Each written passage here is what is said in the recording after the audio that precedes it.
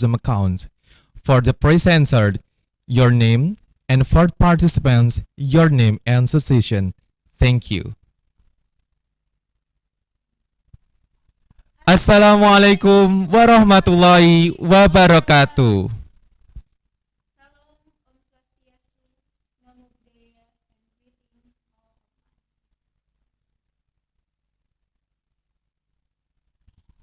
The Excellency Rector of University Nusantara PGRI Kediri, Dr. Zainal Afandi, Magister of Education, in this case represented by Dr. Agus Musji Santoso, Magister of Science as Vice Rector 3 of University Nusantara PGRI Kediri.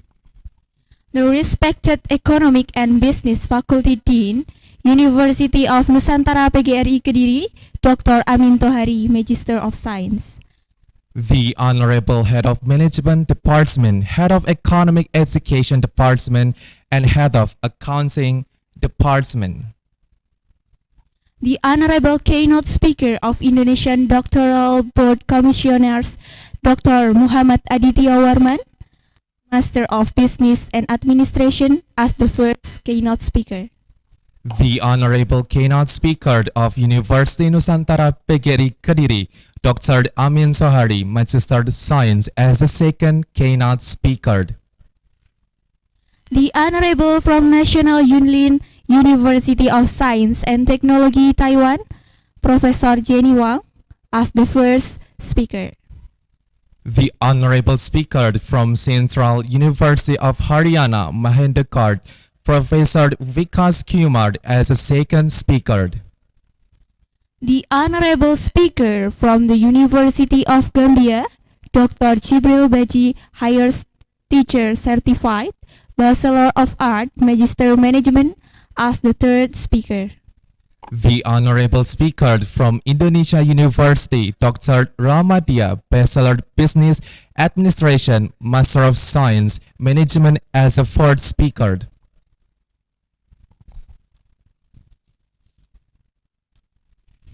And the esteemed ladies and gentlemen, guests and participants were beloved.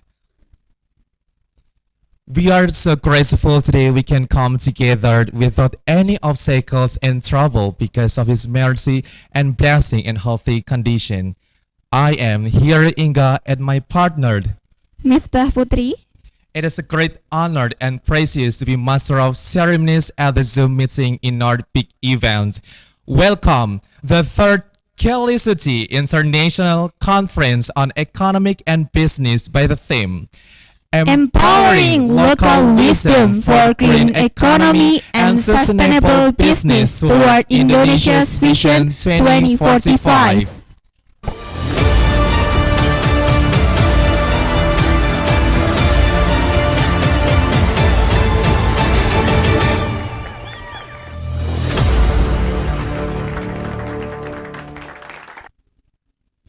Empowering Local Wisdom for Green Economy and Sustainable Business, explore truly deep-seated principle.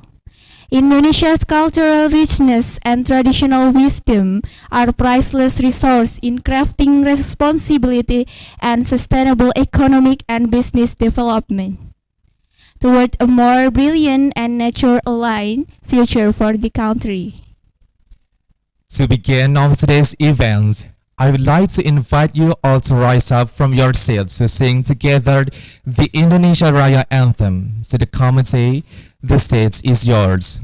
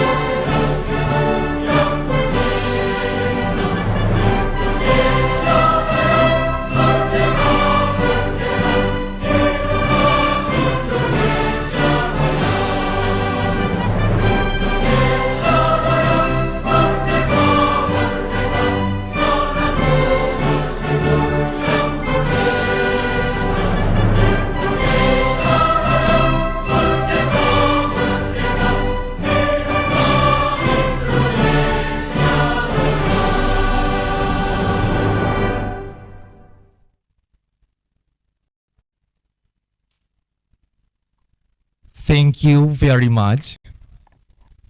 Ladies and gentlemen, the center of the stage belongs to a leader so bright within a vision that shines like a radiant light. The committee chairman of this event with insight to unfold. So let's learn our ear to give a statement of her report.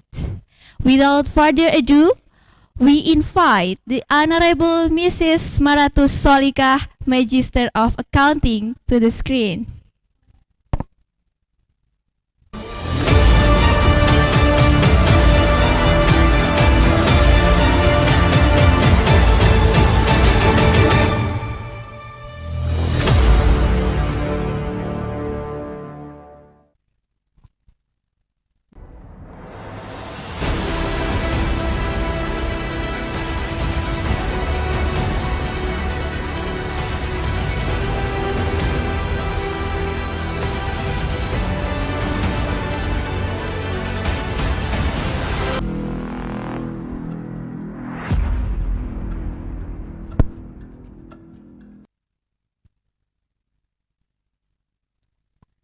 Assalamualaikum warahmatullahi wabarakatuh.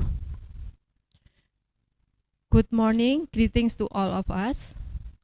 Honorable Dr. Agus Muji Santoso, Magister of Science, Vice Rector of UNP Kediri, Dr. Amin Tohari, Magister of Science, Dean of Faculty of Economic and Business UNP Kediri, keynote speakers, and participants of the third Kilisuci International Conference. Let us praise God Almighty, the Faculty of Economic and Business University of Nusantara PGRI Kediri. Today, Saturday, April 26 of 2025, can hold the third Kilisuci International Conference, or KIC, with the theme Empowering Local Wisdom for Green Economy and Sustainable Business toward Indonesia's Vision 2045. This international conference is motivated by the ideals of making Indonesia a developed, sovereign, and prosperous country by 2045, when Indonesia celebrates 100 years of independence. This vision focuses on sustainable economic development, equitable development, human development, and strengthening national resilience and governance. Sustainable economic development is currently being implemented globally in response to the need for the global societies to ensure a balance of economics and environmental issues and local communities. From this conference, it is hoped that the new ideas will emerge that are needed in mapping the path to transformation toward a green economy. Report permission. This conference invited keynote speakers and speakers from academic and practitioners to discuss the theme of the conference. The keynote speakers in this international conference are Dr. M. Aditya Warman from Pordobi and Dr. Amin Tohari, Magister of Science, Dean of Faculty of Economic and Business, UNP Kediri. While the speakers are Professor Jenny Huang from National Yunlin University of Science and Technology, Professor Vikas Kumar from Central University of Haryana, India, Dr. Jibril Baji, Higher Teacher Certificate, Bachelors of Art Magister of Management from University of Gambia, and Dr. Ramaditya, Bachelors of Business Administration, Master of Science Management from University of Indonesia. In addition, we can report that there are 196 articles from practitioners and academics, including students from various universities, both domestically and abroad. On this occasion, the deepest gratitude from us to various parties, namely Rector of UNP Kediri and Dean of the Faculty of Economic of Business UNP Kediri, Indonesian Business Doctoral Forum Fordobi, SDM Cendekia, universities that have agreed to be co-hosts, namely University of Empu Sindok Nganjuk and University of Mercu Buana, Yogyakarta. We also thank all the committees, reviewers, and students who have helped the success of this event. Finally, the committee hopes that this international conference can make a significant contribution to development of the green economy and sustainable business, as well as development of science in the fields of management, economics, and accounting. We really hope for constructive suggestion and criticism for the improvement of the next KIC. Thank you. Wassalamualaikum warahmatullahi wabarakatuh.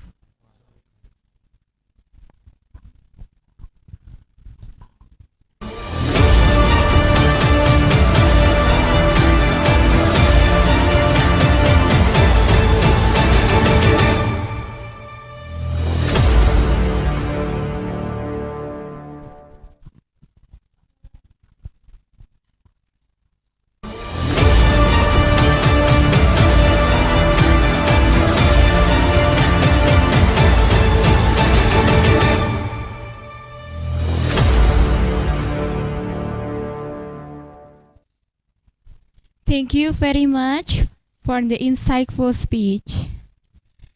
As we commence the upcoming session, we present the welcoming address from the Dean of Economic and Business Faculty from University Nusantara PGRI Kediri.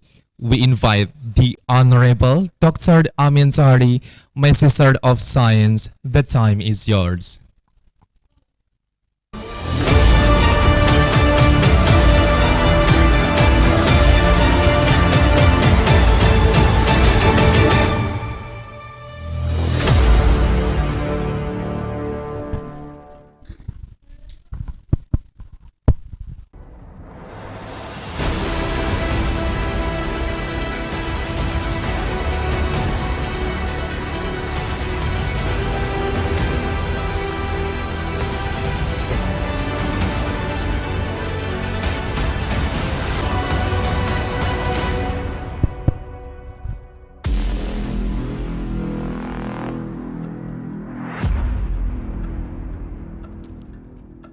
Thank you very much. Assalamualaikum warahmatullahi wabarakatuh. Salam sejahtera bagi kita semua. Om Swastiastu, Namo Buddhaya, salam kebajikan. Honorable Vice Rector Universitas Nusantara PGRI Kediri, Bapak Dr. Agus Muji Santoso, Magister Sains. Assalamualaikum Pak Agus. My deep appreciation goes to speakers, Bapak Dr. Muhammad Aditya Warman. Good morning Pak Aditya. Welcome to UNP Kediri, although virtually Pak. Thank you. My appreciation also goes to invited speakers, Prof. Jenny Huang from National Yunlin University of Science and Technology. Good morning, Prof. Jenny. Prof. Vikas Kumar from Central University of Haryana, India. Good morning, Prof. Vikas. Dr. Jibril Baji from University of Gambia. Dr. Ramaditya from Universitas Indonesia. Estimate participant and all members of the organizing committee.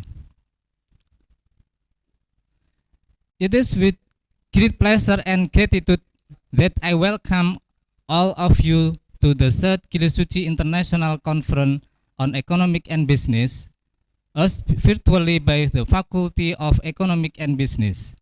University of Nusantara PGRI Kediri. This year, our conference carries the theme Empowering Local Wisdom for Green Economy and Sustainable Business Toward Indonesia's Vision 2045.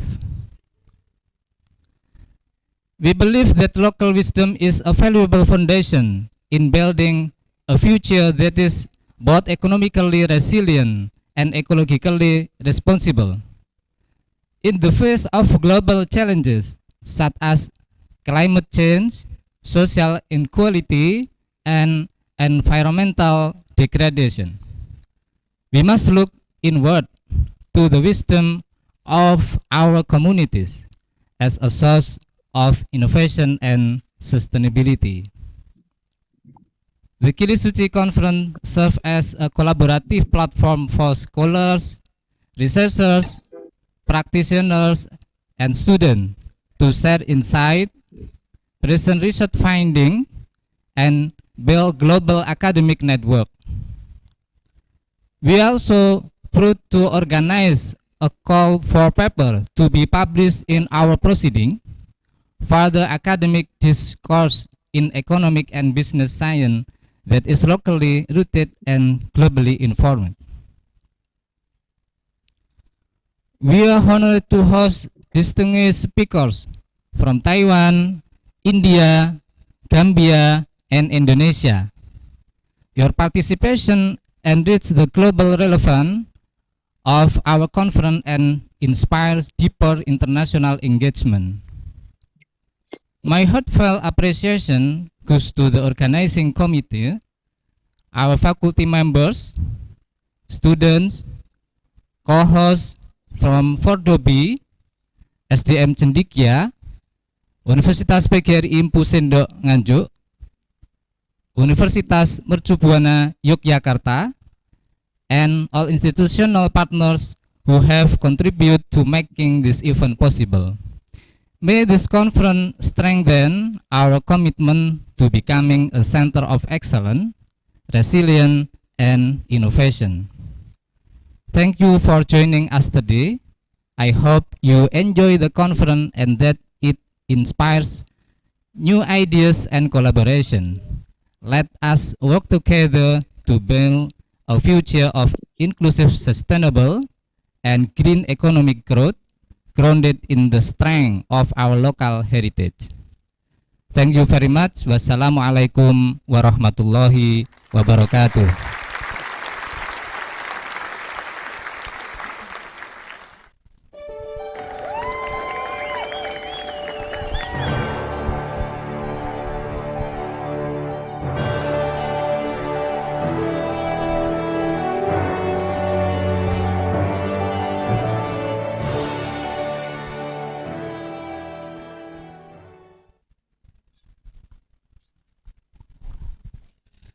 Thank you for the warm welcoming speech. As we step into the forthcoming session, let us turn our attention to the opening speech by the Vice of Rector of University Nusantara PGRI Kediri. I invite the Honorable Dr. Agus Muji Santoso, Magister of Science, to the screen. Okay, can you hear my voice? Can you hear my voice clearly? Yes. Yes, sir. Okay, thank you very much. Bismillahirrahmanirrahim. Assalamualaikum warahmatullahi wabarakatuh. Good morning, everyone. Peace be upon you all. The Honorable Dr. Muhammad Aditya Warman, the Expert Council for DOPI and Oversee Committee of BPJS and Play as the first keynote speaker, and also the Honorable Dr. Amin Tohari, as Dean of the Faculty of Economic and Business University of Nusantara PGRI Kediri as second keynote speaker. Thank you very much, Pak Aditya, for your coming, and also all of the speakers in this morning. Number one, Professor Chen Yuan Guang from National Union University of Science and Technology, Taiwan. Professor Vikas Kumar from Central University of Haryana, India, and then Gabriel Baji, PhD from University of Gambia, also Bapak Dr. Muhammad Ramaditya from University of Indonesia. And to all of the participants of the third Kilisuci International Conference, thank you very much for your coming along here today in this conference. Well, ladies and gentlemen, on this opportunity, I would like to say that it is amazing to me to attend in this conference. I see a lot of optimism from all of you today. And I hope my speech doesn't take too long. So in this conference, I just say this conference is proof that our collaboration has been good so far. I'm very interested in this conference. Yeah, and I agree that local wisdom will be a great energy and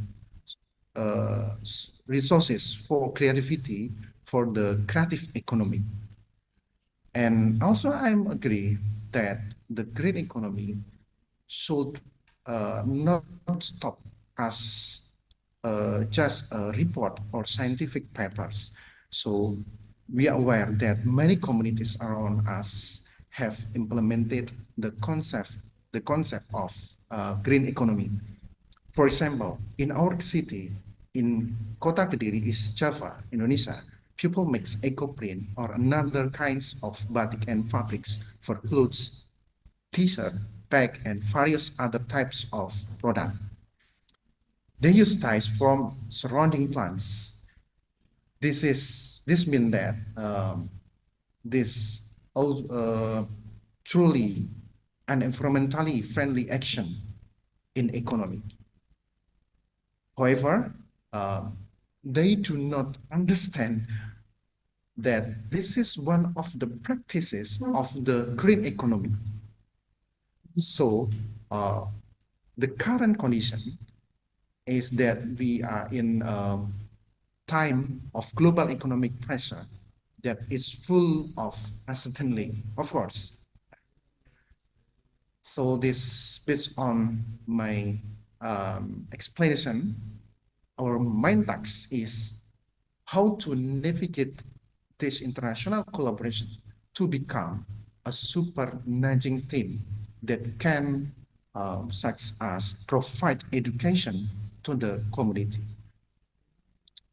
We hope that we can continue this green economy practice properly so that their business can be sustainable in the future. In this discussion, I would like to thanks to the committee who have worked hard to prepare this conference, especially to stakeholders and co-host speakers, keynote speakers who have been willing to be an important part of this international conference. I also have a big hope that we can continue this collaboration in the future. We all hope that the collaboration in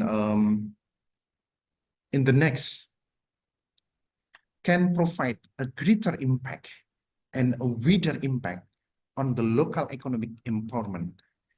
So by saying Bismillahirrahmanirrahim, I open this conference officially. Welcome to Universitas Nusantara PGRI Kediri in East Java, and please enjoy this conference. Stay healthy and see you. Good morning. Assalamualaikum warahmatullahi wabarakatuh.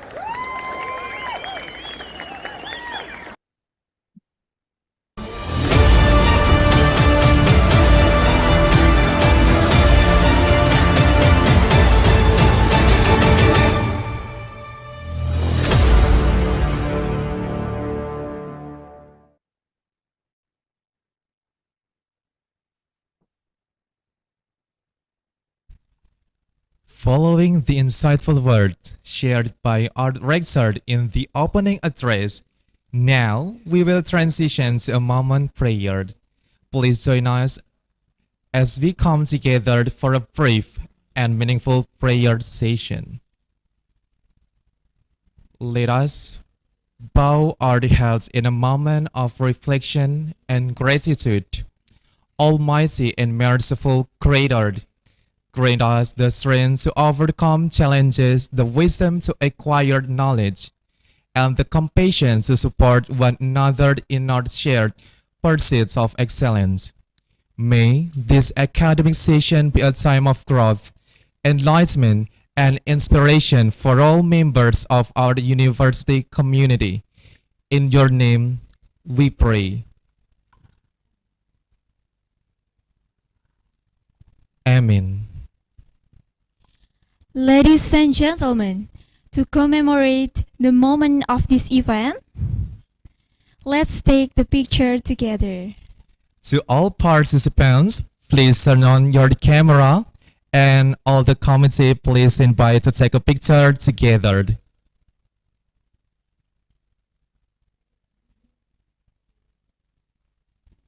Okay, we count from the down.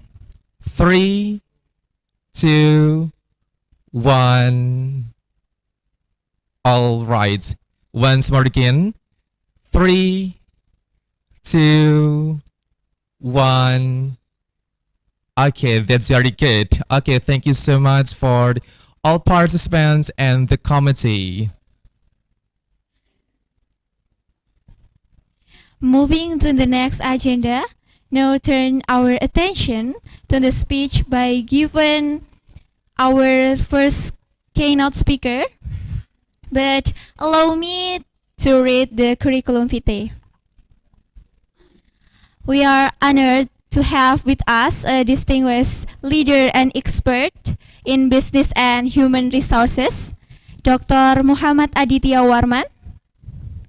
Okay. Dr. Aditya Warman currently serves on the Board of Commissioners. His extensive experience includes holding the significant roles of Supervisory Board of BPJS Ketenagakerjaan Pusat since 2016.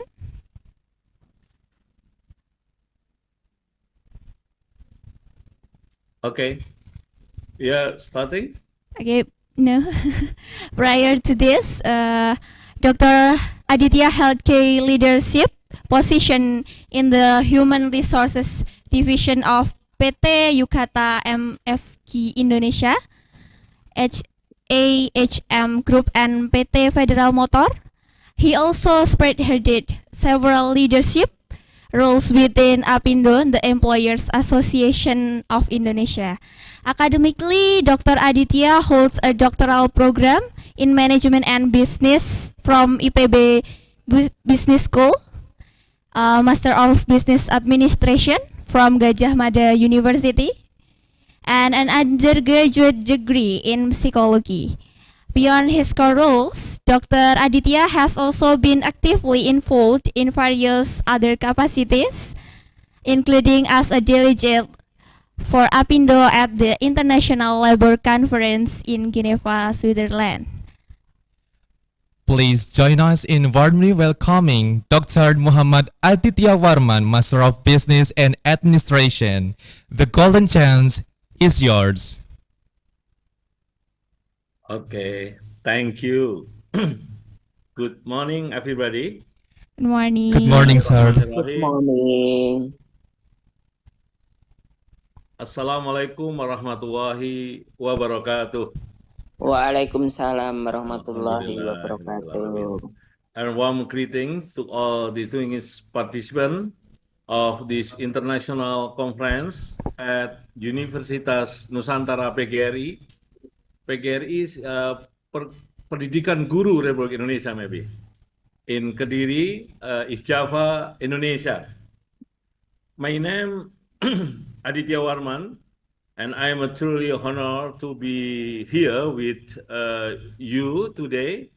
I currently serve as a supervisory board member of BPJS Ketenagakerjaan as a college social security body, the Indonesian National Social Security Agency, a position I have held since 2016.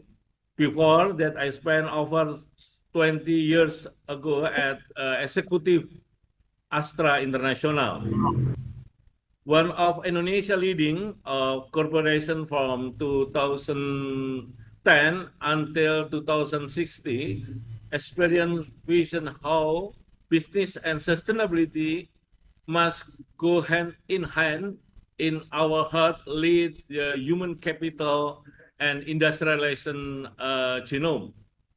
And then we have enhanced several ideas to create a community with others, with labor, employees, and so on. Academically, I hold a doctoral in business and innovation from IPB University and master degree from Gajah Mada and Bachelor of Psychological Industrial in Muhammadiyah. In addition to my informal and formal education, I have been fortunate to enhance my knowledge through executive program from several global campus, Harvard Business School, Berkeley, Cambridge, and maybe Toronto University, and among others. It is a great honor for me to be here speaking on behalf for Dobi, the Indonesian lecture from and the oversight committees of PBGS Tenaga Today, theme is not only timely but crucial for our future, empowering local wisdom for green economy and sustainable business toward Indonesia Vision 2045. My slide maybe we have my slide, the slide page 3 maybe. Okay.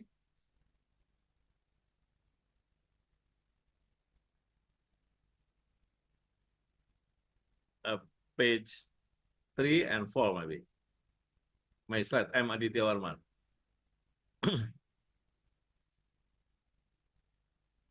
This slide present the conceptual foundation of our journey, especially green economy toward local wisdom, aligning with Indonesian Vision 2045. So the slide is okay. No. The other slide maybe, not this slide. I'm Aditya Warman. It's okay. I continue. Yeah. We have moving beyond business as usual. We have seen during the COVID-19 pandemic, traditional models are no longer sufficient. We need resilience, collaborating, and strategic innovation in our approach with several employees in a dynamic of Indonesia pandemic. We have enhancing, motivating, and collaboration with the other parties to clear with honest more than productivity and sustainability growth.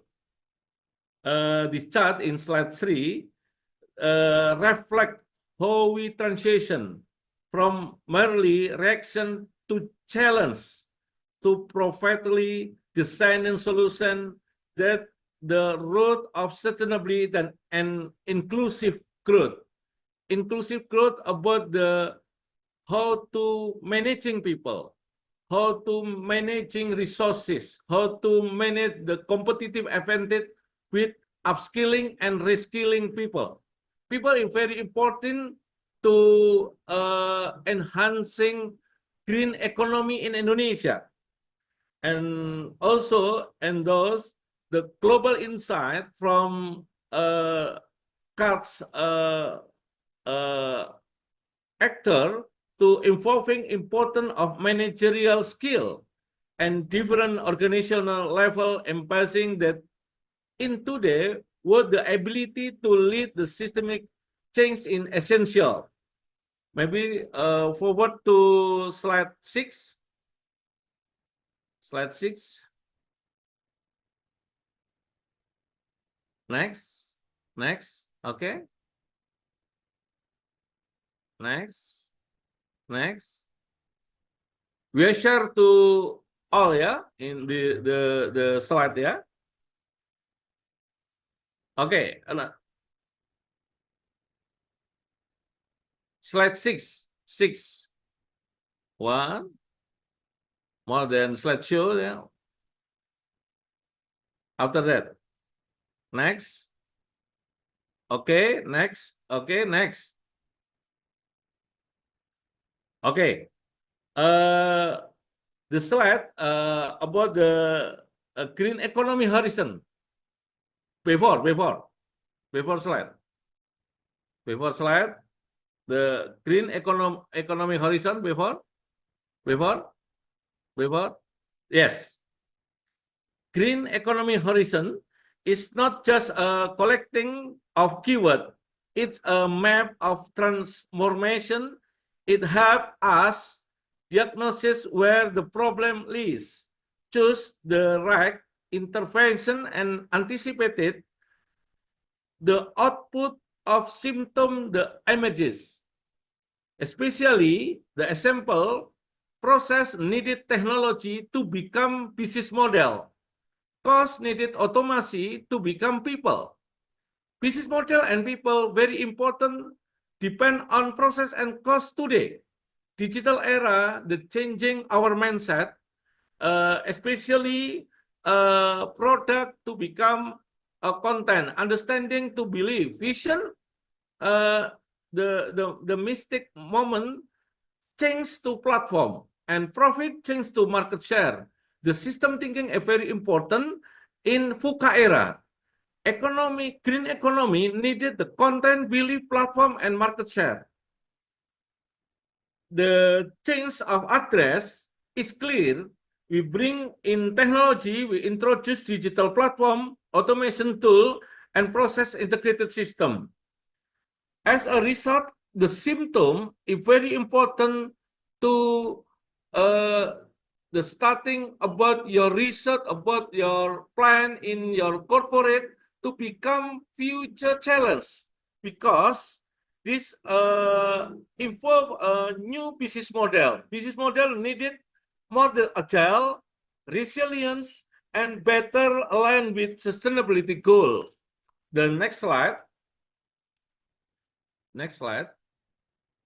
Okay, good. Next slide. Before. One slide before. Okay, good. Indonesian Vision 2045, the green transition needed the design thinking in our show as a march toward Indonesian centennial vision. We envision and sovereigns just and prosperous Indonesian driven by inclusive sustainability growth. For Dobby, focusing the research of enhancing several issues, the problem statement to become new solution. And BBCS Tenaga Kerjaan, our purpose to enhance harmonious working climate with social security protection. Social protection needed the sustainability and local wisdom to become green economy sustainability growth. The outcome of the several design thinking today is future work in there, because Indonesian vision of green economy transmission for the nation needed engage and readiness with collaboration. Collaboration is very important to creating research and academic network. Consists of 3-point level. The first point, promote local economic model that align with green principle. The second, build bridge between universities, communities, and government.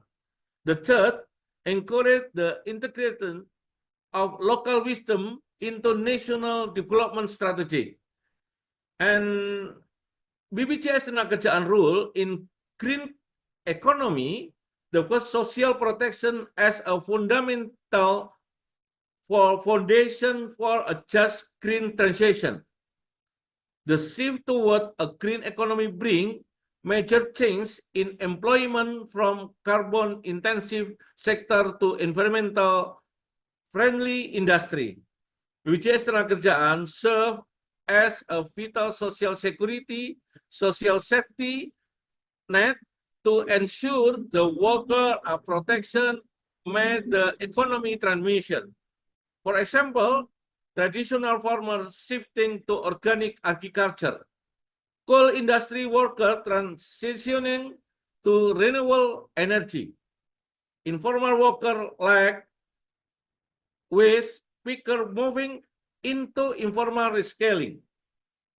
And then the second priority, protection worker through the in local wisdom, many farmer, fishermen, artisan, and micro entrepreneur enhance capability and productivity.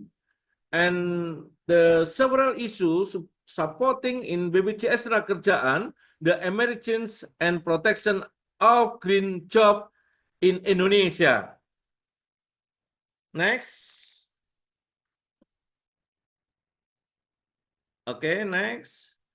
This slide.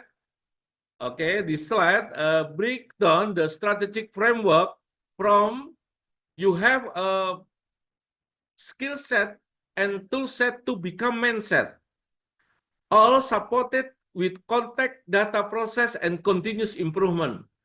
The review of the green economy needed a capability, purpose, dream in your proposal, in your initiative to become a proposal and reporting more the design aligning with the several issue with future challenge about the improvement in your report and your business review. And then we also need a new purpose, a goal that is not just about making money, but about being more aware and involved. We need to care more than the environment, about the people, and about the future. It is about talking responsibility. Working together is a collaboration, and connectability is very must. And making choices that are good for everyone is many people needed new purpose, new solution in future challenge. And finally, we live in the digital era, and digitalization can help to share and protection local knowledge. Next slide. This slide is very complicated for us. We asked about the slide, grooming green economy, find your local wisdom view in Indonesian Vision 2045, and the green transition needed the green economy transformation of new platform by collaboration parties. Collaboration is very important, and collaboration needed leader transformation of future talent and cultural leadership is concern our leader to perhaps the few challenge in future problem in your business, in economy, green economy. The next slide. Next slide. This is a design of our metric and measurement about the good data and partnership, human interest, collaboration, social dialogue, and connectivity. We have supply chains very complicated. Their impact more than impact, maximum impact, because good data knowledge about your initiative enable to perform. Partnership, the very important. No partnership, you have unable to perform. And the last of our concern about the connectability. Connectability, you have no connectability, you have poor collaboration with her. The next slide. We have show a project of you in Sentul City, Smart Village, the small idea to enhance green economy with local wisdom in Sentul City in Indonesia. Next. Next. Yeah, this a community in Sentul City needed green economy project development 2020 for ago about the next about the green economy purpose. The church green economy mission. The first time we have a preparing superior community ecosystem as a produce environmental based community. The second, aligning a decent and prosperous social economic life. And the third, enhancing a strategic partner for a green economy, a green environmental and civil housing initiative.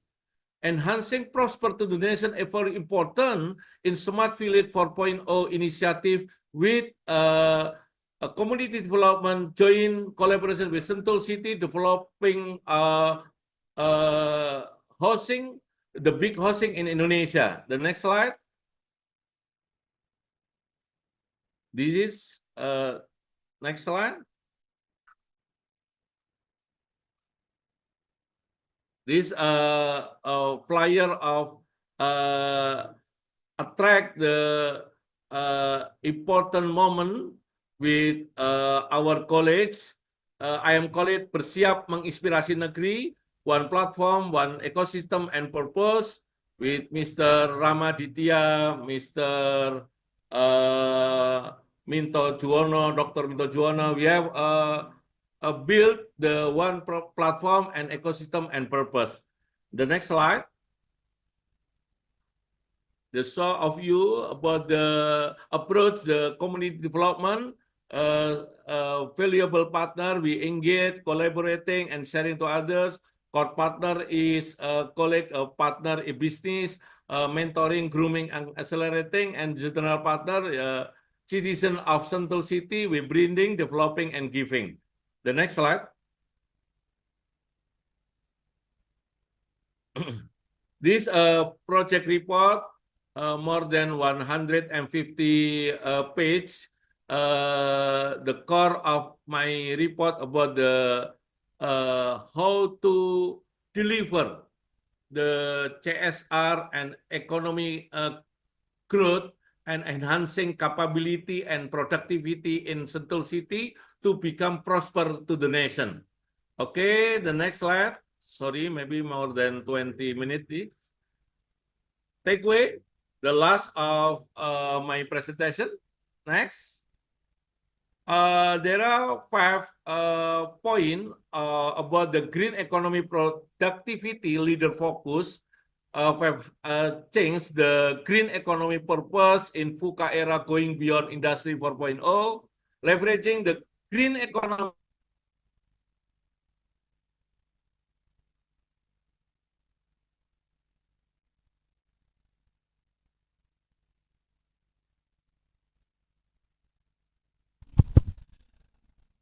I'm so sorry, Mr. Aditya.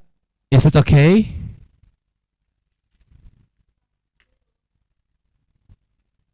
All right, are you still there?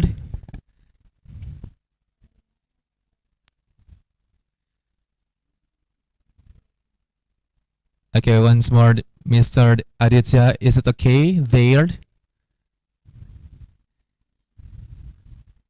Because your connection is unstable here.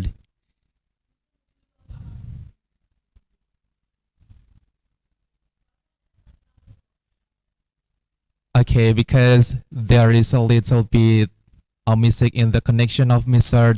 Aditya, please all participants wait Mr. Aditya to share screen again.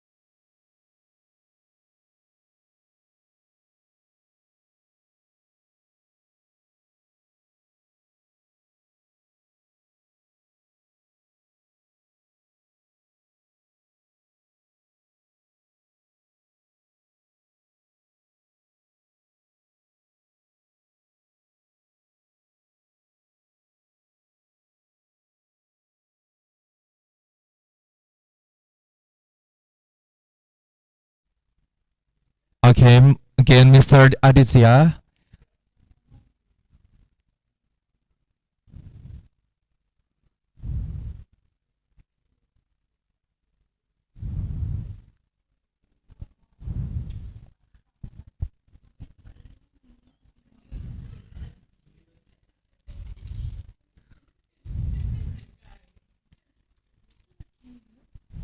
Kan udah bisa ngomong nggak?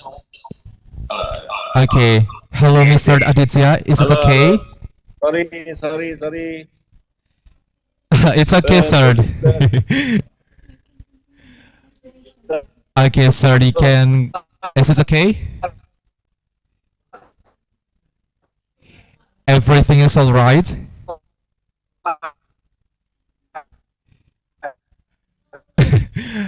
I'm so sorry, sir. We cannot see your screen because your connection is unstable.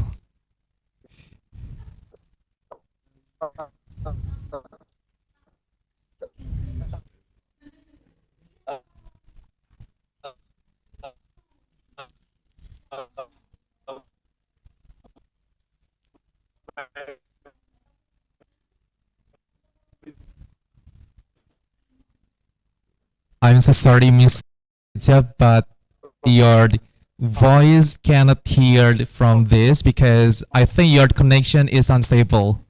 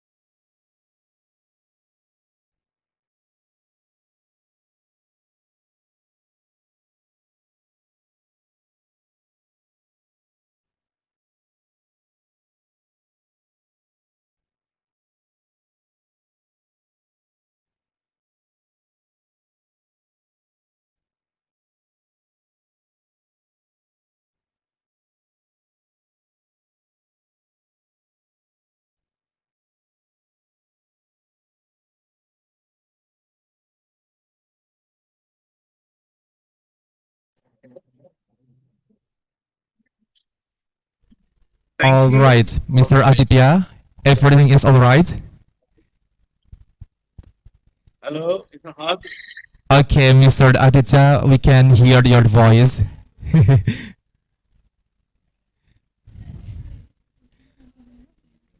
Okay, excuse me, sir, we can continue again.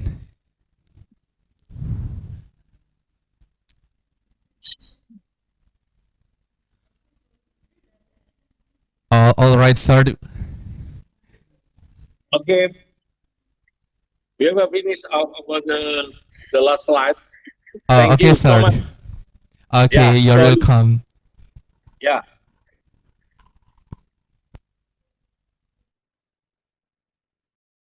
Your Okay. slide. Yeah.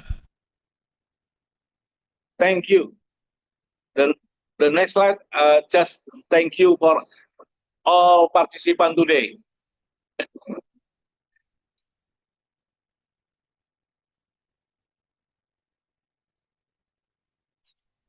Okay.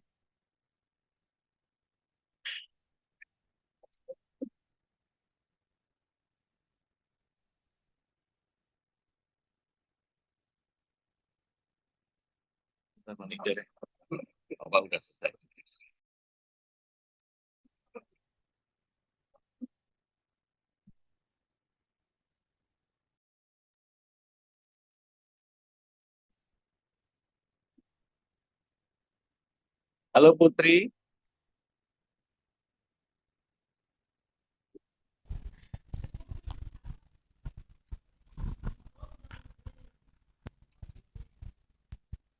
Hello, yes, sir. Yeah, okay. I finished the last slide. Okay, and the last slide is thank you for all participants, right? Yes, this is the right slide. Yes. Okay.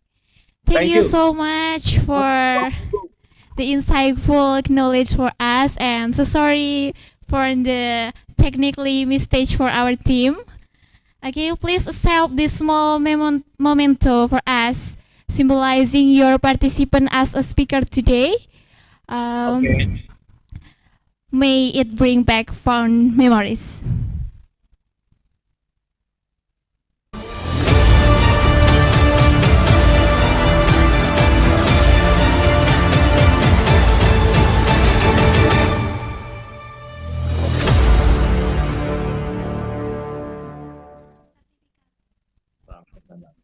Okay, here we go. The certificate for Mr. Aditya. Please, committee, help me. Okay.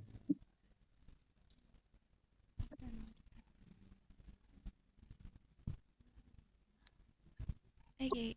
Oh, wonderful. Okay, here we go, sir. The certificate for yours as the Thank symbolizing for today's speakers. Yeah, thank you so much. Thank My you pleasure. for all participants. And All right, we have a take photo, right? yeah,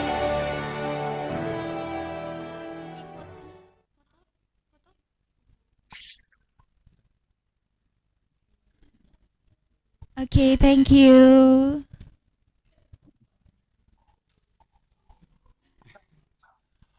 All right, thank you so much. And now we consider to the next session.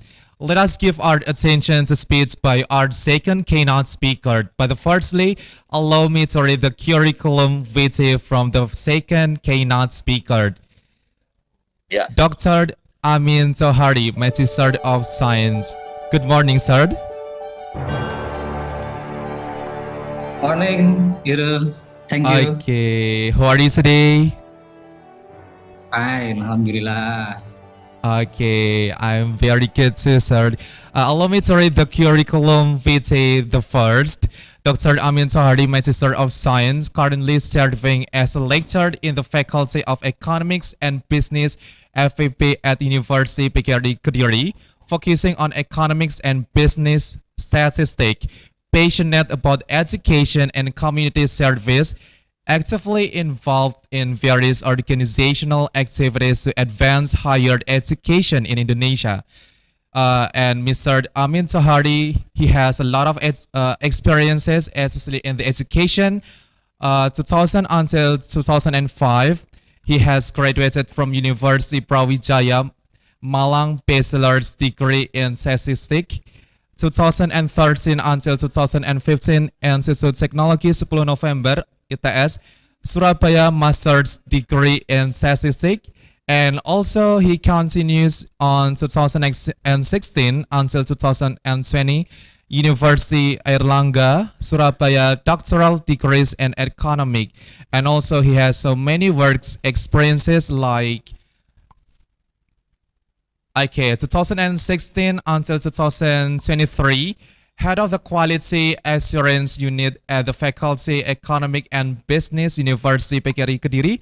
2021 until 2023, head of Internal Audit Unit University PGRI Kediri. 2023 until right now, Dean of the Faculty Economic and Business University Nusantara PGRI Kediri. And also the published scientific works, structural equation modeling, taxpayer compliance of master vessel text in Kediri City. Terindeks Scopus April 2021, Jurnal Internasional Terindeks Scopus. The influence of main structured course study in IPOMIKI, December 2023, International Journal Scopus. And the influence of open unemployment in markets on the Human Development Index in the Karisidenan Kediri Raya, Journal International Index Copernicus, and so on. Without further ado, we invite the Honorable Dr. Amin Sohari, Magister of Science. The golden is yours. Thank you very much, Hiro. Can you hear my voice? Yes, sir. Hey, let's go ahead. I will share screen. Yeah, sir. Yes. Have you seen my PPT? No, we haven't, sir. Sorry.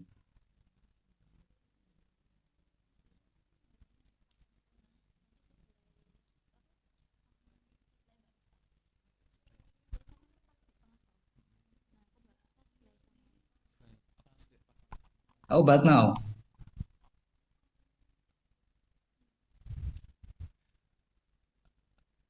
No, we haven't seen, sir.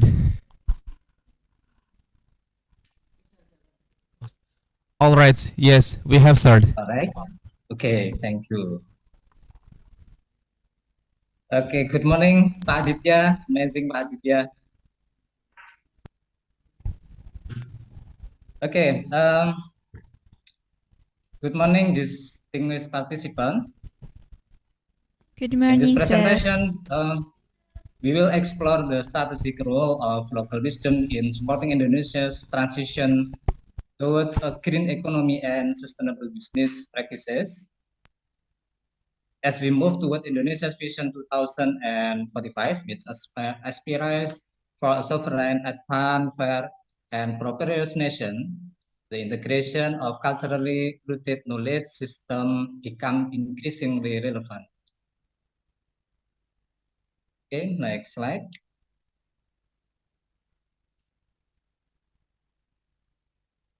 Okay, let's take a closer look at three fundamental roles that local wisdom plays in promoting sustainable business practices, especially in contexts like Indonesia, where cultural richness meet environmental challenges.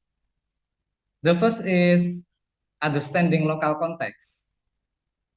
Local wisdom offers deep insight into the socio-cultural and environmental realities of a community. By integrating this knowledge, business can develop a more grounded understanding of the values, tradition, and ecological condition of the region they operate in. This understanding is not just beneficial, it is essential. It enables companies to design sustainability initiatives that are not only environmentally sound, but also culturally appropriate and socially accepted. For example, a waste management program in a rural village may need to consider local taboos, language, nuance, and daily practices to truly success. And the second is sustainable resource management. Traditional communities often hold knowledge system based on root generation, wisdom that embodies time, this principle of conserving land, water, and biodiversity. And the third is community engagement. Local wisdom fosters trust. Okay, traditional communities often hold knowledge system passed down through generation. Wisdom, local wisdom fosters trust. It carries shared narrative, belief, and values that form the social fabric of a community. When business respect and ensure smoother project implementation and foster long-term partnership, this is especially important for inclusive development.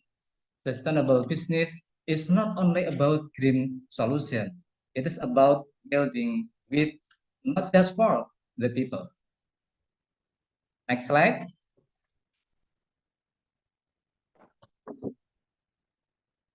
One of the biggest obstacle to saving green economic growth in Indonesia, as well as in many other developing countries, is the presence of three major interrelated challenges.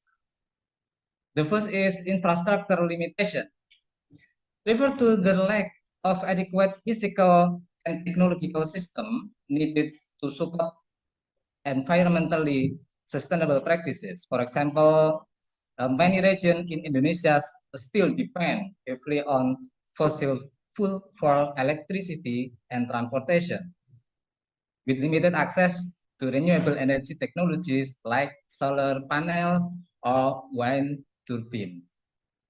And the second, there is what we call behavioral inertia.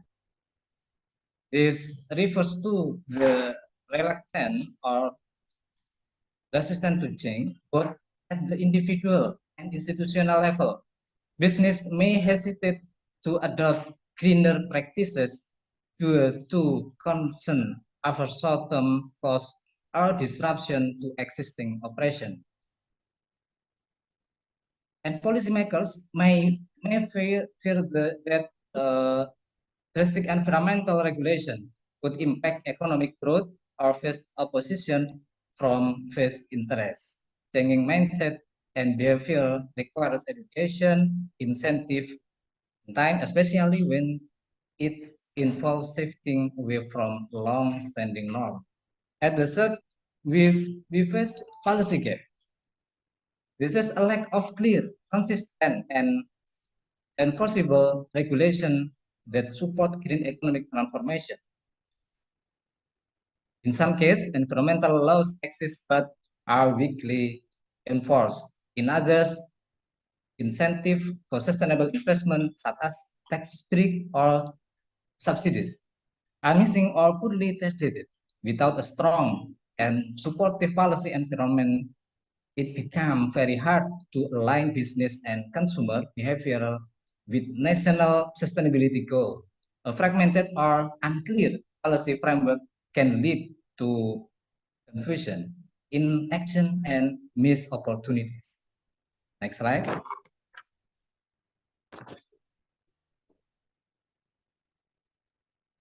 We highlight how local wisdom, often rooted in indigenous tradition and cultural value, can actively contribute to building sustainable business model, particularly through two powerful pathways. The first, circular economy. At its core, a circular economy aims to eliminate waste and continually use resources, creating a closed loop system, the mirror nature. Interestingly, this modern sustainable concept actually aligns closely with traditional Indonesian values. One of the most notable example is gotong royong, the spirit of mutual cooperation. This cultural value promotes shared responsibility, communal effort, and long-term thinking, which are essential in designing systems where material and product are kept in use for as long as possible. Traditional communities have long practiced zero-waste lifestyle, where every part of a resource, like plant, crop, or livestock, is used efficiently.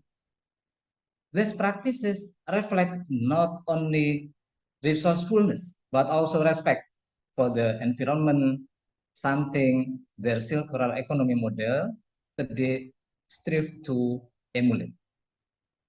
Now, shifting to sustainable supply chain. Local wisdom also plays a key role here. Many indigenous knowledge systems are based on deep intergenerational understanding of how to use natural resources responsibly, ensuring their availability for future generations. This includes seasonal harvesting, biodiversity preservation, and ecosystem regeneration. Principle that modern supply chain increasingly value. By embedding this principle, business can design supply chain that are not just efficient, but also ethically sound, environmentally sustainable, and socially inclusive. Okay, next slide. We highlight three strategic approaches. Let's begin with the first approach. Research is the foundation. It plays a vital role in identifying, documenting, and analyzing the depth and diversity of local wisdom that might otherwise remain untapped. Often, traditional communities have developed environmentally sustainable practices through generation of life experience. This might include water conservation method, biodiversity protection, organic farming technique, or community-based resource management. By conducting systematic and respectful studies, we can translate this insight. In short, research help bridge the gap between tradition and innovation. And the second is collaboration. Sustainable business cannot success in isolation. It must be grounded in strong relationship with local stakeholders. This means actively engaging with local communities, especially indigenous group, in spirit of partnership. Through a process of co-creation and dialogue, business can gain a deeper understanding of local context and values, ensuring that the solution, the proposed are not only effective, but also culturally appropriate and socially embraced. And the third approach is innovation. Here we look at how business can take traditional knowledge and combine it with modern technologies and business model to create new value. This isn't about replacing old with new. It's about merging the two in creative ways. For instance, a traditional weaving technique could be revitalized using eco-friendly material and marketed globally. Innovation through integration allows business to offer distinctive competitive product that are ecologically sound, culturally rooted, and globally relevant. Together, this strategies, research, collaboration, and innovation from a powerful framework to ensure the local wisdom becomes a living, involving part of our path toward a greener, more sustainable future. Next slide. Let's start with the first benefit. The first benefit is sustainability. Local wisdom often emerges from countries of interaction between people and their environment. It reflects an accumulated understanding of how to live in harmony with nature. Moving to the second benefit, competitive advantage. That is global market. Differentiation is key. Business that integrate local cultural values and sustainable practices into their product service often stand out. For example, in incorporating traditional weaving technique or locally sourced natural ingredient doesn't just add authenticity, it creates a story. Finally, the third benefit, community empowerment. Valuing and integrating indigenous knowledge, business can build inclusive and participatory model. This means involving local people not just as labor, but as partner and innovator. Okay, next slide. The strategic role of three main stakeholder group in facilitating the transition toward a green economy that integrate local wisdom. The first is government. The government plays a pivotal role in designing and implementing supportive policies, incentive, and regulation. They should not only promote green practices, but also ensure that local cultural values and traditional knowledge are preserved and integrated. And the second is business sector. Business sector is expected to take initiative in identifying, engaging, and co-creative with local communities. This collaboration enhance the relevant and sustainability of their business models while fostering mutual benefit. The third is the academic community. The academic community contribute through research, capacity building, and knowledge transfer. Their involvement ensure the local wisdom is validated, contextualized, and effectively adapted into business practices. Okay, next slide.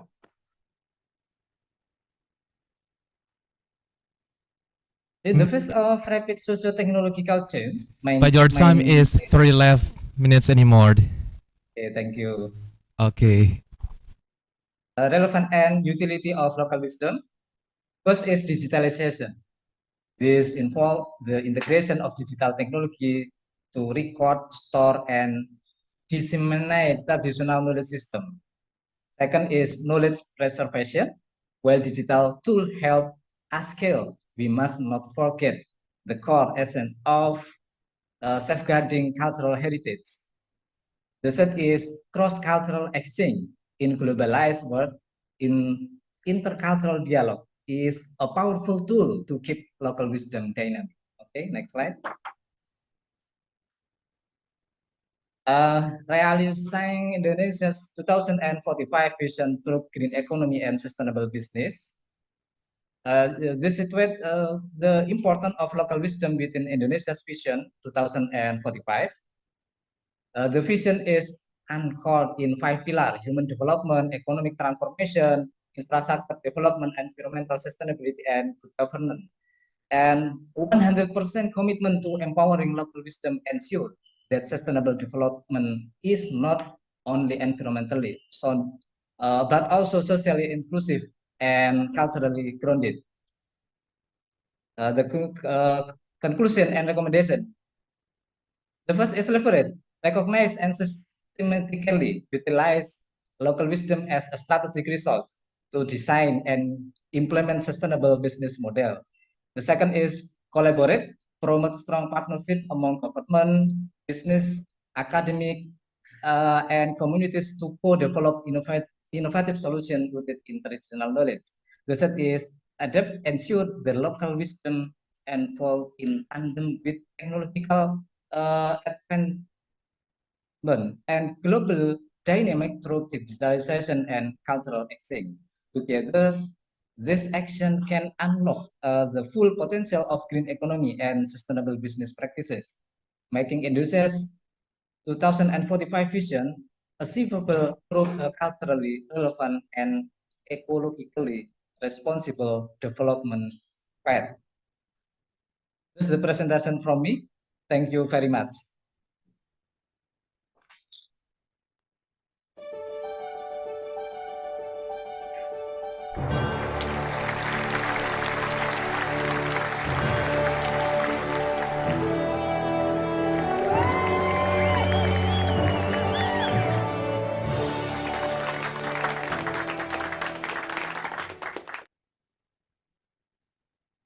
Thank you for the insightful knowledge for us. And also to Dr. Amin Tari, here's a small token of appreciation from us, a symbolization your participation as today's speaker. Thank you.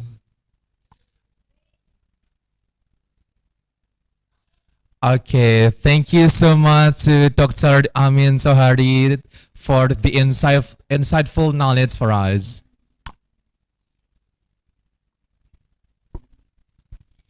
Ladies and gentlemen, distinguished guests, In the upcoming session, today's speaker will engage in a conference followed by a discussion led by the esteemed moderator, Aulia Anissa Azati, Magister of Science. Prior to handing over the stage to our moderator,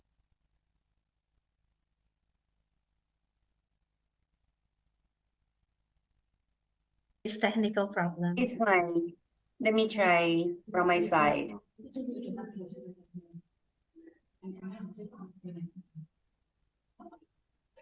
So can you see my screen? That's clearly see. Okay, thank you so much. So, first of all, I want to say good morning to everybody. I'm Jenny Huang from UNTech, National Union University of Science and Technology. In short, we call ourselves UNTech. And I'm from Taiwan. I would like to express my sincere gratitude to the organizers for the invitation.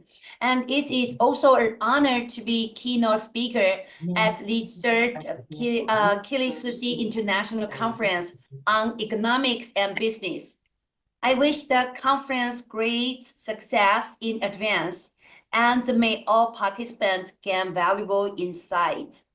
The theme of the conference is empowering local wisdom for a green economy and sustainable business toward Indonesia's Vision 2045. I am happy to share Taiwan's experience with distinguished scholars and students from different countries and Indonesia.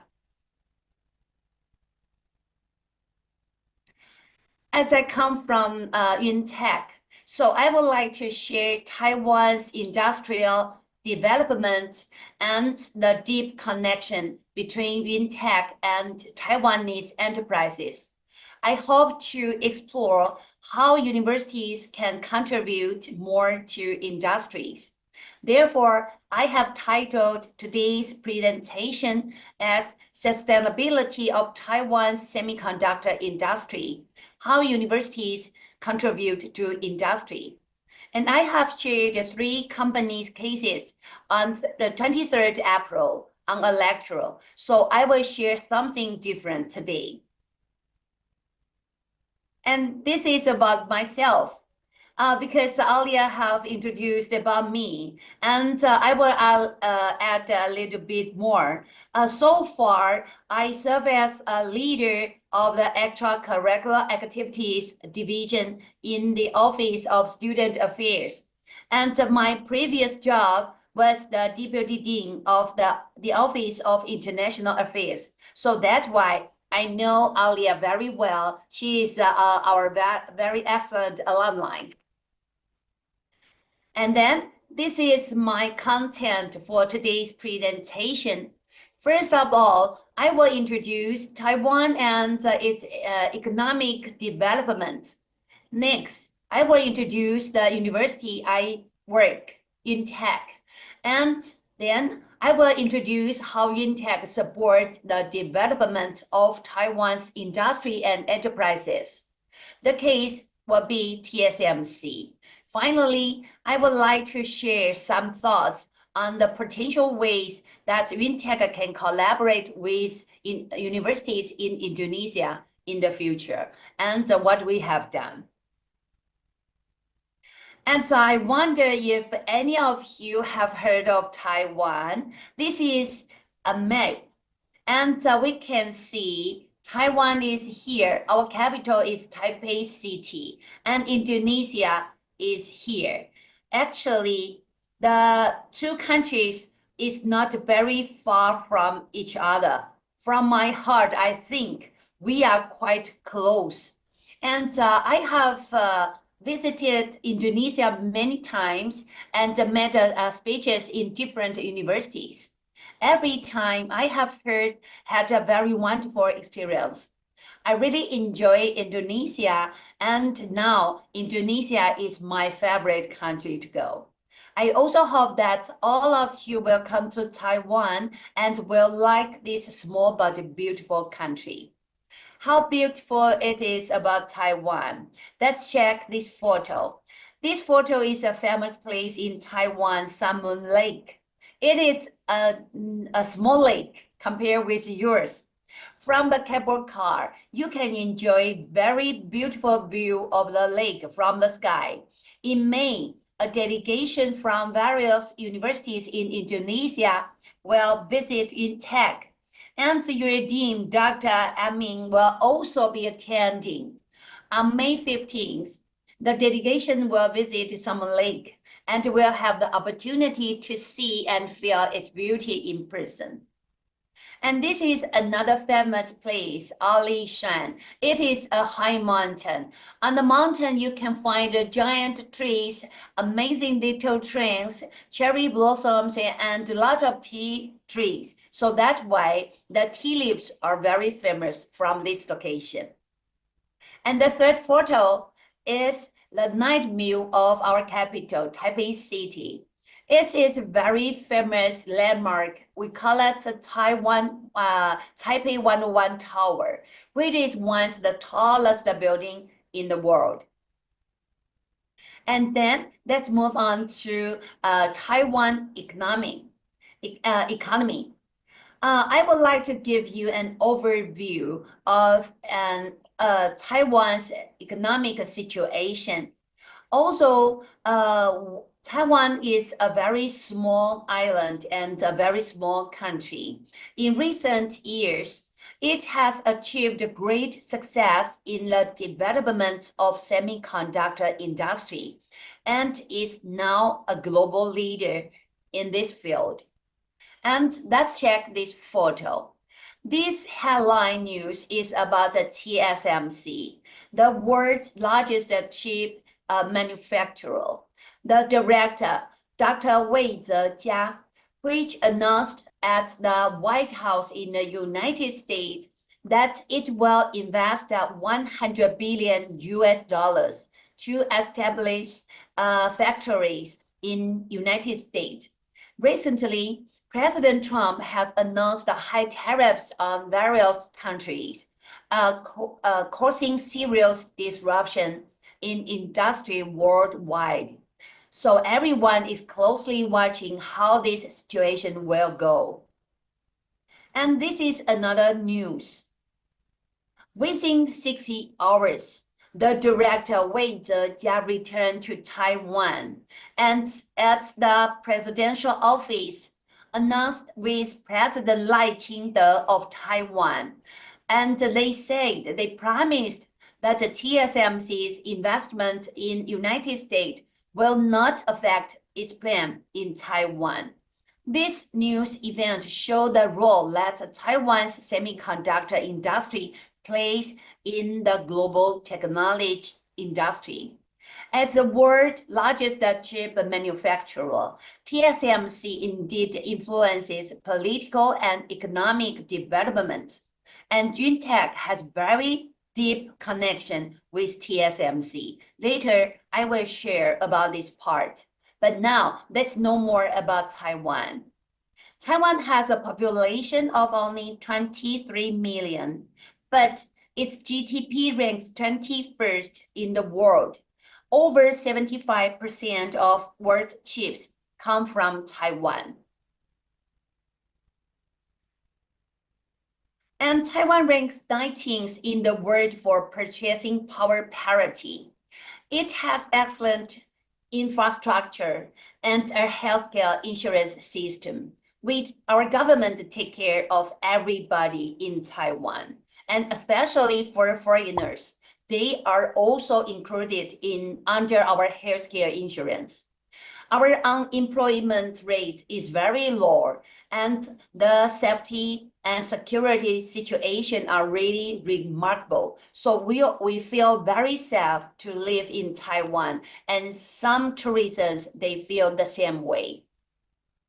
Okay, and now Taiwan has very close trade relation with China. And many Chinese companies have set up factories in mainland China. Among the top 10 exporters in China, 7 are from Taiwanese company. And among the top 100 exporters, 29 are Taiwanese. And the top 2 companies are Fastcom. They are ODM of Apple. And this chart shows Taiwan's export situation, with as much as 41% related to IC digital, and this highlights the influence of Taiwan's semiconductor industry on the global market.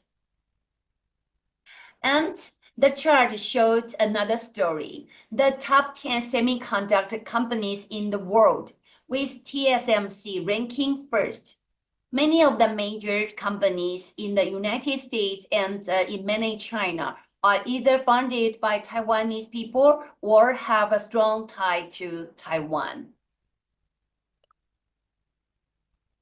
And the chart shows the top 10 IC design company of the world. The companies listed in blue were funded by Taiwanese, with a total of 7 companies. The number 1 company is NVIDIA, the AI leader that has been a hot topic recently. It was funded by Jason Huang, who is from Taiwan. Actually, he was born in Taiwan.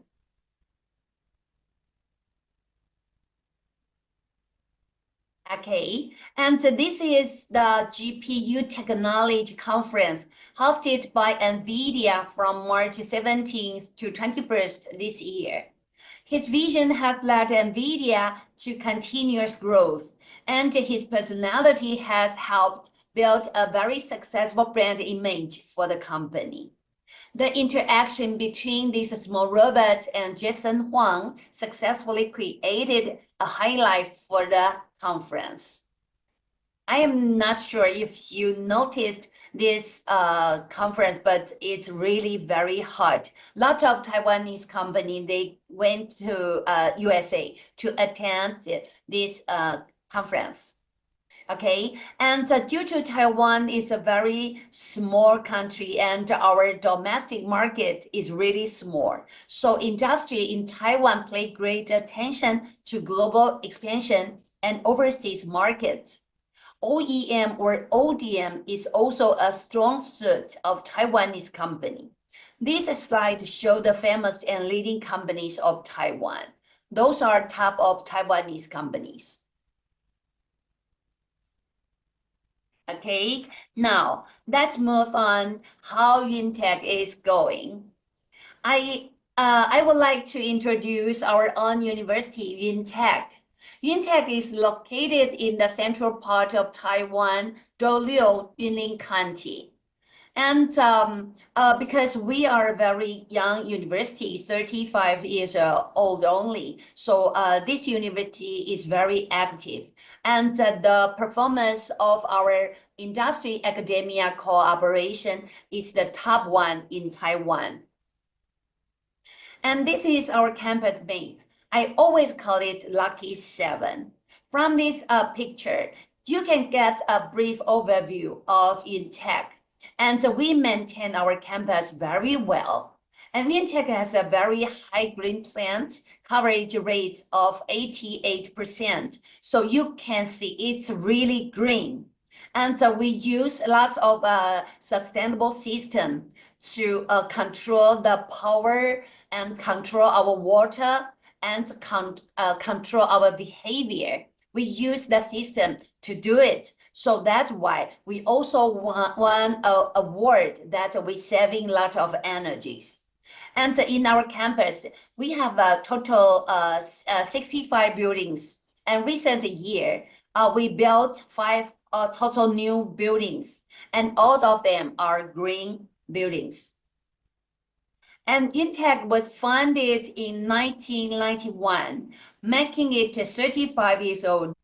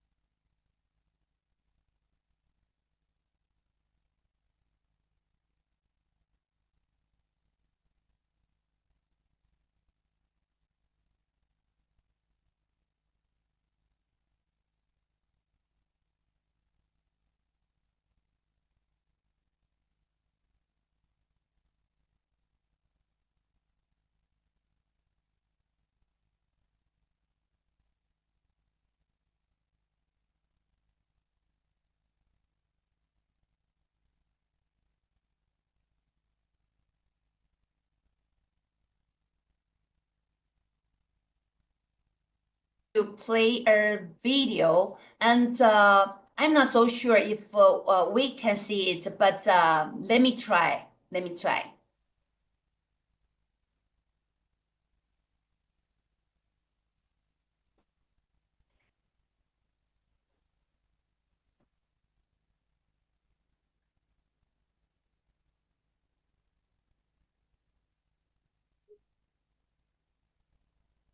Can っていうのは、海も近くにあるし、阿蘇山も近くにあって、いろんな方が楽しめる街だ。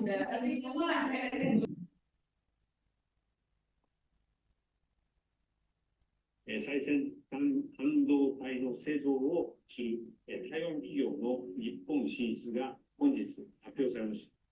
本県における半導体関連産業の集積は100年に一度のビッグチャンスです。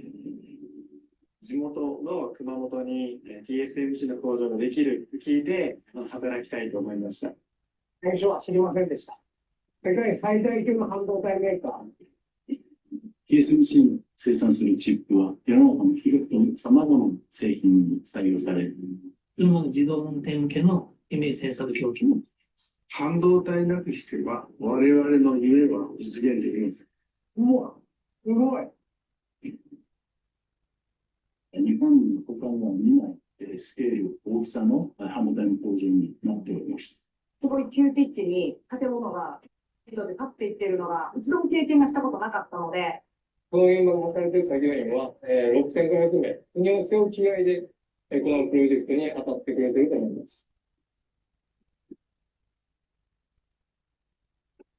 それは必要とします生産の責任ある行動をとって熊本の地下水を守っていきます。地元の熊本、すごく感謝の気持ちでいっぱい。熊本だけじゃなくて、日本経済も大きく変えるような大きな工事だよっていう。気になって新しい未来、行ってまいりましょう。人の力を結集すると、これだけすごいことができるんだなっていうのを改めて認識します。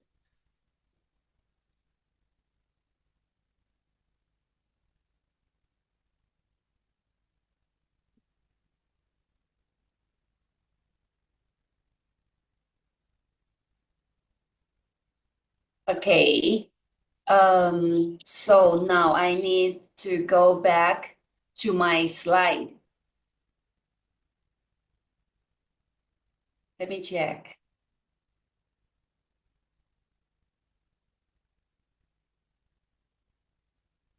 Okay.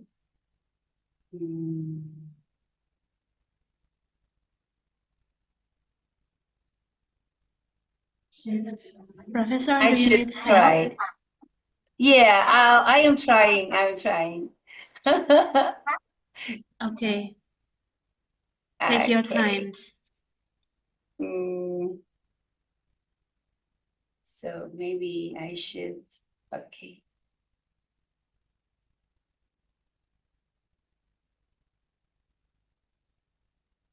Okay, so can you see my screen?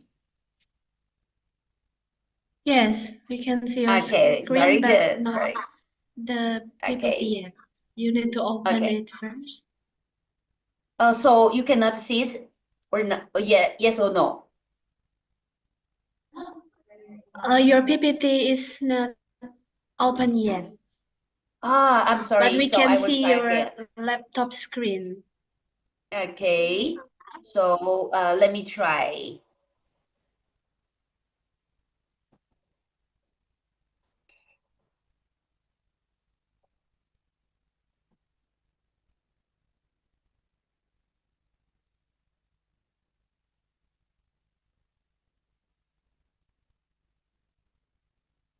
Okay.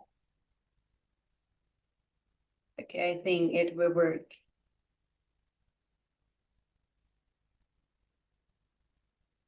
We will try to share screen from here in your PPT. Okay.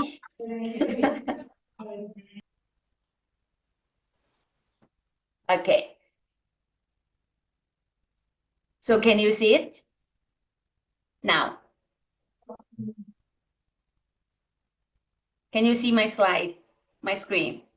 Yes. That's good. Is it okay? Yes, it's clearly seen. Okay. So I will continue. So from this video, you may see it was provided by TSMC to Intech for recruitment purpose in Japan. The video introduced the collaboration between TSMC and Intech, as well as TSMC's leading position in the semiconductor industry. So we hope this video will give everyone here a very clear understanding of TSMC's commitment to talent development and how we work with TSMC to provide opportunities for students' growth.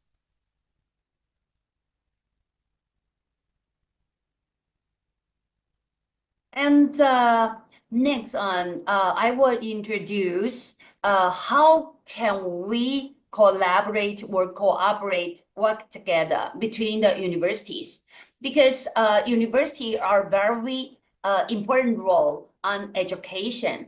And the purpose of education is to train and to find out the potential of the students. We want to train the students to be very professional and they can contribute to the industry. This is the main purpose for universities. So we always follow the trend of industry and think about how can we train our students and to meet the talent requirements of industry. So next on, I will discuss with everyone here how universities should collaborate with each other and to mutually benefit on another. Because between the university and university, actually, we cannot close our gate and work alone. We should open our mind and have a new mindset to cooperate with whoever we can do, and also to have a contribution. So that's why Intech is very active in industrial academia cooperation. And also we focus on internationalization. We make lots of agreements with different universities around the world. And every university, sometimes we work on different projects and we have different purposes. And the next on, I will share lots of experience between Intech and Indonesian universities. And you will know what we have done. And maybe we can find some potential that we will do in the future. So Intech has already established substantial collaborations with many universities in Indonesia. And I think the results are very fruitful. For example, we have joined research with universities like UNES and UBGRACE, publishing papers together. We also have a dual program with ITS. It is a master degree under Business Administration Department. And we also have exchange programs with universities like UBGRACE, UII, and UMP. And also every year, Intech received 10 ISMA students, and most of them come to my class. And for the professor level cooperation, I think we can do more, because in terms of faculty collaboration, I usually apply TEEP program from MOE Taiwan. The project can support Indonesian students for internships at Taiwanese companies or exchange program at Intech, as well as providing scholarships for the Indonesian students. In terms of teaching, we also implement co-year courses connected to universities for joint research teaching. And this part, I cooperate with your university. And the key person is Professor Aulia. And I would like to express my sincere gratitude to the rector of your university and the Dean Amin and the Professor Aulia for their support. Our COYO program with your university has been running for 2 years. And I'm deeply impressed by the outstanding performance of your students. Their participation in our course has also greatly contributed to the growth of my students. And those are the photos. And you may see from Taiwan side and from Indonesia side in 2024 and 2025. And the program for this year, we just did it in March, and it has finished. We shared wonderful moment together, and I was also greatly inspired by your students and especially by Professor Aulia. Okay, and now I want to share some wonderful experience about our summer camp in Indonesia. Last summer, with the help of Professor Lucia, I took 2 professors and 21 students from UNTEC to Indonesia for our first summer camp. That was the first time for last year. We were warmly welcomed by 4 universities who arranged a rich curriculum and cultural experience, which deepened our understanding of Indonesia. And this year, I will also be taking a team of summer camp to Indonesia. The dates are confirmed. It will be from 14th to 28th August. And I want to say thank you to your invitation. And I promised already, I will also bring 2 professors and 50 students to visit your university during this summer camp. And additionally, the other 3 Indonesian universities we plan to visit are also confirmed. And I am very excited for the upcoming summer because I want to open our student mindset to understand Indonesia well, because I see your potential, very good potential. And I also want to express my gratitude to these Indonesian universities. I want to say thank you to you and to every university who supported UNTEC to come. And I believe the event will be very successful, and also we will be have a chance to know each other, especially between the students. Because in Taiwan, some students usually they love to go to Japan, go to Korea, go to Europe, go to USA, but they never understand how good you are. And during the summer camp, I absolutely changed their mind, and they love Indonesia just like I do. Okay, so I think I have finished my presentation. And once again, I would like to thank the organizers for the invitation. Through my speech, I hope that all the distinguished guests have gained a better understanding about Taiwan, Taiwan's industry in tech, and the diverse role universities can play. I also look forward to a deeper and more long-lasting relationship between UNTEC and your university in the future. At the end, I wish the conference great success, good health to everyone, and I look forward to seeing you in Indonesia this summer. Thank you very much. And also, I hope you enjoy my speech. Thank you. Thank you so much, Professor Jenny. I can't wait to see you in this August in Indonesia. Me too. Yeah, so thank you. Now let's move to our second speaker, Dr. Vikas Kumar from India. Hello, Dr. Vikas. Are you with me? Yes, I'm here. Good morning. Okay, good morning, Professor Vikas. How's the weather in India. Is it good? Yeah, it's a summer season in India.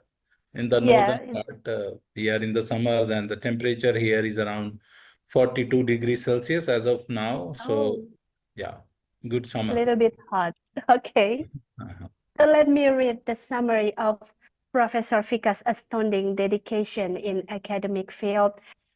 Professor Fikas is distinguished academic, currently serving as a professor at the Central University of Haryana, India, and a visiting professor at prestigious institutions, including IIM Indore, University of Northern Iowa, USA, and University of West of Scotland, UK. He also holds an affiliate professorship at Liverpool John Morris University, UK. He holds multiple advanced degrees, including a Master of Science in Electronics, Master of Science in Computer Science, Master Business Administration in Information System and Operation Management, and a PhD completed in collaboration with CEERE Pileni. His research spans business analytics, e-commerce, social media analytics, and decision support systems. With over 150 publications, including 102 Scopus Index paper. Wow. Dr. Kumar is president of the Society for Education and Research Development and the Secretary of Asian Congress in Media and Communication. With vast international exposure, he has led and participated in research projects across more than 20 countries. So excellent experience, Professor Fikas. Time is yours. Thank you, and good morning, everyone. This is a great opportunity for me to join all of you in this third international conference. And I have been associated with the UNP since a number of years and visited your campus a number of time. And also, I have great love for Indonesia because I found the people in Indonesia, they are so good. So I always love to visit and work with the Indonesian people. So today in this conference, the theme of the conference is on sustainable business, and I am very happy to talk about sustainability in business, and particularly I will talk about the digital currencies. Can you allow me to share my screen?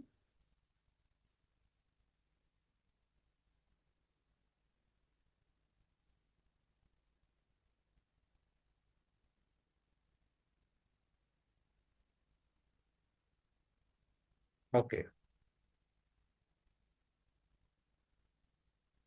Thank you.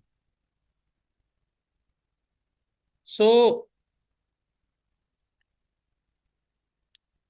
when I'm talking about this topic, digital currencies, sustainable pathways to green economy. If we look at the future, then one of the interesting things that comes to the technology and management and simply to the businesses is fintech. That is finance and technology together. So what is that and what kind of implications it has got? That is what we are going to talk about. So if we talk about fintech, this is a company that uses technology to modify, enhance, or automate a business or consumer financial services, which includes a number of platforms like mobile banking, peer-to-peer payment services, like your Venmo, Cash App, automated portfolio managers, wealth fund, betterment, etc. It can also be applied to development and trading of cryptocurrencies like Bitcoin and Ethereum or Dogecoin or other coins which are available across the world.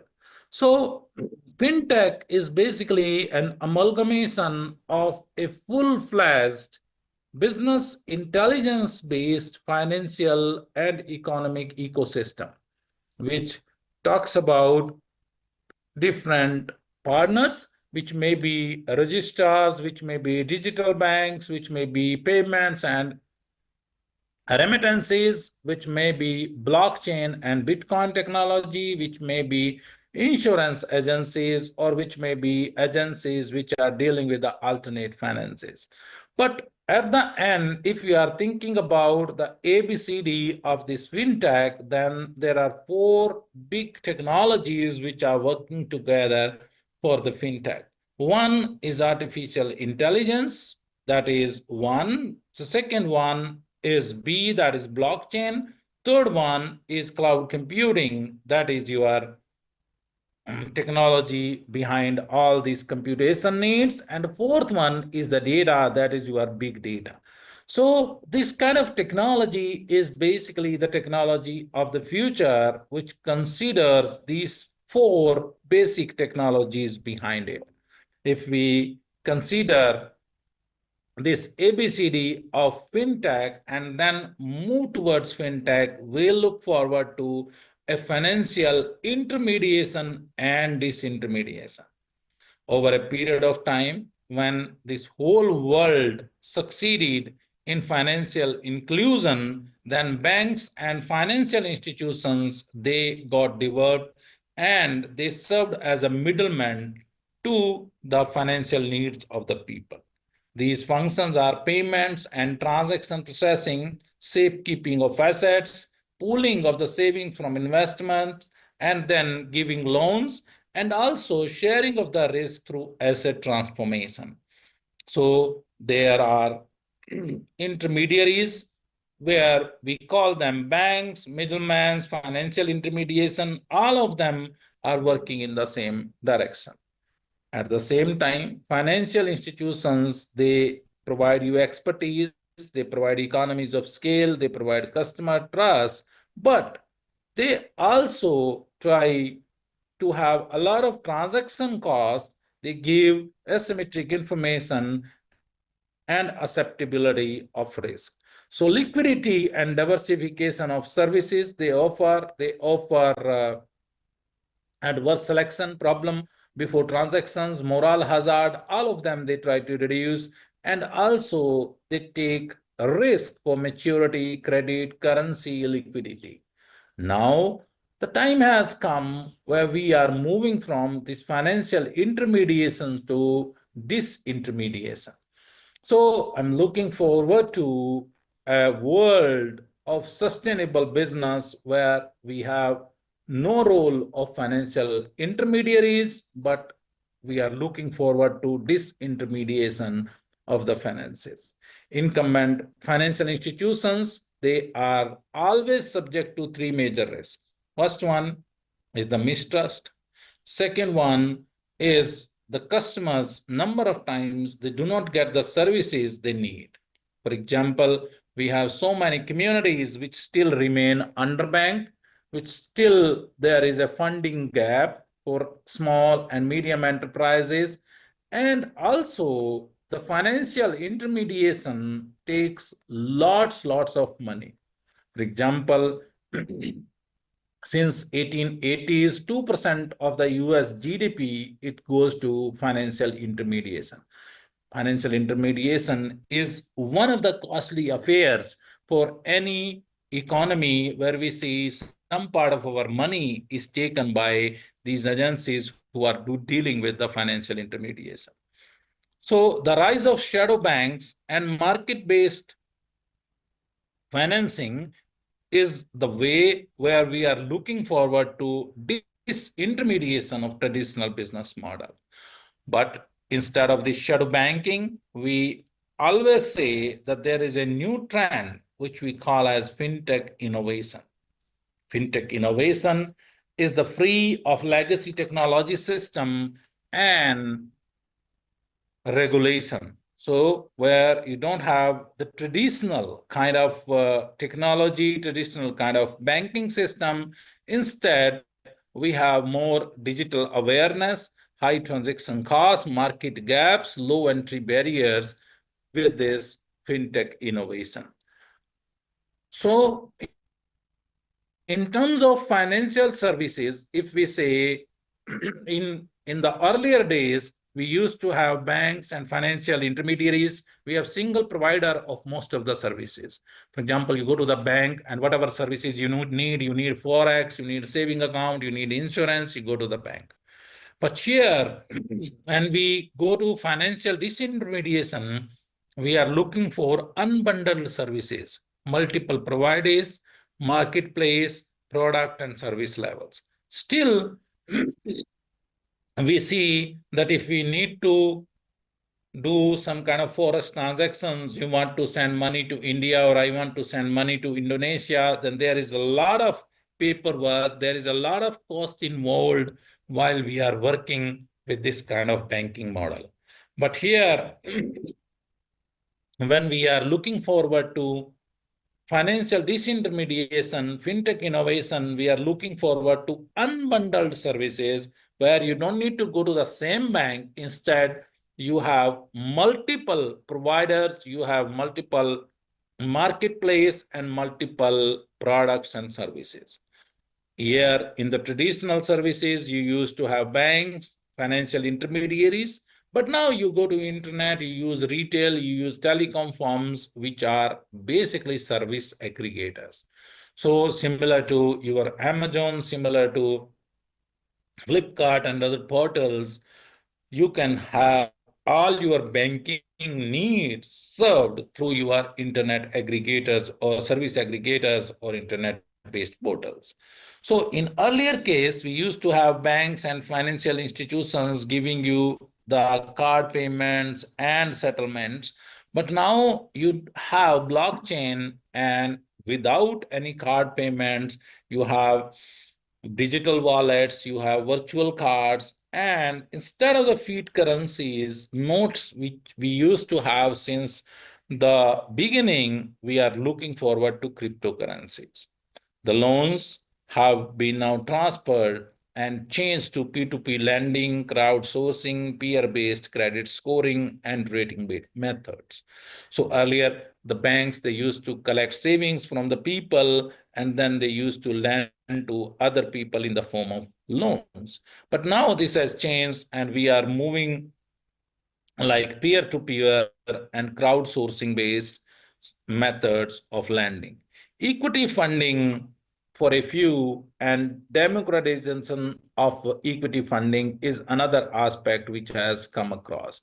This is possible because we, over a period of time, are using a technology where we are moving beyond our banking system and we are looking towards democratization of the financial services. So now the time has come where you have no particular bank which is used. Instead, you can use any of your aggregators to work with a fintech system. So traditionally, we used to have our financial services working with the wealth management, and now we do more analytics and wealth management for all the masses rather than only for a particular bank. So the importance of digital currency becomes very, very important. So what the digital currency is, you must have seen that everybody probably have heard about Bitcoin, which has been introduced as a new paradigm, how to perceive and how to engage with the money. So the digital currencies are intangible. They exist solely in the form of digital matter, and they are innovatively using blockchain technology.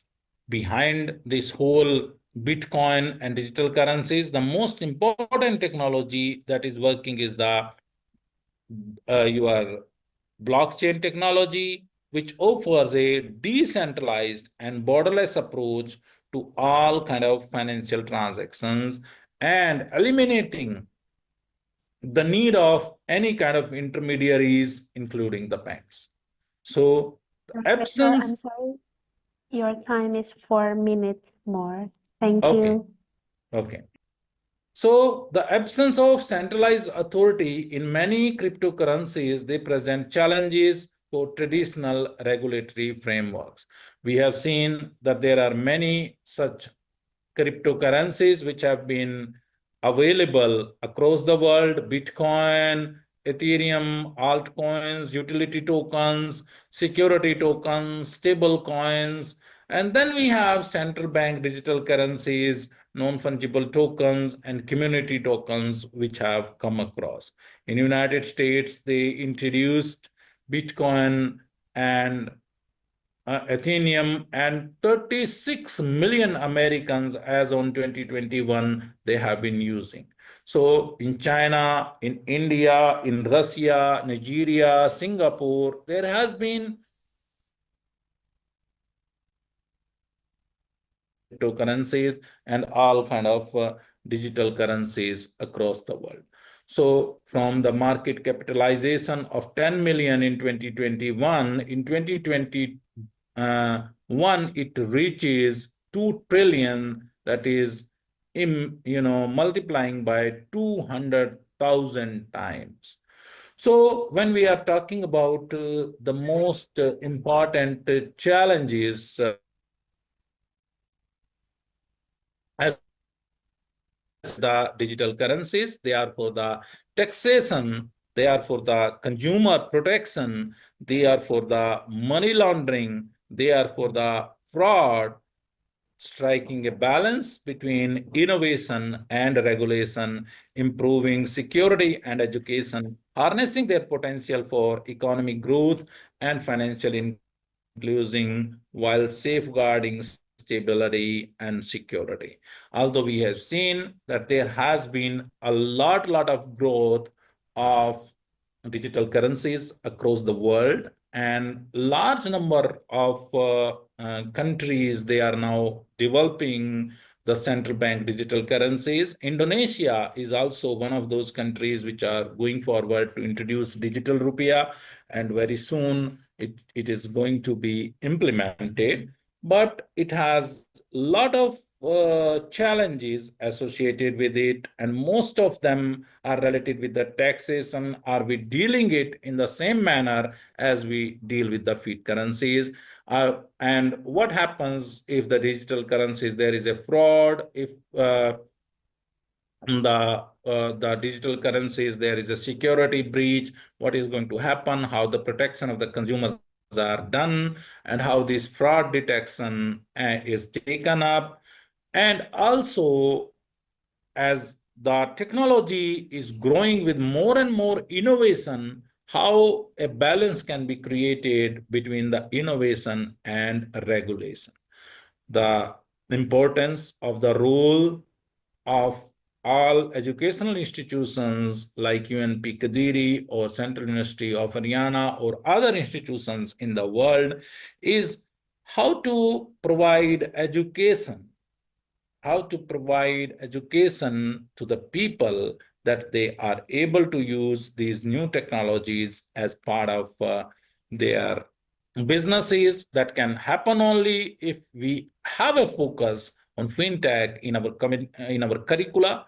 We are teaching them cloud computing, we are teaching them blockchain technology, we are teaching them artificial intelligence.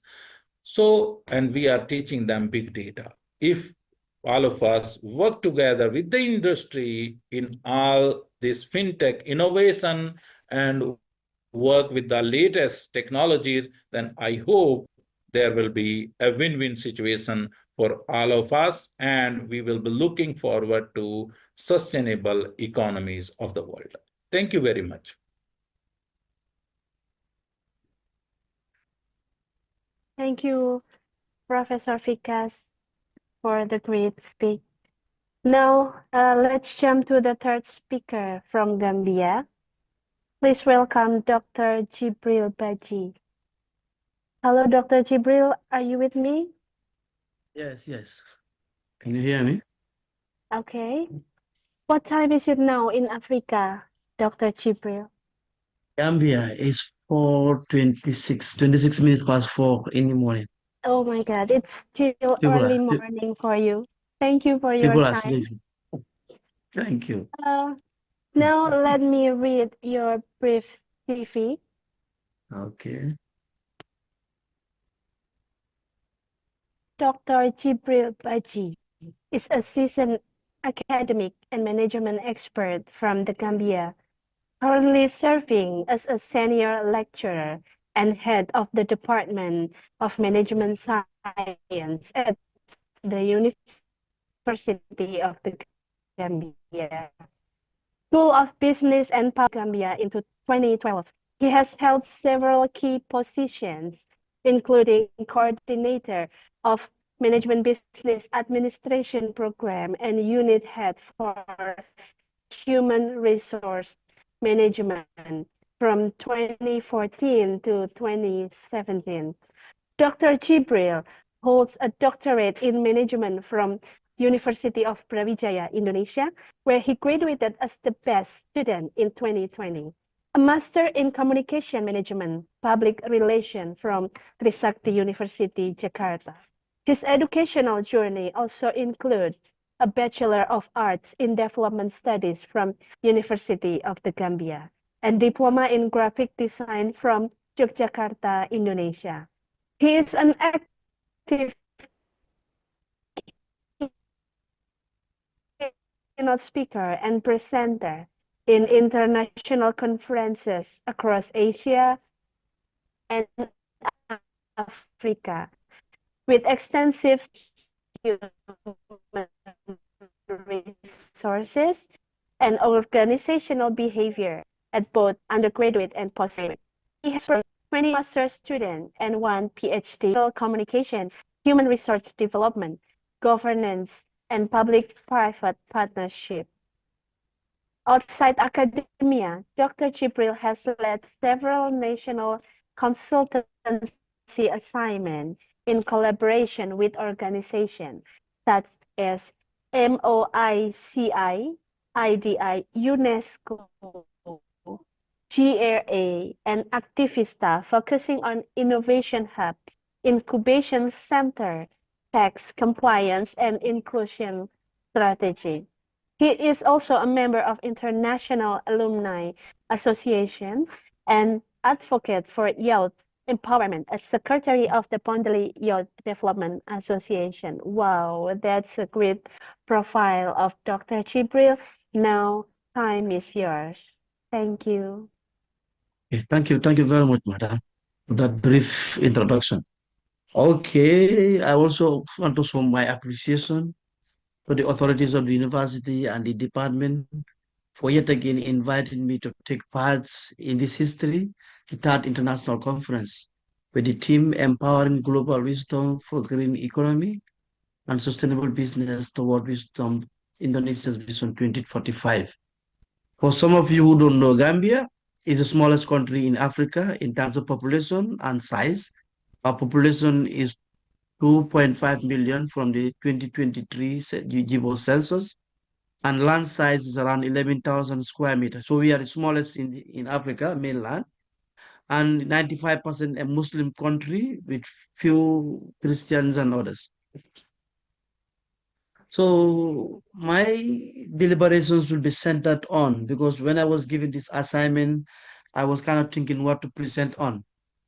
But because the world is now compromised by the emergence of Donald Trump, for his second bidding as the president of America, he has created cloud in the world of business. So as a result, I said, how can Indonesia promote green-based economy in light of the current global business uncertainty? So this is going to be my presentation. So let me try to see if I can share my PowerPoints.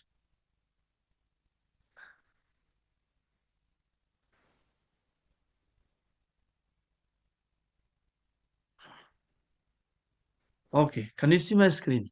Yes, it's clearly seen. You can continue. Okay, so my presentation will be how can Indonesia promote green-based economy in the light of the current global business uncertainty?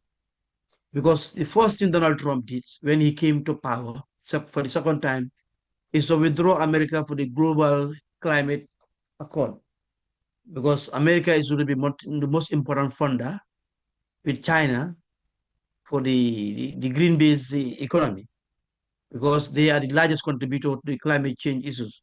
So if America should withdraw, what is going to be the fate of businesses that are going green? And notwithstanding also, just recently also, he's kind of pronounced what he call tariffs across the whole world. So as a result, America versus the whole world. As a result, the business world is kind of compromised. So this is going to be my focus today. How can Indonesia prevail in the promotion of green-based economy in the light of this global business uncertainty, what you call the VUCA? So we assume Donald Trump will be there for 4 years. So if we going to plan, Indonesia is going to plan in the approach to green-based economy. Now say in the next 4 years, what should you do? So at the end of the day, you are not going to be compromised, because we said when America cough, the whole world sneezes. And that's a fact of life, because the whole business is going around the America as a dollar. And what you call the financial ecosystem is defined around America. So if America is agitated, then the whole world. So as a global business environment faces on rising uncertainty due to global geotensions, climate change and shifting economic paradigms, Indonesia has the opportunity to pivot toward a green-based economy. This is an opportunity because Indonesia has already started. You see, I have a strong affiliation with Indonesia, from Jogja to Jakarta to Malang. But one thing I have learned is from the President Jokowi's time.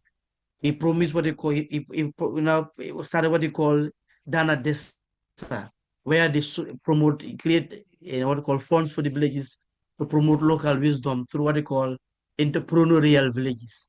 And Indonesia has heavily invested in green what they call tourism and ecotourism. As a result, it makes a big difference.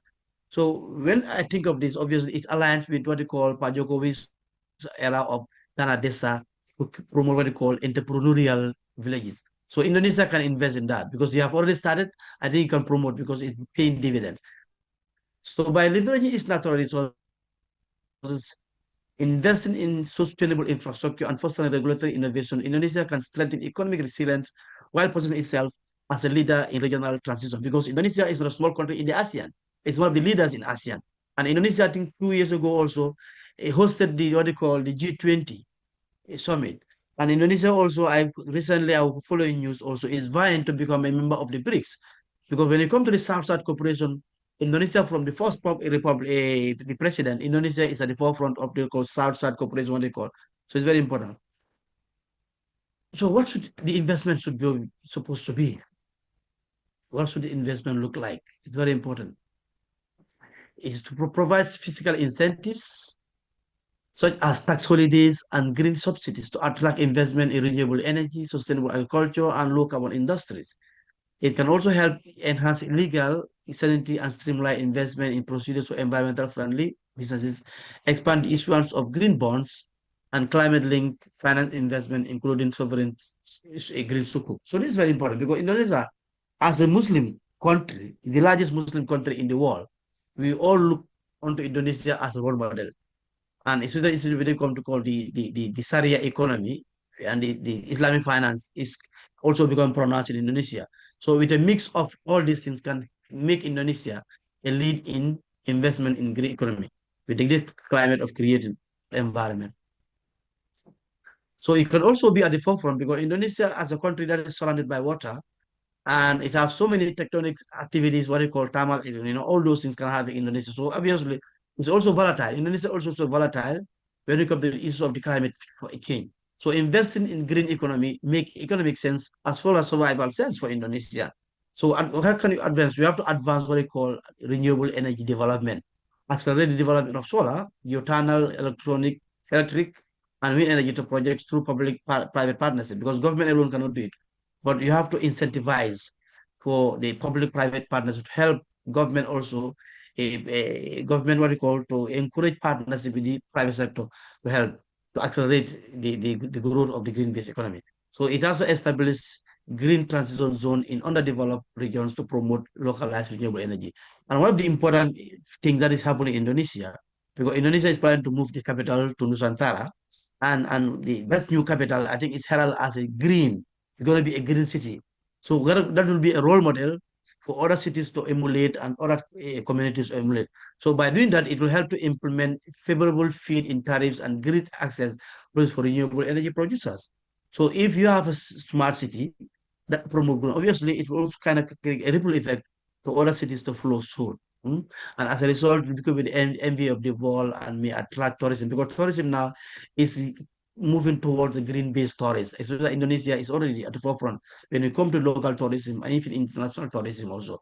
So you also have to foster a circular, sustainable industrial ecosystem, promote waste to energy technologies, and incentivize adoption for circular economy. Yes, you have to promote. Government also have to promote something like that. You incentivize people who are business private and want to adopt the circular economy. So support SMEs and cooperatives in adopting sustainable product models through training, grants, and green technology transfer.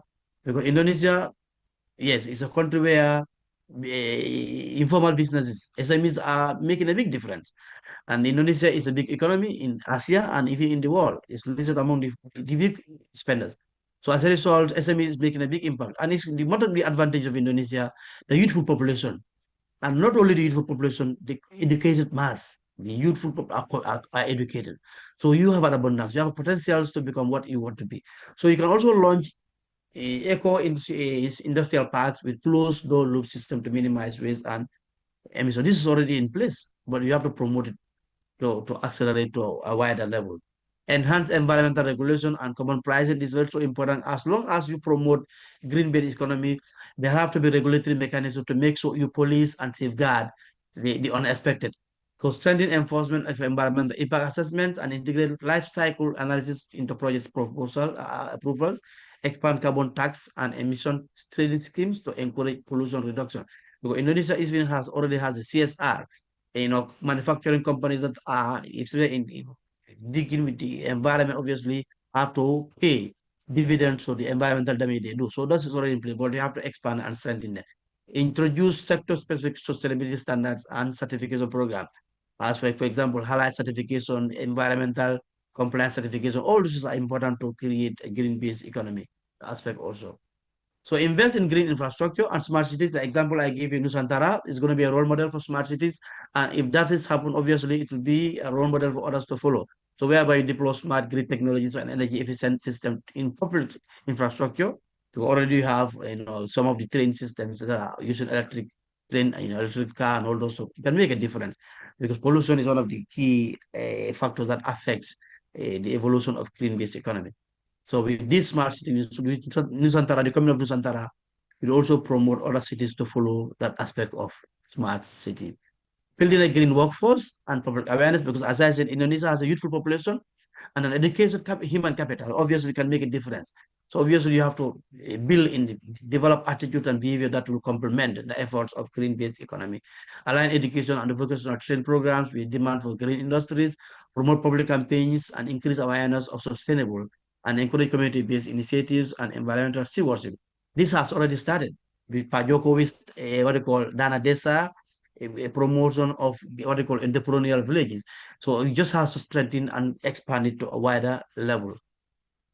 So Indonesia, this can also help strengthen Indonesia's global, regional and global collaboration, because in Asia, Indonesia is a leader and it's a role model, and it's the biggest economy in Asia. So it will lead ASEAN effort in establishing regional framework for green growth and environmental cooperation, align national targets with Paris Climate Agreement and leverage international. So even though America is out of the Paris Climate Agreement, Indonesia and other countries are still there, hoping that after Donald Trump, the next president will come back and engage the world at a level also. Engage in technology transfer and knowledge sharing partnership with global green leaders also. So what should we do? What should Indonesia do when, Donald Trump make the pronouncements of tariffs across the world? So what are the key challenges for Indonesia? Because business cannot go without other countries. And America is the hub of the business world. But with the tariffs, creates uncertainty in the world. So what are the key challenges for Indonesian businesses, especially when it comes to green business? First, create export volatility and domestic destruction, because Indonesia, yes, it has a lot to offer itself, but it also needs outside world. So if tariffs escalate between the major economies, especially America, the number one economy, and China, the number two economy, and China is what we call the hub of the global supply chain, obviously create problems for Indonesia, but Indonesia also need America and need China. So what can it do? Indonesia may face spillover effects like reduced global demand and distributor supply chain, because China is one of the biggest supplier of solar panels and EVs and all those stuff. So obviously it's important. So economic uncertainty could divert government focus and physical resources away from green initiative towards short-term economic stabilization, because you are kind of concerned Excuse about me, whether it's Dr. going to be recession, Jibril, because your yes, time is 3 more minutes. 3 more 2 minutes. more minutes. Okay, Thank let me you. move on again. So it will help Indonesia increase costs for green technologies. Because of this, Indonesia has to focus on increasements in green technology, also invest in hesitations, also very important. Investor hesitation can also be a factor. So the other thing can do, what are the opportunities? There are many. Shift in global supply chain, strengthen domestic market for growth, and you also have to make sure Indonesia be a leader in trade leadership and also recommend policies in light of trade shifts also. These are also very important. So Trump withdrawal from climate change also is create a problem. So what should you do? Indonesia has to focus on global leadership working, build the work, reduce climate finance and invest flow, and also have to make sure you slower, it will also create slower market segments, segmentation, trade and investment risks for exporters because of Donald Trump's withdrawal from climate change. So how to do shift to bilateral and regional trade deals, look local, think local, and you have to make sure you drive your own self, as we said, local wisdom. So now you have to look onward. What can you leverage internally to help you stand in the midst of? So the key summary: invest in climate, invest in investor confidence, green export innovation, and policy autonomy. All these are factors that can affect. So Indonesia can look into itself to leverage the wisdom it has to invest in. You have already started, but what you do, you have to expand upon it. Thank you very much. And I wish I did good. Thank you, Thank madam. you. Thank you, Dr. Jibril, Okay. for the All right. powerful speech. Now, our fourth and final speaker is Dr. Ramaditya, Dr. Muhammad Ramaditya, Master of Science from Indonesia. Hello, Dr. Ramaditya, are you with me? Yeah, hello. Good Okay, afternoon. great. Good afternoon. How's the weather in Jakarta, Dr. Ramaditya? Yeah, I'm currently in Jakarta.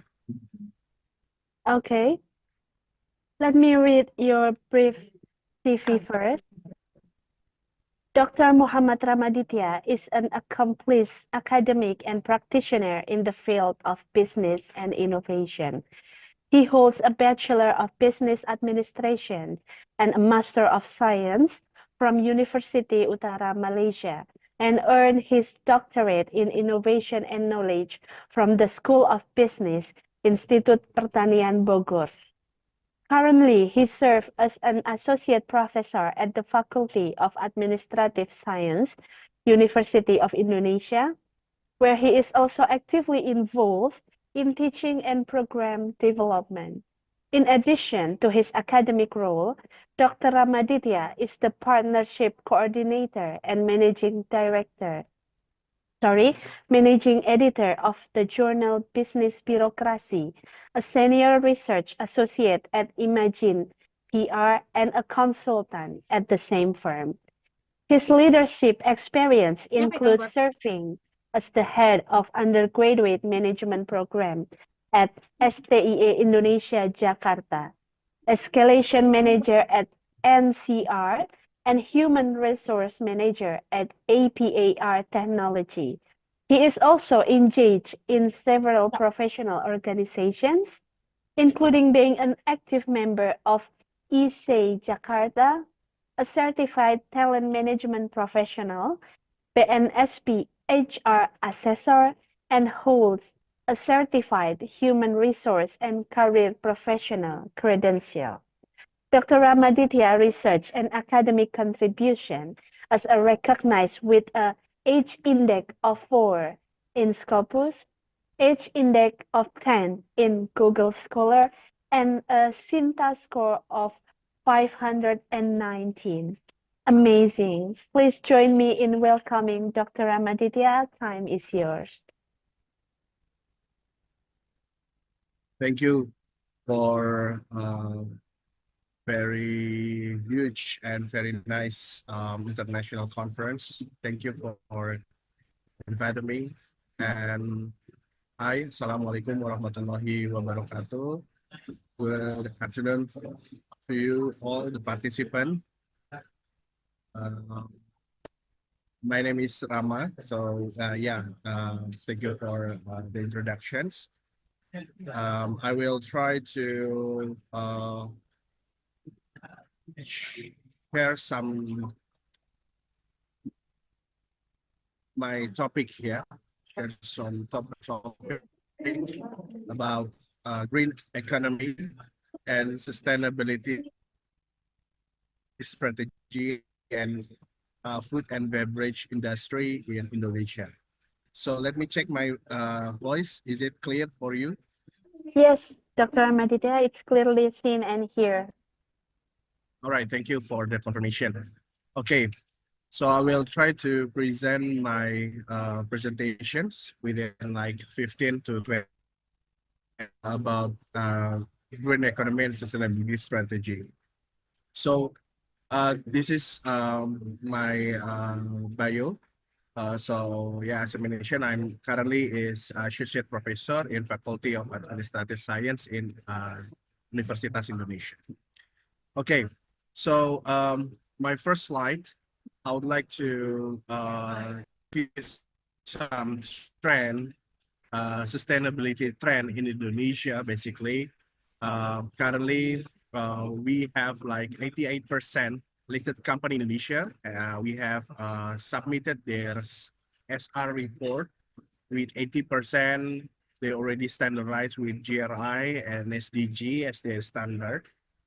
And also it's reported by PwC. So there is a significant trend, in Indonesia basically.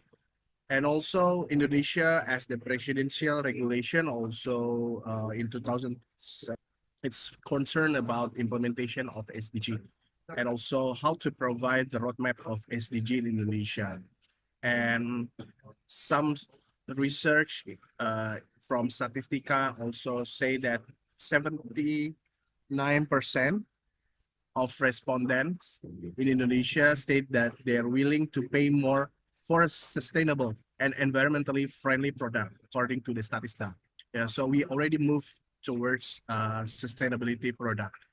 And company also already implement SDG, ESG, on their operation, like to get impact investment investor. Yeah, so if you see the reason company implement ESG in Indonesia, according to the survey that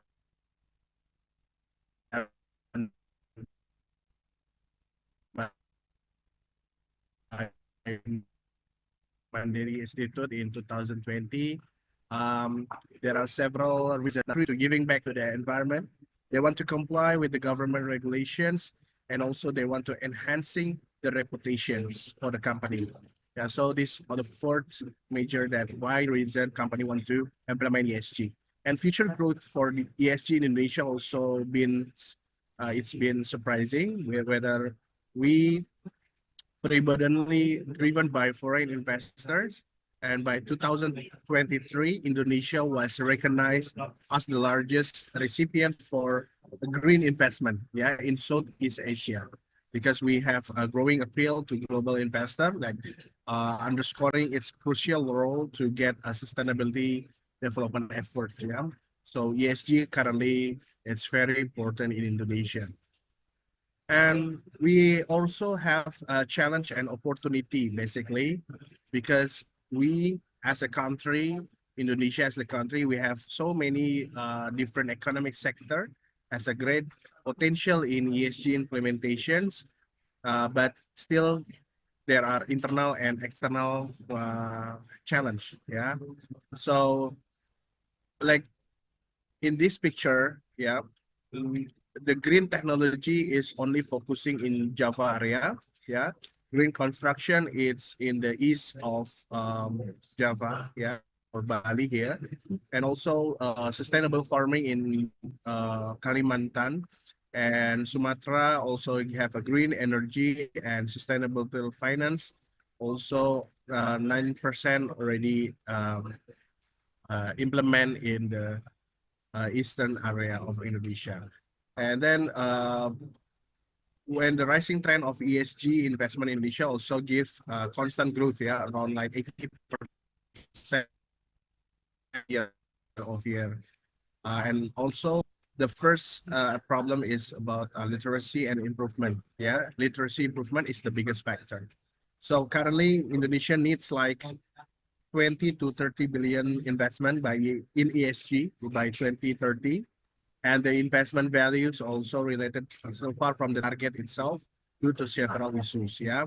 So we have issues here, limitation of standards. Yeah. So only 30% company that comply with ESG reporting to the standard of Indonesia Stock Exchange, and also lack of infrastructure. We still need to improve our infrastructure, and limited understanding because not all the company have the same understanding. Only 60% company do not fully understand the concept of benefit of ESG, and also it's very limited to the incentive itself. Yeah, only 15%. So ESG in achievement Indonesia is still low if the opportunity to improve is wider open. So we have like Ibu Kota IKN, yeah, Nusantara Indonesia project should be more improved by then, and also need to have more experience handled, yeah, by various industry. So, but there are some key achievement basically in development ESG Indonesia. Number one is government initiative policy, regulations, yeah, national determined contribution. Also, the corporate ESG practice like sustainability reporting. So many Indonesian company currently energy, mining, finance have starting incorporating ESG criteria in their operation and reporting. Yeah. So what are the strategy basically they need? So the key component for Indonesia sustainability strategy, they need to have like geospatial technology for environmental management.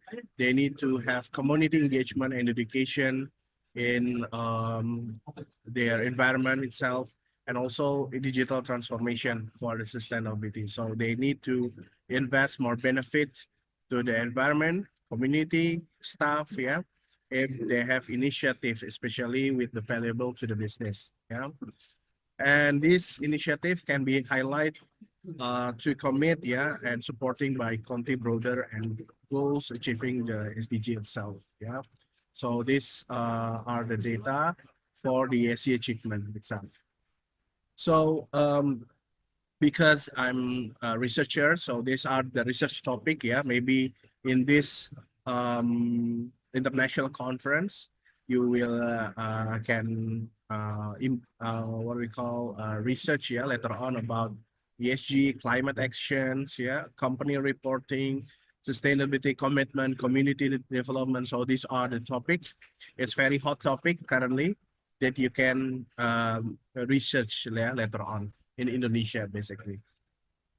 So I will give you one case study. Yeah, I will give you one case study. This is in Bahasa, but I try to translate for you. It's from Sitompu, Maruli Sitompu, 2023. Actually, my colleague do this research. He want to try to make a strategy for carbon management for food and beverage, yeah, industry in Indonesia. So this also a very interesting topic because this research is highlighting about the climate change, yeah, because now many risks, yeah, and also because of the climate change. And also they highlighting this study is highlighting about the tight regulations, yeah, because the commitment Paris Agreement and then regulation in the local government, yeah, still need to improve.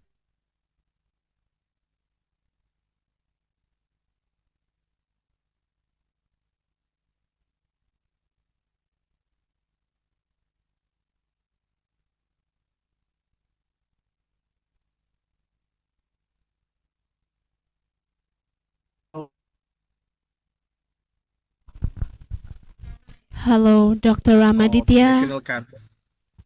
Yep. I think the connection is unstable. Oh, okay. It's All right. clear. You can continue. Thank you. Okay. All right. So can you hear my voice? Yes, it's clear Hello? now. Yes, it's clear Clear? All now. right. Okay. Okay. Thank you. Thank you for the confirmation. All right. So this is the background of the study. So this study also comply with the commitment, yeah, like Paris Agreement and also the national regulation like Peraturan OJK number 51, and also in the European Green Deal, EGD 2013, and so on and so forth. Yeah. So this is the landscape basically. This is the findings. Yeah. See the findings here. So if we want to talk about landscape for strategic carbon in FMB, yeah, food and beverage in Indonesia. So a lot of company is more focusing in efficiency, energy in the operational basis, yeah, and then they also want to make sustainability reporting, yeah, but they very less or not so familiar in carbon commerce, yeah, credit carbon, and so on and so forth. So this is the room of improvement. Yeah. So in front of the study literature study, so management carbon, we have found, yeah, a lot of reduction carbon in industry F&B, and also F&B still not having doing a strategy reduction carbon because of it's costly for them, yeah, and also they want to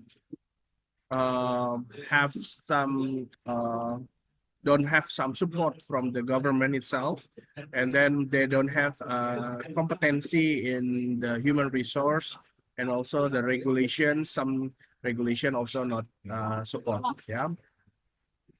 So after that, this study also want to try to check what are the strategy, yeah, and the governance for the carbon strategy.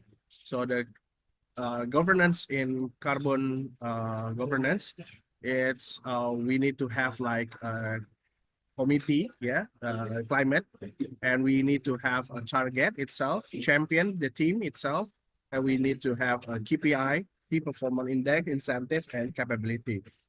And then after that, then we can do some reduction carbon, or we want to have some reduction, yeah, on the carbon side. And then after that, we need to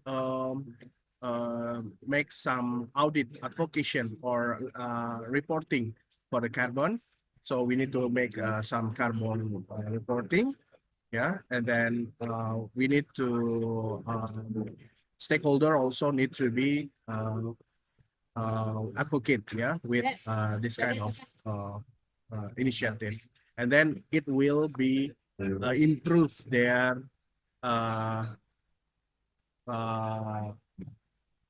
performance, yeah, for the F&B F&B company in Indonesia, yeah.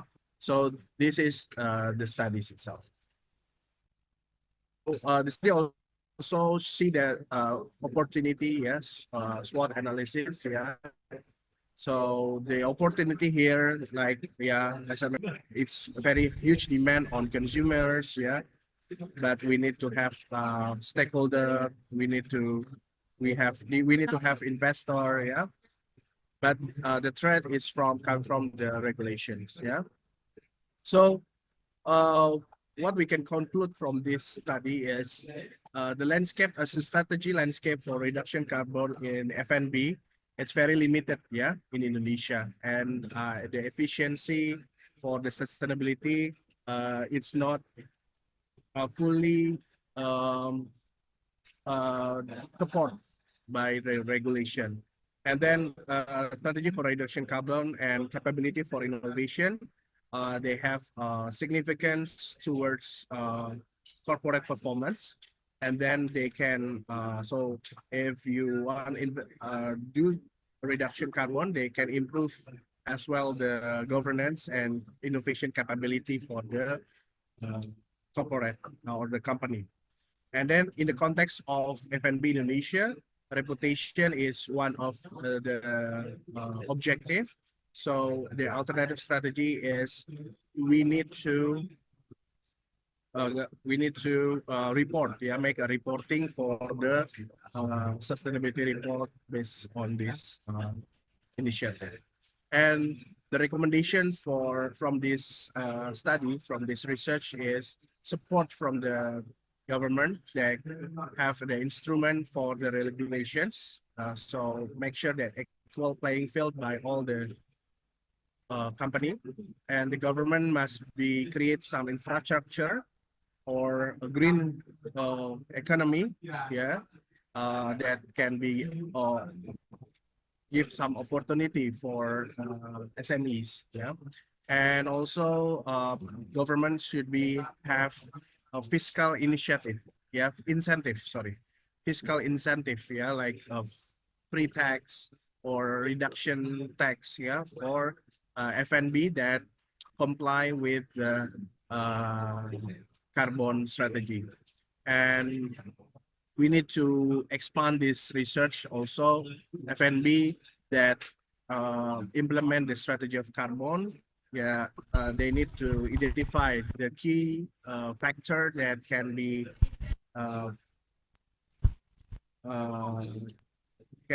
give wider practice, about our best practice about this in maybe different industry. So this is based on the research, the result from the research that maybe for the company, especially for food and beverage, can be comply with it. So I think that's all for me. Thank you for all the participants. I hope you guys will have a wonderful conference and get a lot of knowledge in this particular conference. And see you and thank you again. Assalamualaikum warahmatullahi wabarakatuh. Waalaikumsalam warahmatullahi wabarakatuh.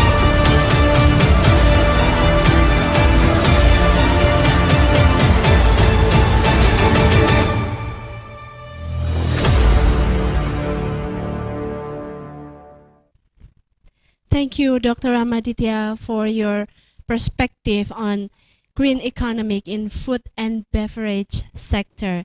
Now we just heard 4 compelling presentation from across the globe. Now we will open the floor to your question. We have 30 minutes for our question and answer session. You may raise your hand or submit your question in the chat box if you are joining us virtually. Let us begin. Now, we already submit some questions for each of you. So please, could you turn your camera on for Professor Jenny, Professor Vikas, Dr. Jibril, and Dr. Ramaditya.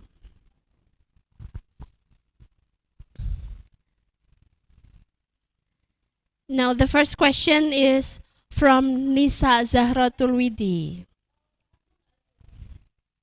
Let me read. This question is for Professor Jenny. Professor Jenny, are you with me?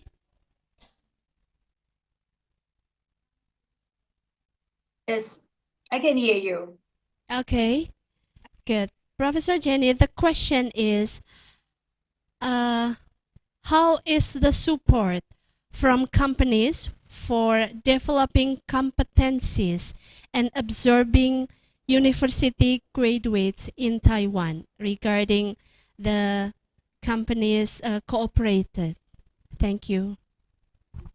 Okay, thank you for the question. I love to answer it.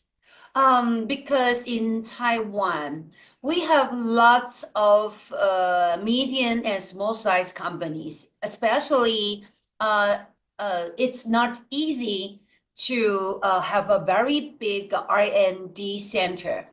So we just defined InTech ourselves to be the R&D center for any company who need to develop some new technology.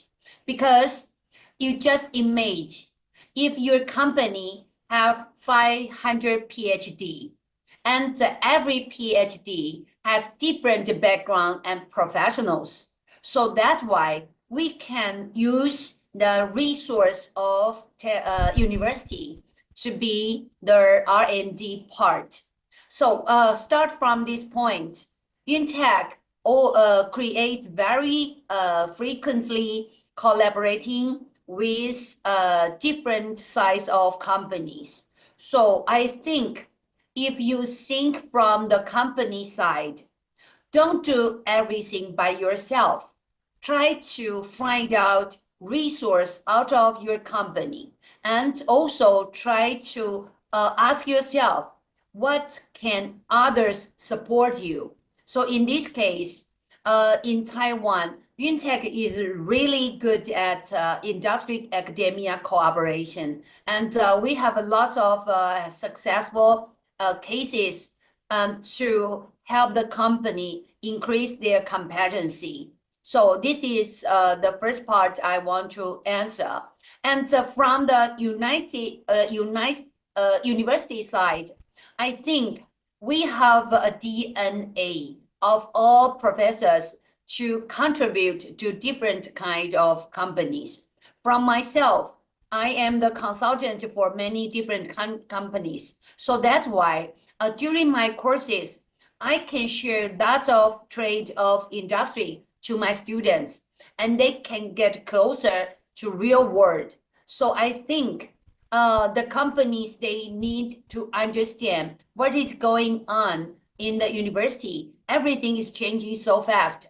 So also from the university side, we also need to understand the difficulty that the companies are facing. For example, the effect of tariff.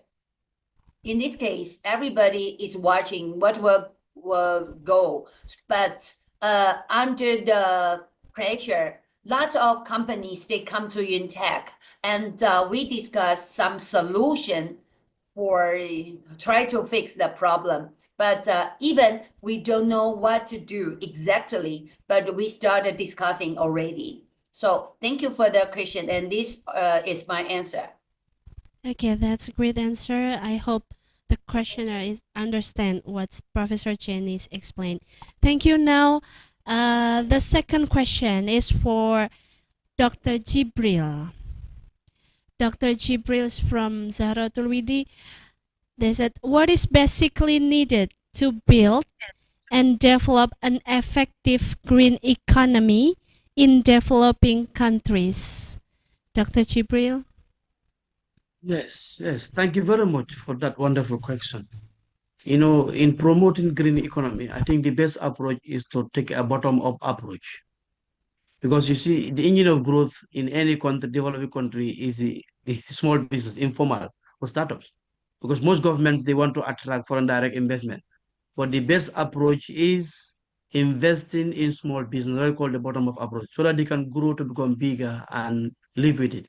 And the example I saw in the example I told you, Pajako's time, where he promoted called Dana Desa, where he wants every village to be entrepreneurial, especially in investing in what you call in green, what you call tourism. And that is the hallmark of the where it can start, bottom-up approach from the grassroots, then it's escalate to at national level. So investment in bottom-up approach in small businesses is the best ideal to promote green-based economy as a country. Thank you very much. Thank you, Dr. Jibril, for the answer. Now let's move to the last question. Is for Dr. Ramaditya. The question is from Octaviana for Dr. Ramaditya. How can food and beverage companies in developed countries address the lack of awareness and skill to improve sustainability? I guess it's related with the SWOT explanation, Dr. Ramaditya.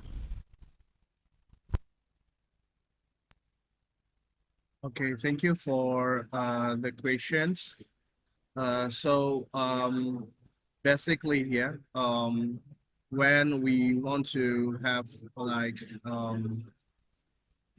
develop, yeah, our own strategy, yeah, for the sustainability strategy for the Indonesians, yeah. Basically, they need some several strategy, yeah. Like let's say they need to comply with green industrial policy, yeah, like U.S. inflations reductions, yeah, and Indonesia need to improve, yeah, ESG compliance and transparency, like uh, foreign investors, something like that. So the question is how to improve it, yeah. Yeah, based on SWOT, that we need to look up the internal and external factors, yeah, basically in FNB. Yeah, so this our strength weakness, our strength factors, that is the implementation of efficiency program can be reduce the carbon emission basically.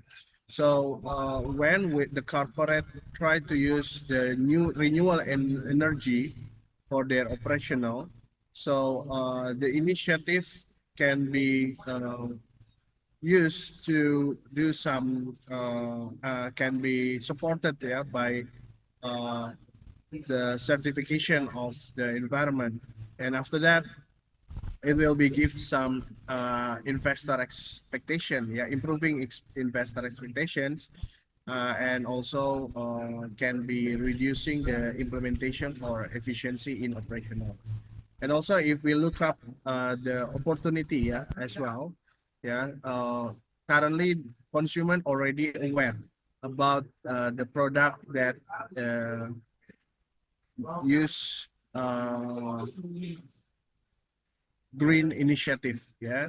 So the consumer now, it's more specifically their tendency to choose the company that have sustainability report, yeah, and then they already use some initiative, green initiative, and this can be give a lot of demand, yeah, for product that comply with the sustainability initiative, yeah.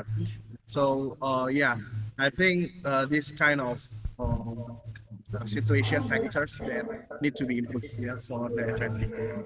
Thank you. Thank you, Dr. Ramaditya. Thank you, So now Dr. all of the Ramaditya. questions are already addressed by the speakers. Before we officially close the session, I have a great pleasure of presenting a certificate of appreciation to each of our distinguished speaker as a token of our gratitude. These certificates acknowledge not only your invaluable contribution to this session, but also the inspiration you have provided to all of us. Now let's start from Professor Jenny Huang. Thank you for your insightful work on company sustainability. Let's take a picture first. Great, thank you. The next is for Dr. Jibril Baji. Dr. Jibril, thank you for empowering green-based economy in this global uncertainty.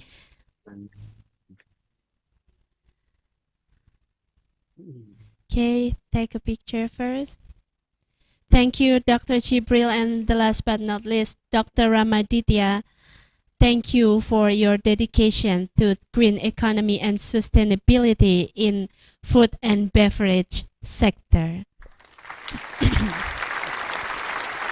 We will be sending the certificates to you digitally after the session. Before we close the session, and now it's a tradition, we would like to invite all of our speakers to turn on your camera for a virtual group photo again. Audience member, feel free to turn on your cameras if you'd like to be part of Snapshot. Our team will take a screenshot just for a moment. Now let's start from the screen 1.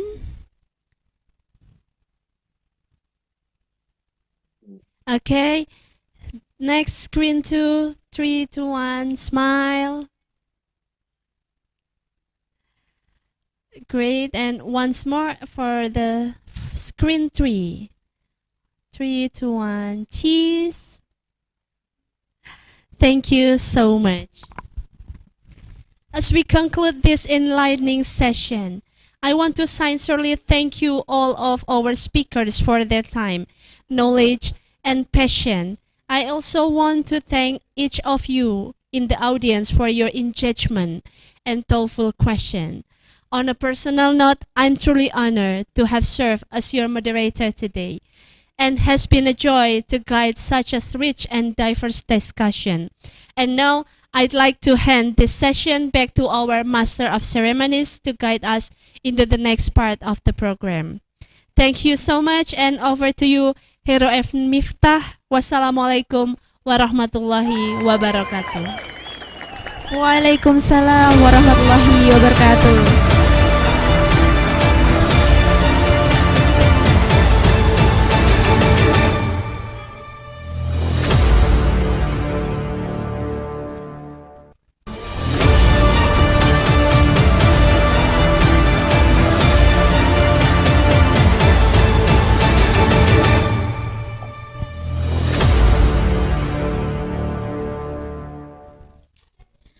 Well, ladies and gentlemen, as we draw the curtain on this insightful online international conference and discussion, we are grateful for the enriching discourse and knowledge sharing that has transpired. Our heartfelt appreciation goes to all the honorable speakers for their profound contribution and expertise.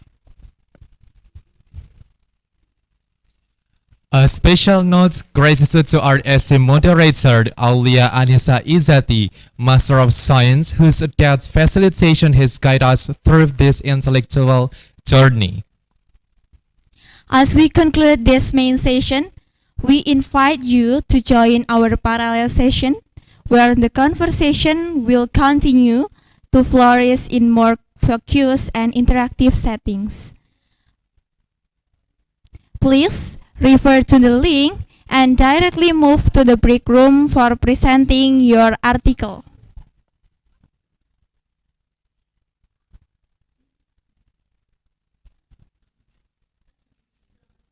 Okay. Again, please refer to the link and directly move to the break room for presenting your article.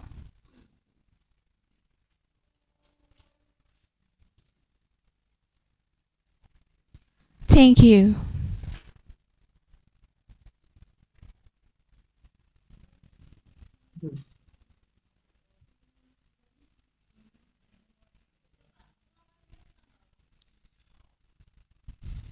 Okay, to all the participants, please refer to the link directly and move to the break room for presenting your article. And don't forget, after the breakout room, you can go back on the main room.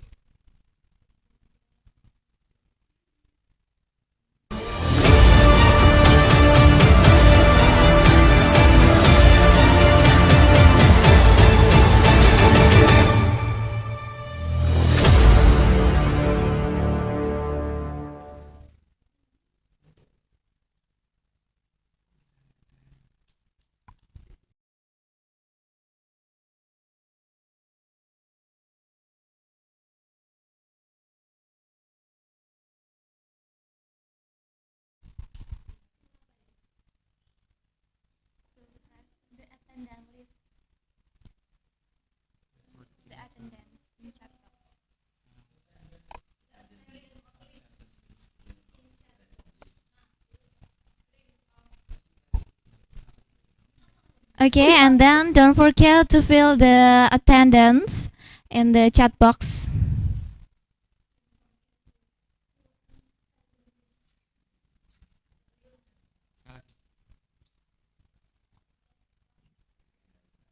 No. Okay, it's our pleasure to remind twice. To all participants, please refer to the link and directly move to the breakout room for presenting your article.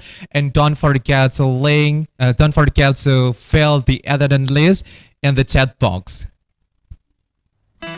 Thank you.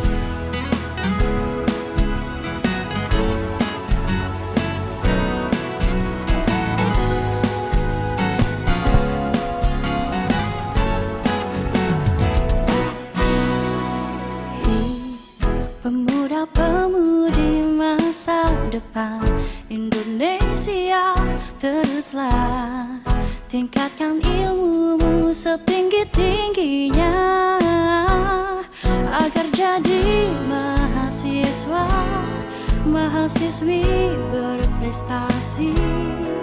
UMP Kediri siap menjadi perguruan tinggi terbaikmu, karena kita memang berbeda dari lainnya. Unggul, inovatif dalam pengembangan ilmu, pengetahuan, teknologi, informasi, dan juga komunikasi. Berbanggalah kita jadi keluarga UMP Kediri. UMP Kediri memang yang terbaik, tempat paling tepat untuk kembangkan ilmu, pendidikan akademik dan juga profesi, dengan pembelajaran yang selalu terdepan.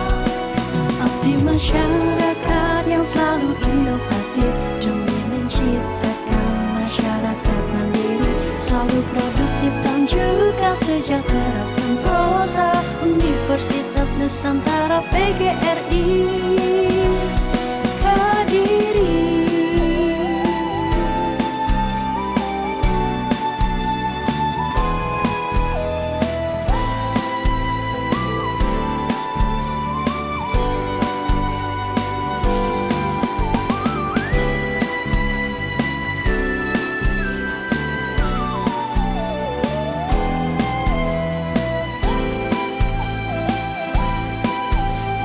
Recording in progress. UMP Kediri memang yang terbaik, tempat paling tepat untuk kembangkan ilmu, pendidikan akademik dan juga profesi, dengan pembelajaran yang selalu terdepan. UMP Kediri memang yang terbaik, tempat paling tepat untuk kembangkan ilmu, pendidikan akademik dan juga profesi, dengan pembelajaran yang selalu terdepan. Abdi masyarakat yang selalu inovatif demi menciptakan masyarakat mandiri, selalu produktif dan juga sejahtera sentosa. Universitas Nusantara PGRI Kediri.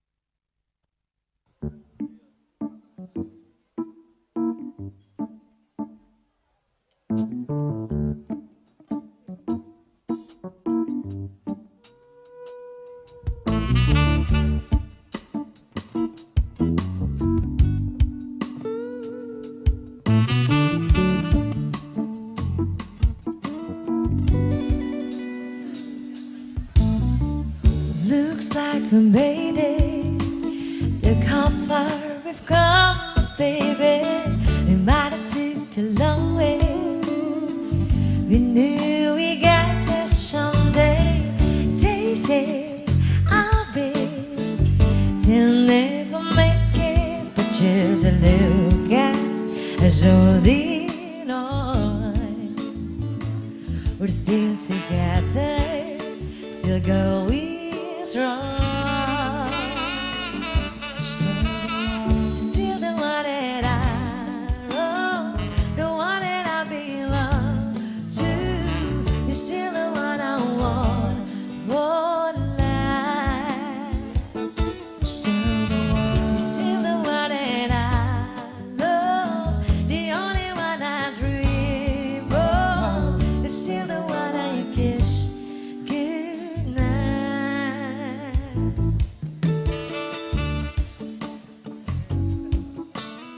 Recording stopped.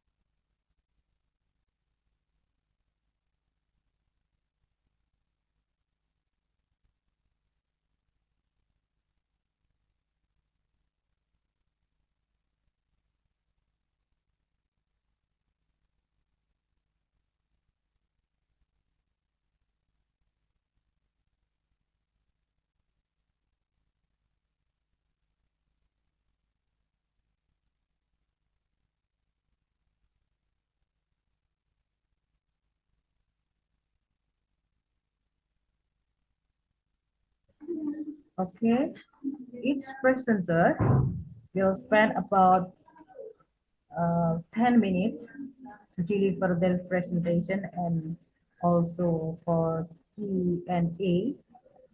And then every participant, you can read in the following box, or we can make some deals. How if after presentation, we also Q&A.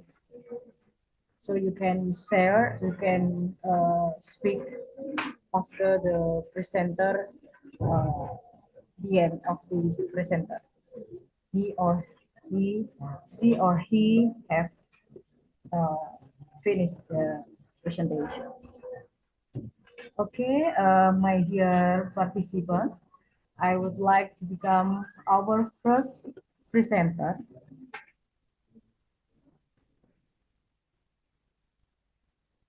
That is Tias Andargini Indarwati.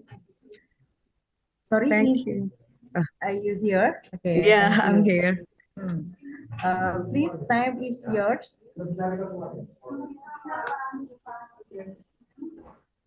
Yes, okay. Yeah, wait. Thank you. Okay, let me introduce my team. First is me, Tiasandarini Indarwati, and then the second is Asista Paramita, is from UNESA 2, and then the third is Mr. Ujang S. Mubarok. This is our partner from another university. And then the fourth and the fifth, Ibu Nadia Esen Dimitra and Ahmad Kausar is from UNESA 2.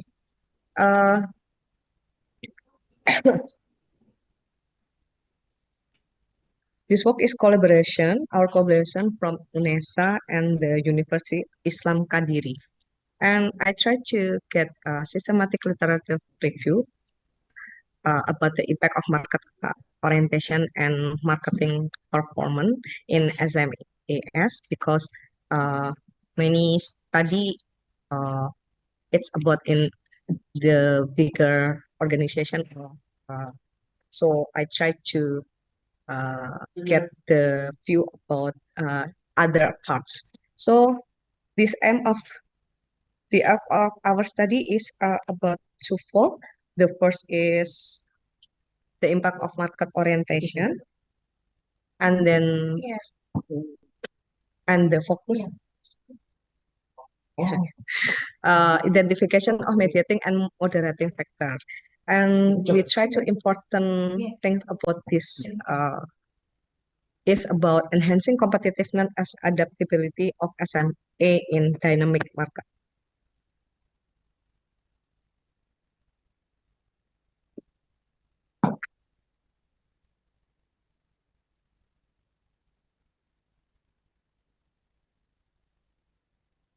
Okay, and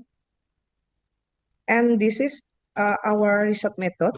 To achieve this, we conduct a systematic literature review following Recording the in Prisma framework. progress. We analyze the Scopus Recording database, stopped. conferring article published between 2015 and Recording in progress. 2024. And after a thorough screening and evaluating process, 16 high-quality articles were selected and analyzed through bibliometric technique.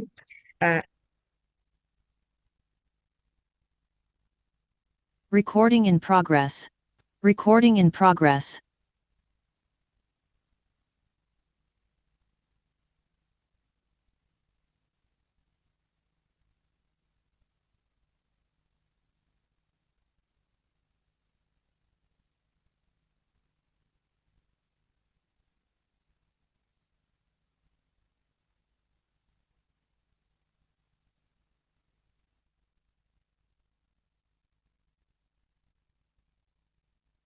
About the name of the journal, about how much article about market orientation effect to marketing performance, and about the index of scopus of the article, and the author number in the article that have been from our collected in Prisma. And this is the result of our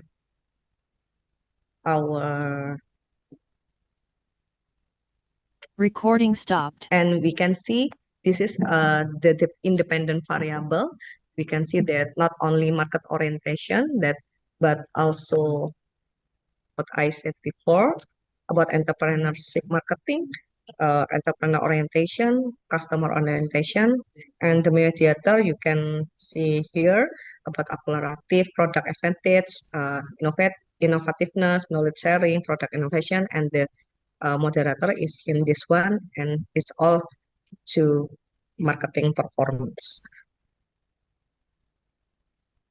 So this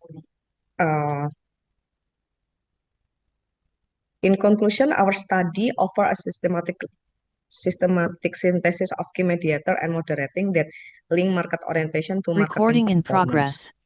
And practically, it highlights the critical need to SMA to embrace innovation and average digital marketing strategy to sustain competitiveness. Looking ahead, future research should expand the geographical scope beyond the currently dominant context and adopt mixed method approach to provide richer insights. Thank you very much. Thank you very much. Mrs. Tias, it is good collaboration in research between Indonesia and then University Islam Kediri. Kediri. Okay, Masya Allah. Is there any question to Mrs. Tias from this audience in this room? Is there any question? Please, one question.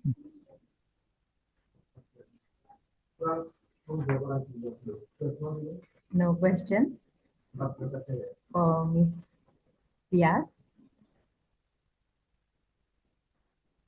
You can unmute and then please give one question to her. Not yet. Okay. I will. I think Mr. Tias wait for a while with a question to participant, but our participant here is understand what you mean and the result of your research. Thank you for Mrs. Tias for the presentation. Thank you. Very thoughtful and inspiring because maybe the same with me in the focus object is about marketing. One day we can collaborate in the research, Ms. Tias. I'm waiting for it. Okay, thank you very much. Thank you. Okay, we will go to the next presenter. Before we begin, I would like to take a picture with Ms. Tias after presentation. Take for a while. 1, 2, 3. Thank you very much. Recording stopped. We will go to the next presenter. Is there Mrs.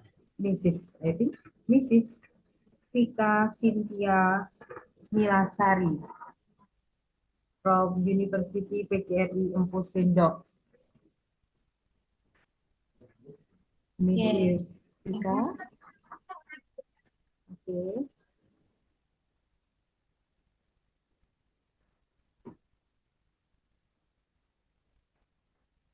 Okay, Mrs. Vika, can you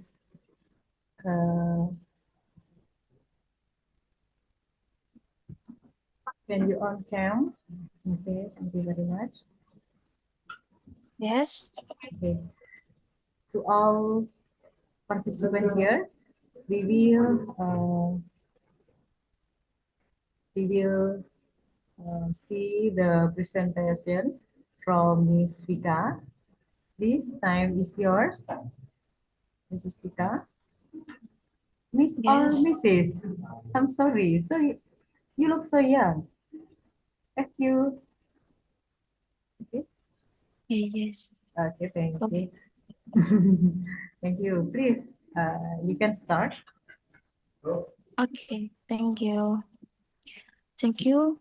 Good afternoon, everyone. My name is Rika, and I am represent our research team from Universitas PGRI Sidoarjo. This afternoon, we are pleased to present to our editor analysis of the implementation of the double track program improving entrepreneur interest of grade 11 students at SMA Berbek High School. In 2019, 2018, the East Java Education Office introduced the double track program to equip high school graduates with both academic education and entrepreneur skill. This initiative was particularly aimed at students who choose not to pursue higher education. The program offers training in fields like culinary art and makeup, intending to enhance students' entrepreneur interests and abilities. One problem, does the double track culinary art program have a positive effect on increased entrepreneur interest among grade 11 students at Weinberg High School? And two, does the double track makeup program have a positive effect on increase entrepreneur interest among grade 11 students at Weinberg High School? And research method, one, quantitative approach using a questionnaire survey, and two, saturate sample technique with sample size of 16, and three, multi-regression analysis using SPSS, and four, research period 2024, static tests and definition of entrepreneur. The validity and reliability, all items in the questionnaire were valid, and reliability test confirmed that the data was consistent and stable. The data solved no issues with normal, multicollinearity, or heterogeneity. Both the double track culinary art program and double track makeup program had a significant positive effect on students and entrepreneur interests. The test values were significant for both program, confirmed that the influence entrepreneur interests. Discussion one, double track culinary art program. The student found that this program positive influence student. And then double track makeup, similarly, the makeup program also saw a significant positive impact on student. Conclusion, the student concludes that both the double track culinary art and double track makeup program have a positive and significant impact on increasing student entrepreneur interest. Implement this program simultaneously also and has student ready to become your entrepreneur. That concludes our presentation. Thank you very much for your time and attention. We welcome any feedback from all of you. Thank you. Thank you very much, Ms. Vika. Is there any feedback or comment or question to Ms. Vika from the audience in this room? Please. One question.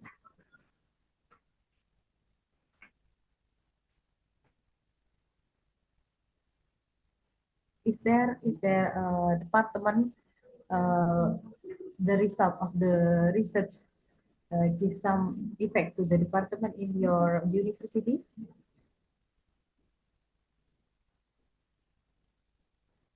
The urgency, why you choose the variable, two variable.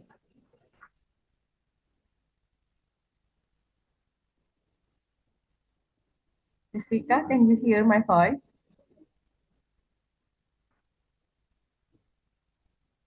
Hello? Ms. Vika, please unmute. Cannot hear. Yes, you can hear my voice. You can hear? Is there any question, or I give you one question if no participant here doesn't give comment? Can you hear my voice? Please repeat. Okay, I will repeat the question about your variable here. There is the urgency and then the impact to your university.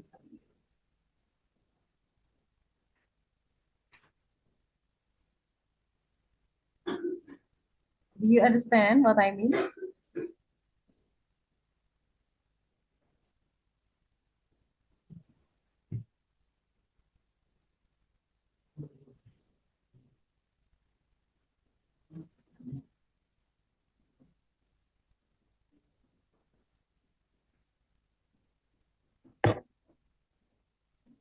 Okay. The conclusion, there is I mean effect to the improving entrepreneurial interest of 9 students at SMA 1 Berbek.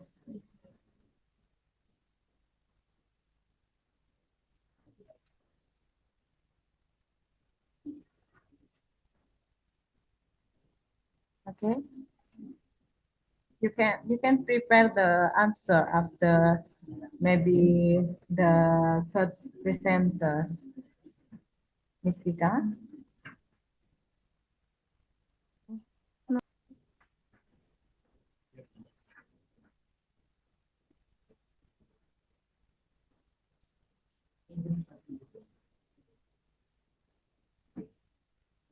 Miss Vika, you still here? Sorry, I cannot answer. Okay, maybe I hope this research will be useful to your university because we need a student of the SMA Berbek to join your university, right? Okay.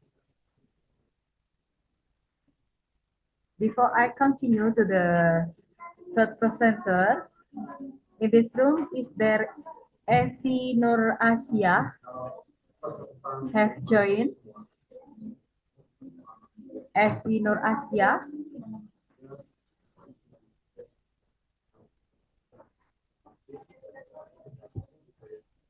Not yet. Okay. I will call the next presenter, Muhammad Sairil Gauzan from Universitas Negeri Semarang. Mr. Muhammad Cyril Gauzan. Yes, I am present. I am here. Okay, thank you very much. How are you today? Good. I'm fine. Very well. Thank you. How are you? You look very wonderful. I'm sorry, your voice, I cannot hear your voice. Oh, really? Test, test, test. Hello, hello, hello. Okay, thank you. It's Yeah, good yeah. and clear. Thank you very much. How are you today? I'm fine. I'm feeling very well. You look very wonderful. How are Okay, you? Alhamdulillah. I'm fine too. Thank you very much. It is hot in Semarang. Yeah, it's really hot in here. Yeah. The same atmosphere with Kediri. It's hot too. Oh, really? That's really cool. Yeah. Thank you very much. Time is yours. Please start it. Okay. Thank you. Thank you very much. Okay, let's start our presentation. Bismillahirrahmanirrahim. Assalamualaikum warahmatullahi wabarakatuh. Good afternoon, everybody. Good afternoon, ladies and gentlemen. It is an honor for us to be here and present our research at the Kilisuci International Conference on Economic and Business. First, let me share my screen first. Maybe I should show my PowerPoint, right? Cari.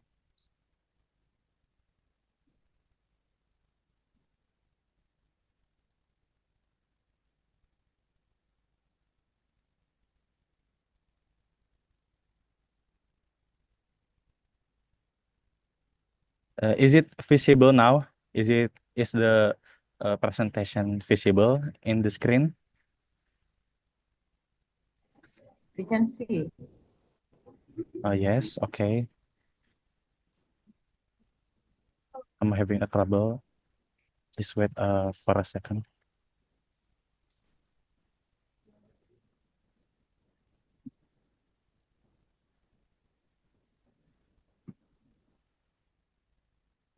Okay, is it visible now? Oh.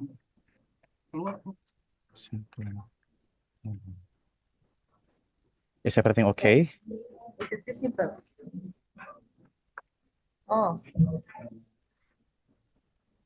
not yet. You can see your. You can see the. Can you see the slides? PPT here. It's not. Okay, is it visible now?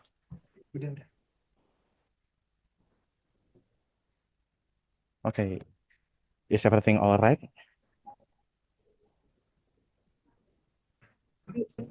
Okay, I suppose everything is all right. We can see the slide now. Yes, we can see clearly. Okay. Yes, Okay. clearly Okay, thank you. now. Yes. Okay, let's start the presentation now. First, allow me to introduce my teammates. We are a team of undergraduate students from Universitas Negeri Semarang. Can you hear me? Is there any problem? Yes.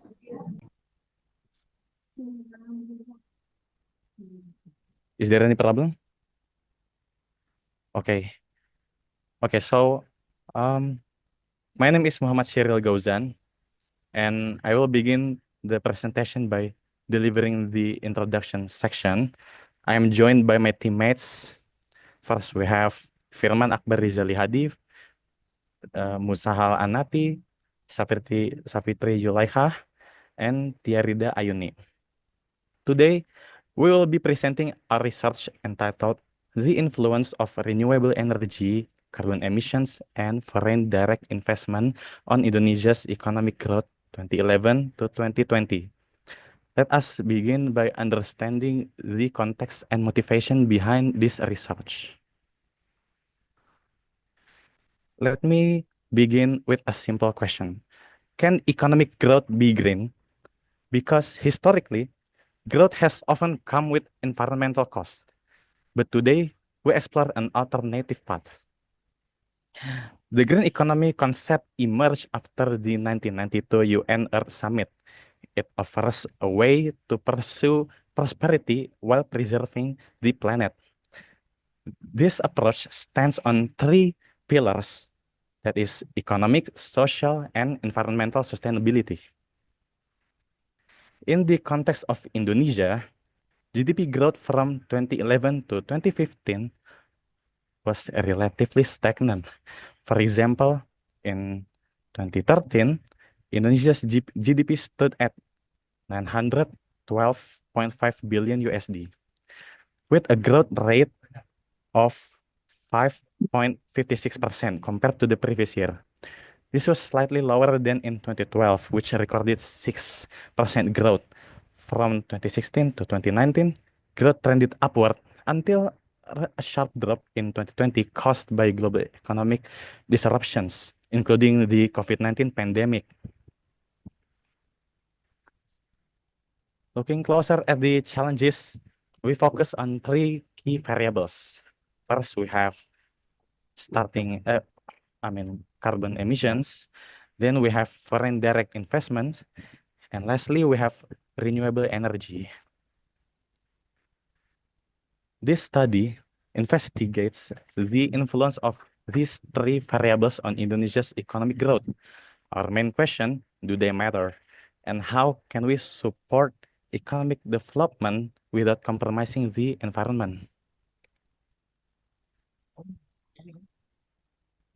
Method study use a quantitative associative approach to examine the causal relationship between two or more variables. The data used are secondary time series data from 2011 to 2000, covering economic growth, renewable energy, carbon emissions, and FDI, obtained from PPS and the World Bank. Data collection was conducted through documentation and literature review. The data were analyzed using multiple linear regression to assess the impact of renewable energy, carbon emissions, and FDI on economic growth. Next slide.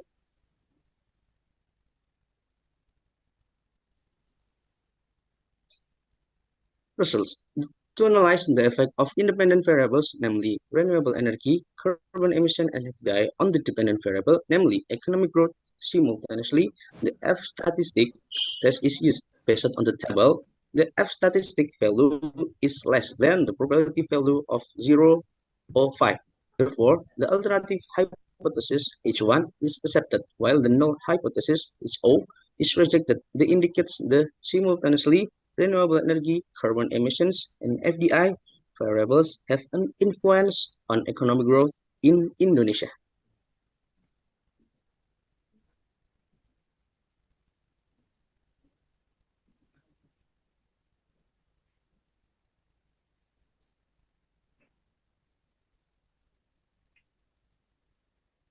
Okay, thank you. Next.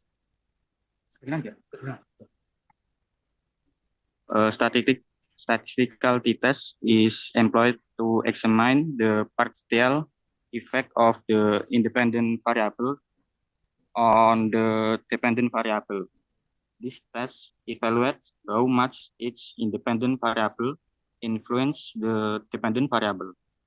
The test compares the probability value with significance level of 0.05. If the probability value is lower than 0.05, the null hypothesis is rejected, while the alternative hypothesis is accepted. The probability values for the variables renewable energy, carbon emission, and FDI each exceed the significance level of 0.05. These results suggest that individually, the renewable energy, carbon emission, and FDI variables do not influence Indonesia's economic growth. Next. Next. Okay.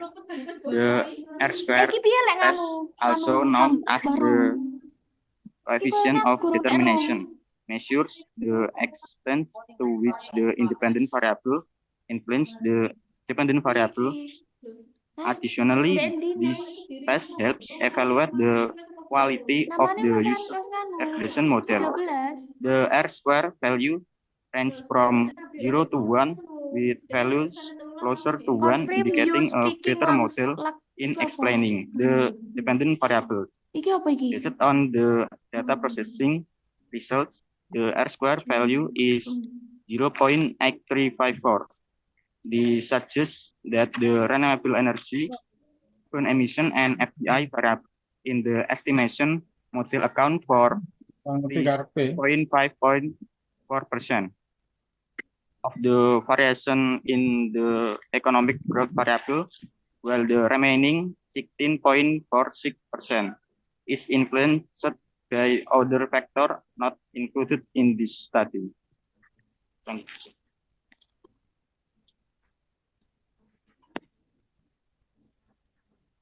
Okay. Renewable energy consumption contributes positively to economic growth in ASEAN countries since now government effort to support the transition to environmentally friendly energy led to a decrease in economic growth performance due to benefits that cannot be obtained in a short period of time. Economic activities in Indonesia still depend on limited natural resource. The research found that carbon emission have a greater influence when compared to the use of renewable energy. The use of energy sourced from fossil fuels has more impact on increasing economic growth compared to the use of renewable energy, which is more environmentally friendly. foreign direct investment has been identified as a driver for global economic growth, particularly in developing countries, including Indonesia. However, the findings of the study indicate that FDI had an insignificant influence on economic growth in Indonesia during the period of 2011 to 2020.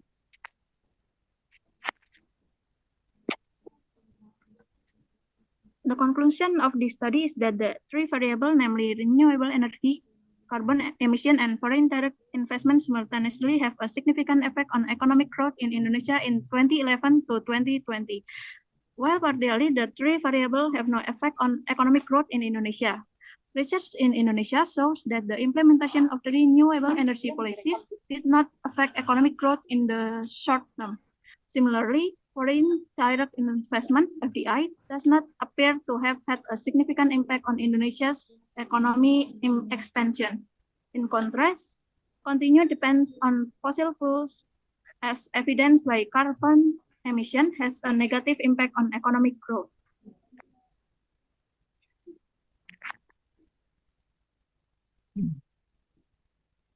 That concludes our presentation. On behalf of my team, I would like to thank you for your kind attention and the opportunity to share our research in this forum. We are happy to receive any questions, comments, or suggestions. Once again, thank you very much. Okay, thank you very much. Can you hear my voice?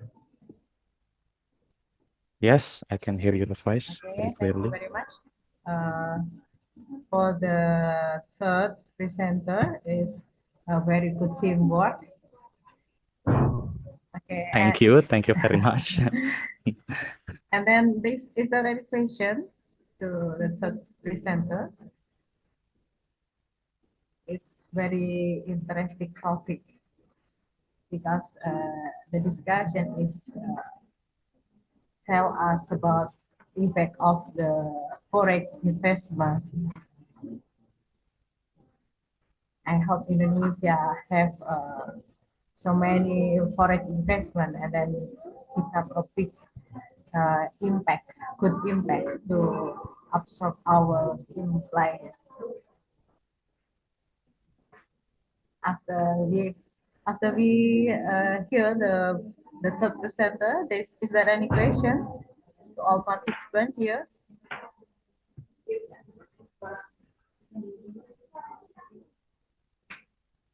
No question. Okay, I think for the third presenter is very nice. We can give big applause. Okay. Thank you very much. Thank you Okay. very much. I appreciate that a lot. Okay, thank you very much. And then before we continue to the next presenter, I will call Esi Nur Asia.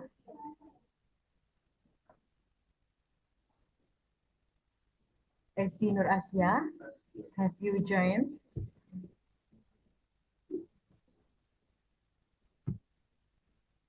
I'm sorry, I was take photo with Miss Vika. Miss Vika, you still here?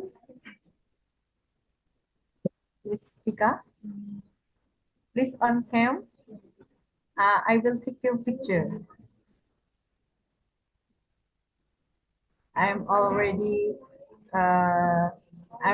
already passed on the document. Miss Vika, you still here?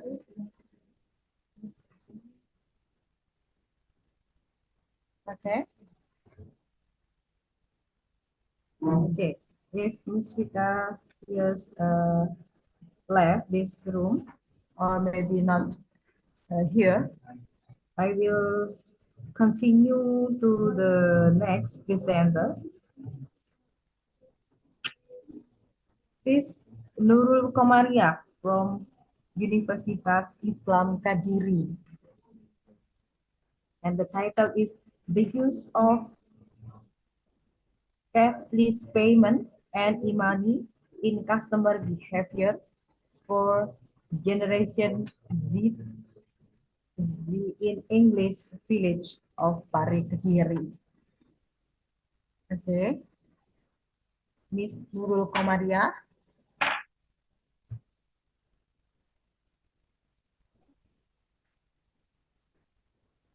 Miss Nurul Komaria, please. You can start your presentation. Can you hear my voice? Louder, please. Can you hear my voice? Yes, louder, please. Okay, thank Okay. you. Okay, wait a moment. I want to share my presentation first. Okay.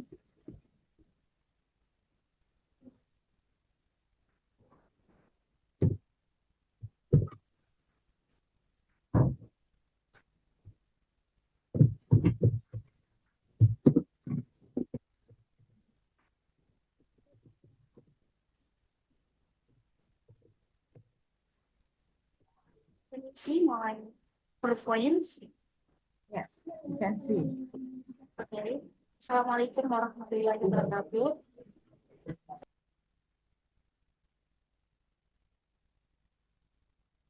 Hey everyone, Assalamualaikum warahmatullahi wabarakatuh.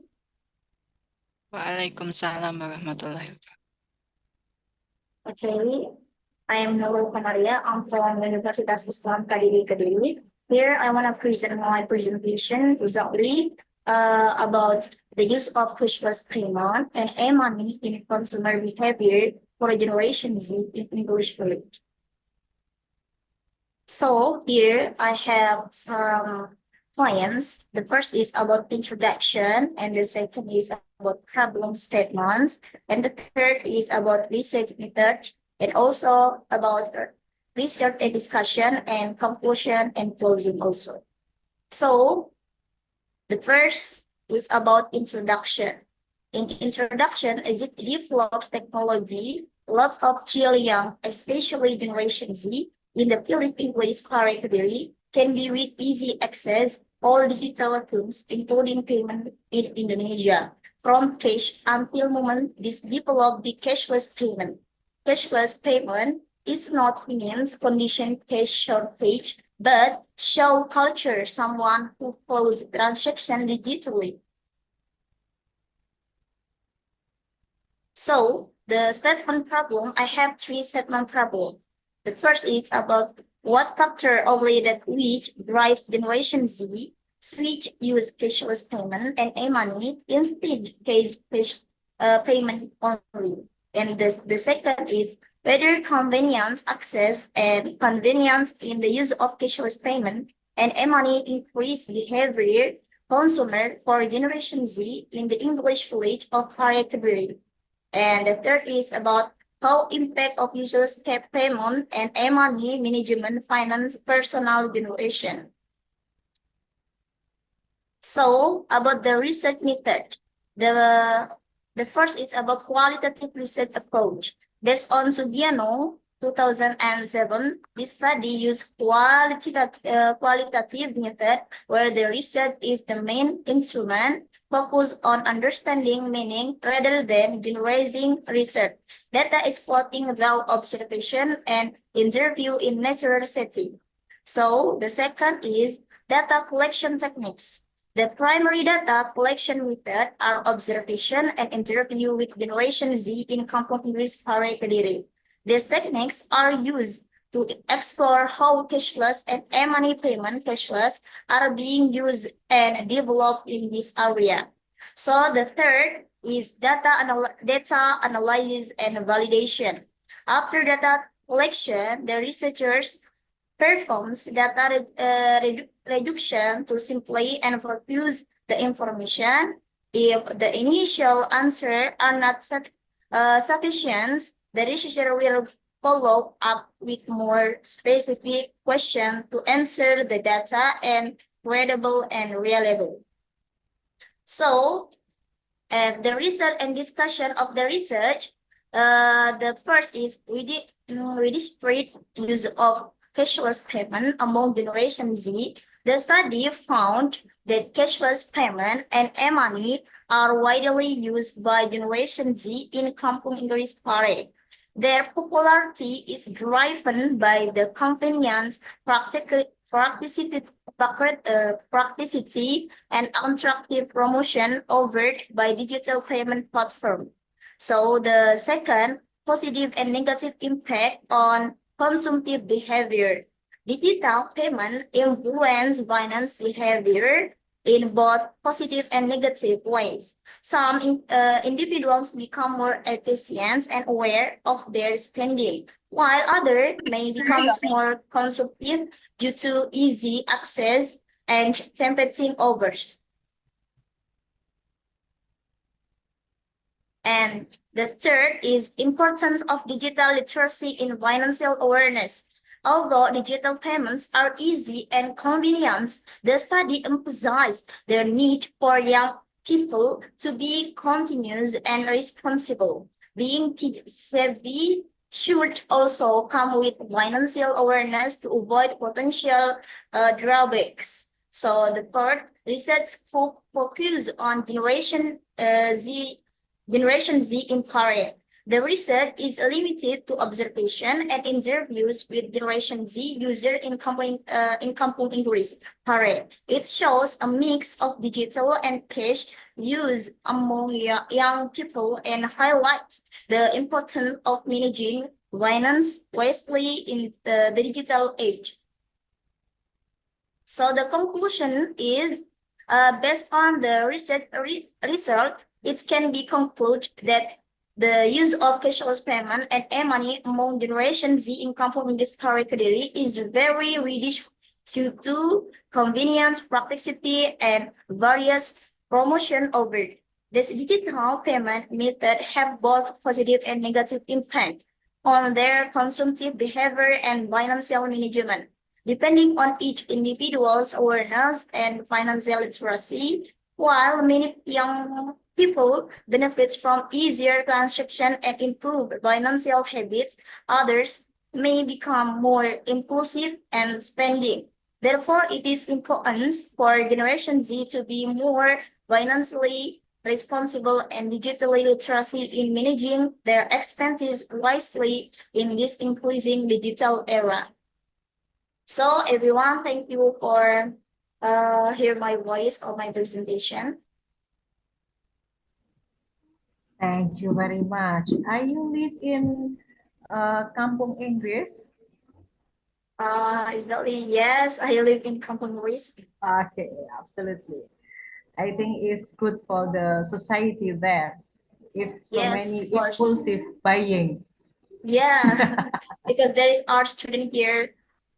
All right. Is there any question for the presenter?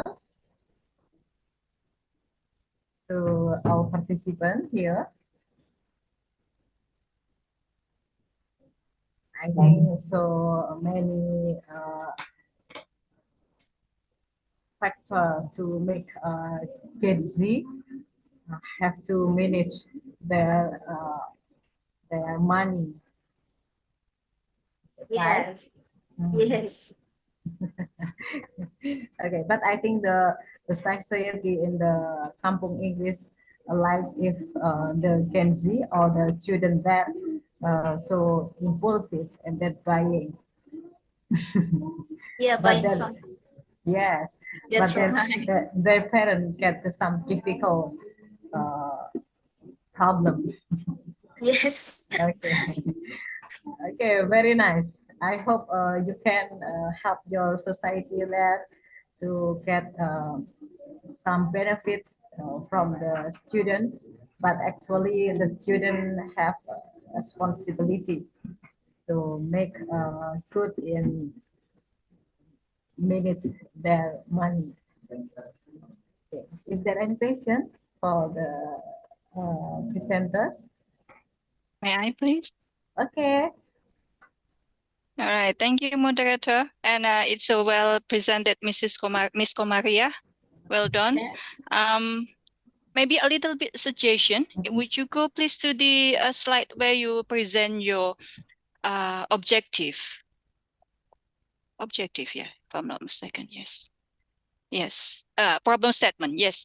So the problem statement, you have mentioned that your method was qualitative, but the first problem statement sounds or looks like it is a quantitative research. So if you want to make it a full qualitative, so hopefully you don't use what, because what usually is using a causal relationship, which means most quantitative research is done.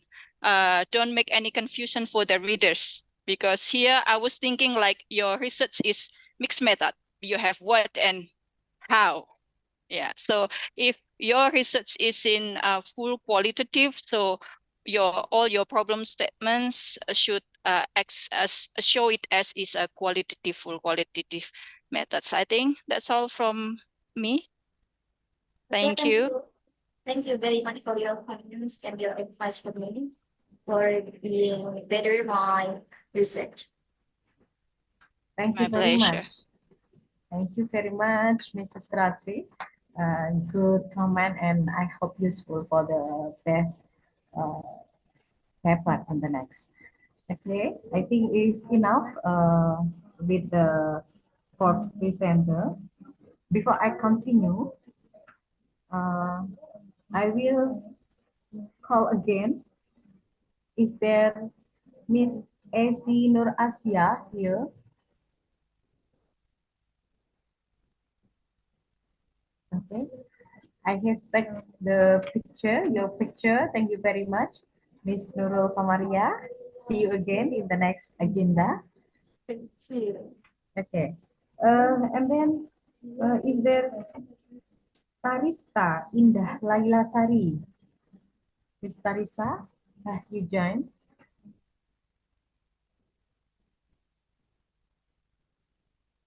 Miss Tarisa is also from Universitas PGRI in Posendok.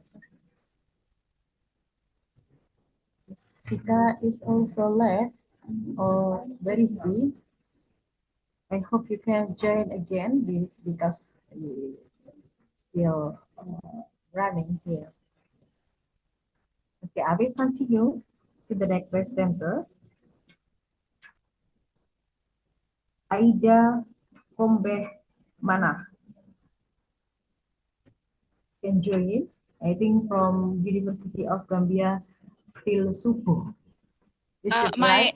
My apology, Yes. Madam Moderator. I have Yes. just been informed by the HOD that most of the students are attending the convocation. Convocation is like graduation, and it's very important for them because it's not like us. Maybe you have so many periods. Our convocation is attended by the Excellency President as our Chancellor. So we have to wait for the availability of the president. Okay. So this is why my apology is in a coincidence with the same program. So unfortunately, none of from the University of the Gambia can attend this and present their paper. They extend their apology. Okay, thank you very much for the information. I Thank hope you. the agenda will be success, and also the student there can be happiness at that last graduation. Thank you. Thank you. Okay, we will continue with Mr. Simamura from UNY, Jogja University. Yes, I'm here. Okay, thank you very much. Okay. Are you ready? Yes, I'm ready, Miss. Alhamdulillah. The next from Simamura is about analysis of the form and impact of airfare discrimination. Okay. Time is yours.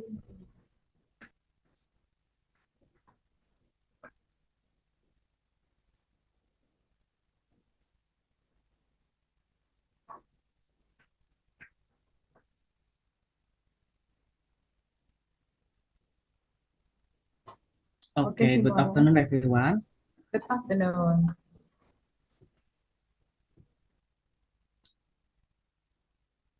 Let me introduce myself. My name is Halason Simamora. I come from Yogyakarta State University, and my partner is Mrs. Lilia Pasyariani from Yogyakarta State University too. I will present my article entitled Analysis of the Form and Impact of Unfair Discrimination in Indonesia.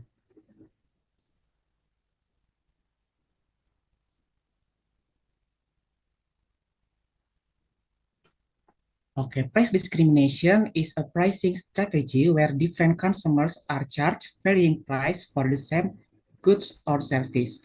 And while it can enhance market efficiency and corporate profits, it also raises ethical and social concerns by potentially widening economic disparities and limiting access for low-income groups.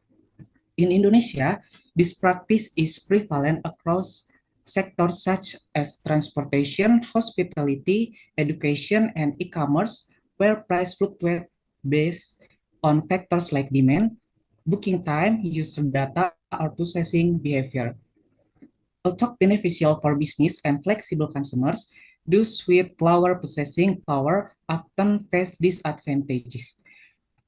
To address this, the Indonesian government has implemented policies like the Consumer Protection Law number 8, 1999, and Law number 5, 1999 on unfair business competition, alongside subsidies and price controls to ensure affordability. A notable example of price discrimination occurs in the airline industry, where ticket price vary significantly due to booking time, travel season, service class, and even user-specific data used by online platforms, resulting in differing price for the same travel routes. Based on the background that has been described, this research seeks to answer several main questions. First, what forms of price discrimination occur in the aviation sector in Indonesia? And second, what is the impact of price discrimination on consumers and business in Indonesia? This research used a qualitative approach with a descriptive method to analyze the phenomenon of air ticket price discrimination in Indonesia. Data was collected through literature studies from national and international academic journals, police reports, and official government publication related to price regulation and consumer protection. Data analysis was carried out in 3 stages, namely data reduction, data presentation, and conclusion drawing. Next, the result. First, impact of unfair discrimination on passenger or consumers.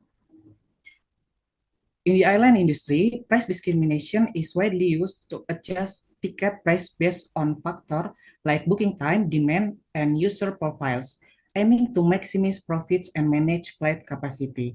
However, this practice often causes inconvenience for passengers due to unpredictable fares, making it harder to plan travel budgets, creating unequal access to transportation, and potentially exploiting those unfamiliar with dynamic pricing. Moreover, unstable airfare affects tourism and business mobility, and perception on unfair or non-transparent pricing can lead to customer dissatisfaction and reduced trust in airlines and travel agencies.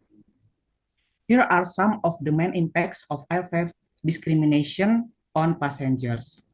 First, price uncertainty and financial planning difficulties. Passengers experience difficulties in planning their travel budget due to fluctuating airplane tickets price. Price that fluctuate depending on the time of purchase and location of purchase can cause uncertainty for consumers. Second, inequity in access to transportation. Third, potential exploitation of consumers. Four, impact on tourism and business mobility. Five, consumer dissatisfaction and loss of trust. Next, impact of airline ticket price discrimination on aviation and business actors. Price discrimination in the airline industry is a revenue optimization strategy that involves setting different ticket price based on factors like purchase time, customer profiles, and market demand. While it can boost profits, the strategy poses challenges such as operational planning difficulties due to fluctuating demand, regulatory constraints, and the risk of losing customer loyalty due to perceived unfair pricing. Additionally, competition from low-cost carriers with more transparent pricing further pressures airlines to balance profitability with customer satisfaction. With these aspects in mind, here are some of the main impacts of air discrimination for airlines. First, revenue and profit optimization. By implementing a price discrimination strategy, airlines can maximize revenue from different customer segments. For example, business people who need tickets urgently are willing to pay more, while travelers can buy tickets in advance at lower price. Second, demand instability and operating expenses. Price discrimination can cause fluctuation in the number of passengers at various times.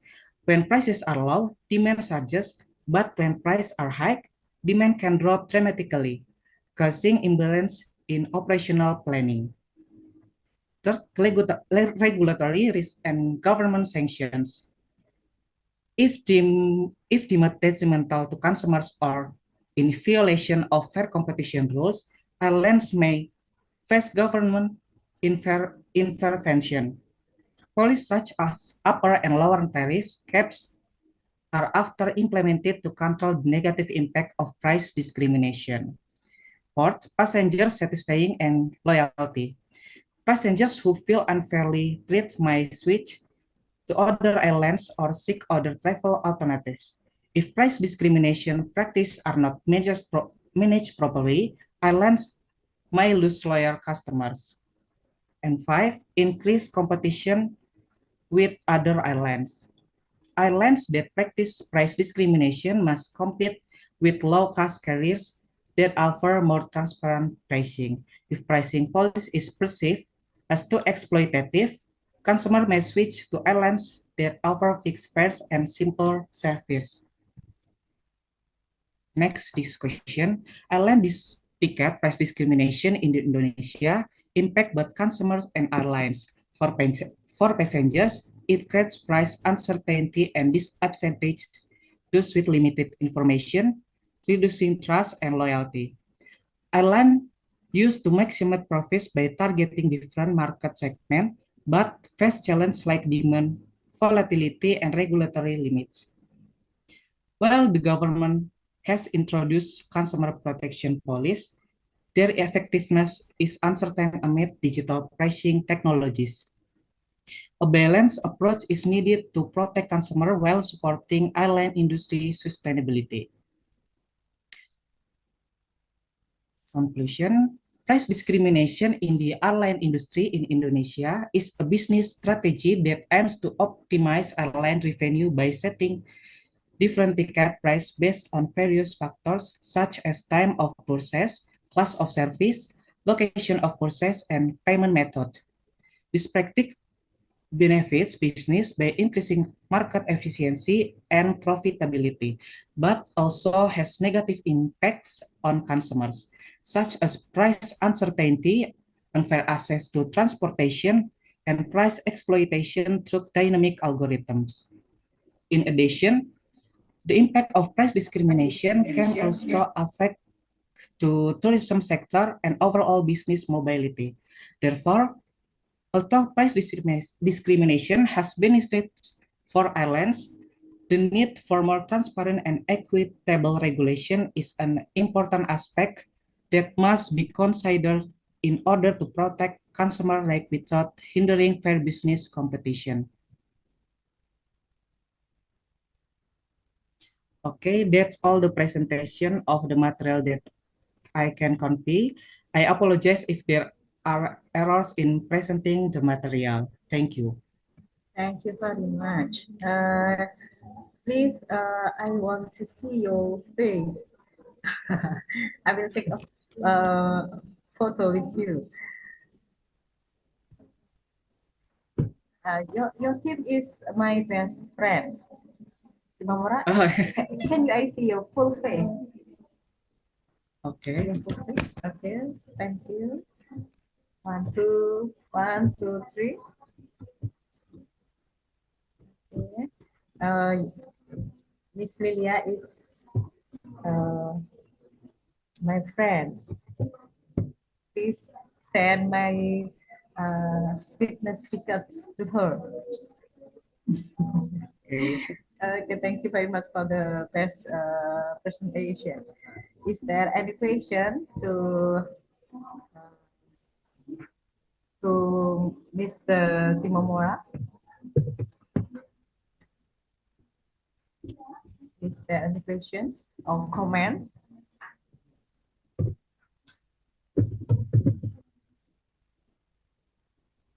Not yet. Yes. Mr. Simomora is from University State of Yogyakarta. Thank you very much for the presentation.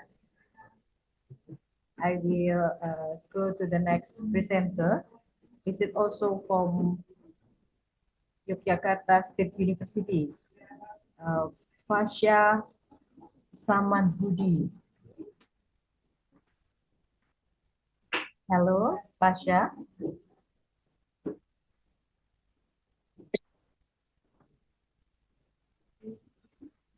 Hello, Fasya. Hello, Miss. Okay. How are you today? I'm fine. I'm very well. How are you? I'm fine, Alhamdulillah. Alhamdulillah. Are you ready to present your research, right? Right. Yes, Okay. already. Okay. I think it's your turn. Time is yours. Thanks, Miss.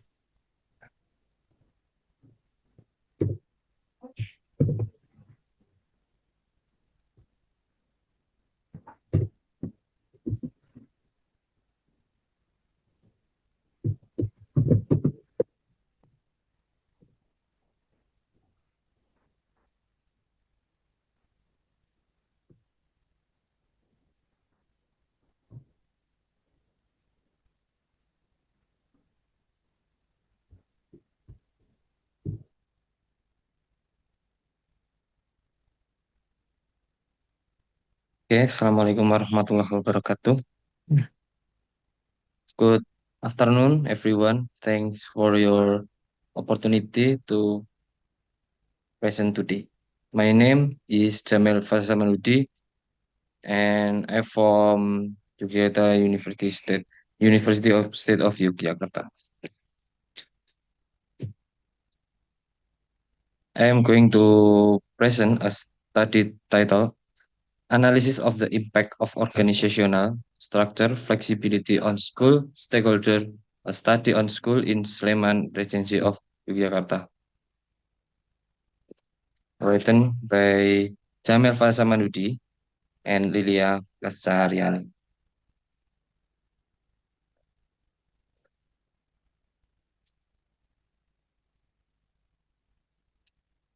Okay, slide one. To begin, let me share the background of this study. Many schools still use traditional hierarchical system, but today world is changing fast, especially with new technology and social trends. School need to be more flexible and innovative, not only in teaching but also in their management. That's why this research is important. The main goal is to understand how organizational flexibility can help school improve learning and management for everyone involved: teacher, student, parent, and staff.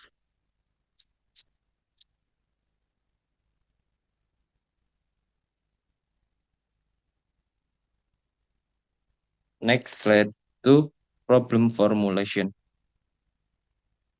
Now, let's look at the main question. and goal of the research.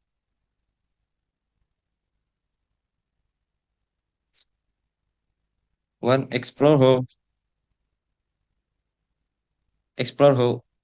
school organizational flexibility support effective learning and modern school management.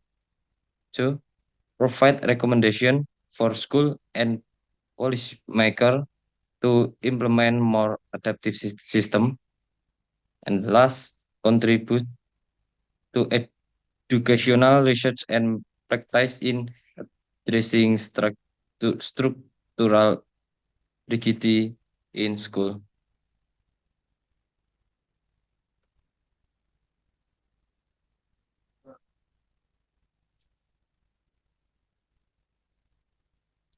Research method.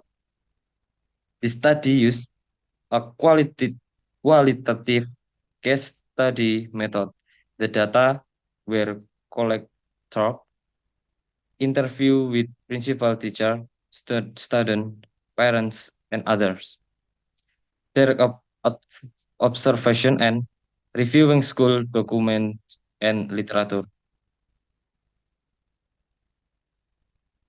For analyze, the research use thematic analysis and triangulation to make the result more valid and trustworthy.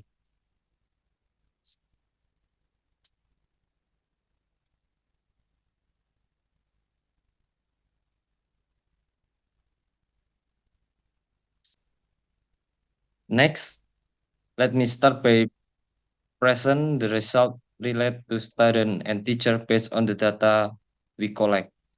The studies show that students benefit from flexible school structure, through more engaging and personalized learning experience. They feel more motivated, especially with interactive and project-based methods. However, some students face delays when proposing non-academic activities due to bureaucracy. For teacher, flexibility support innovation in teaching and opportunities for professional development. Yet, rigid procedure and limit time or funding often hinder their participation in training or new teaching initiative.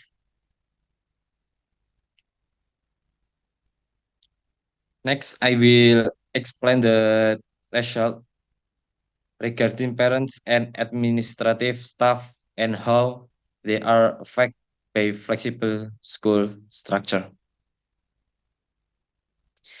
Parents feel more involved when school maintain open communication and consider the feedback leading to great trust and satisfaction.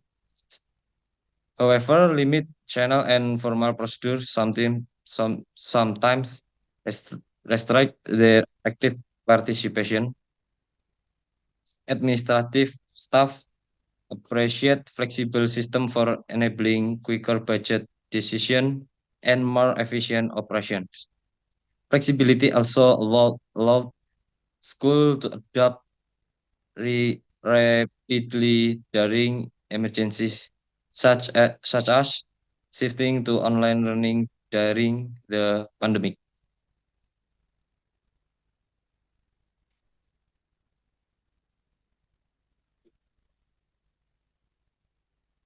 Now, let's talk a look the perspective of school commit member and also highlight some of the key challenge found in this study. School commit members highlight improved collaboration with school, including partnerships with local business for student programs. They also feel more included in event and decision making. Despite this positive, the study reveals challenge like slow decision making and restrict innovation due to bureaucratic structure. Stakeholders create the more adaptive system are needed to fully support school development and responsiveness. Okay, next discussion. So what does all this mean? Flexible school structure are very helpful. They improve teaching, increase stakeholder participation, and help administration run more smoothly. But at the same time, school need to balance flexibility with rules and structure. Bureaucracy can be a big obstacle. So we need systems that are flexible but still organized and responsible.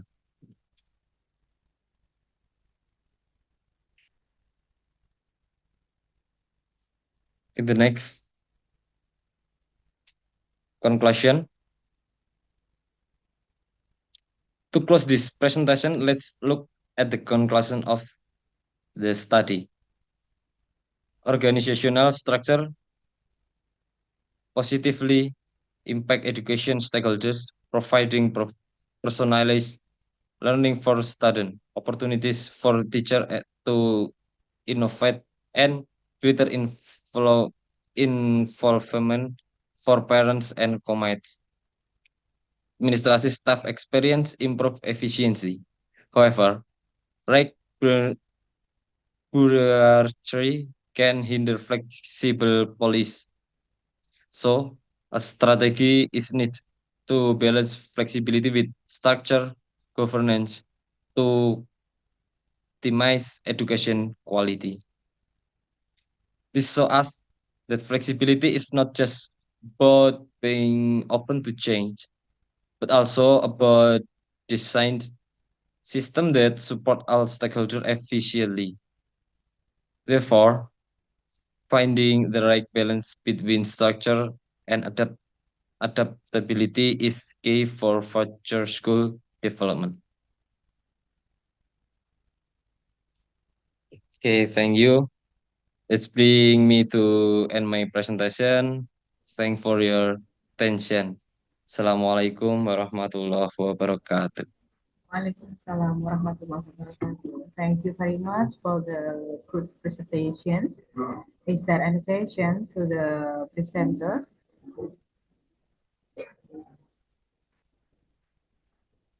No question?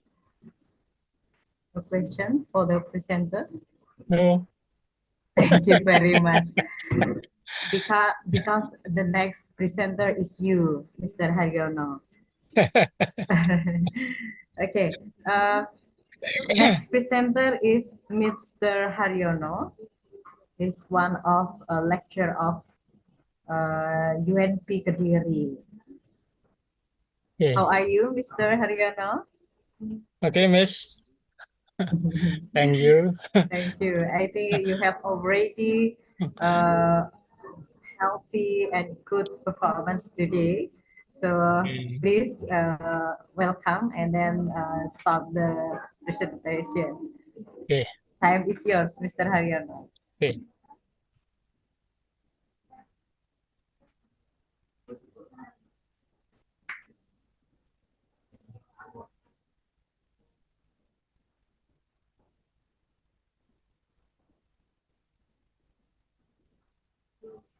Okay, let me start processing our article. My article title in Green Economics Paradigm Stroke, the Land of Local Wisdom, Connecting Tradition and Modernity in Sustainable Development.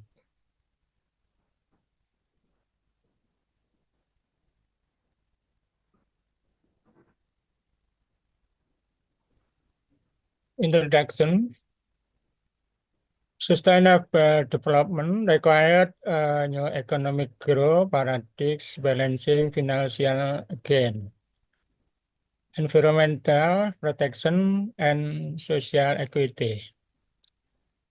The green economic model promotes efficient resource use, lower emission, and greener investment. Local wisdom, encompassing indigenous and local communities' knowledge, custom, and value, is crucial for long-term sustainable and strengthen the green economics paradigms. Problem statement. Current green economics model overlook the socio-ecological component of local wisdom, leading to unsustainable and non-inclusive solution.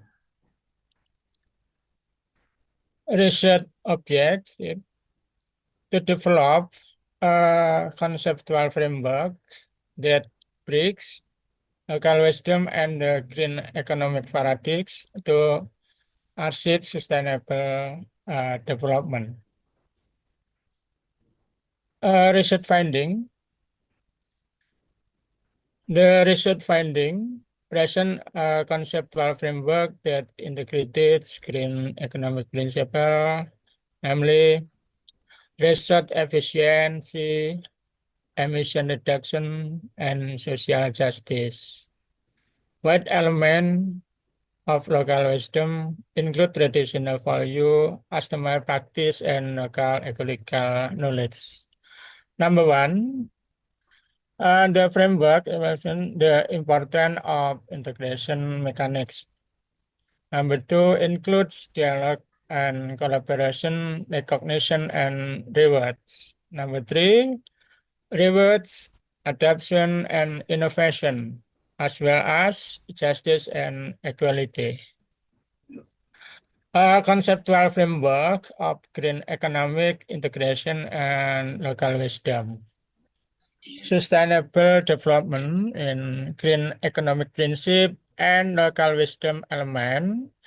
Integrated breaks include dialogue and collaboration, recognition and appreciation, adoption and innovation, and justice and equity from green economic principle and local wisdom element. Methodology. A conceptual approach was used involving critical literature analysis, conceptual synthesis, and frameworks development from conceptual framework of green economic integration and local wisdom. Research.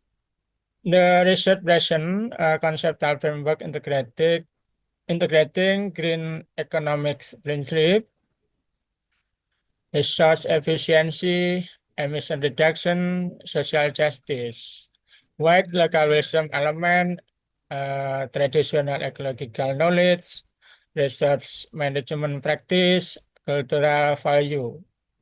The framework emphasizes integrating mechanics, dialogue and collaboration, recognition and appreciation, adoption and innovation, and justice and equality. This same frameworks my concept and framework of green economic and local wisdom. Discussion. The promotes frameworks can guide policymakers in create sustainable and effective green economic plan. Development practitioner in designing equitable and sustainable project, and empower local community to actively support ecological and economic development. Conclusion. Number one, the study processes a conceptual framework connected the green economic paradigms, local wisdom to support sustainable development. Number two, these frameworks offer a more holistic and integrated perspective than current literature by emphasizing the importance of integrated green economic principle with local knowledge. Thank you, Miss Emma. Thank you very much, Mr. Haryono. Okay, it's very nice article, I think. Yeah. Okay, is there any Miss, question? Dalam. however, there are no questions, Miss. Yes. Why? Because my English not good. It's fine, Mr. Haryono. Please, Okay. nanti. Okay.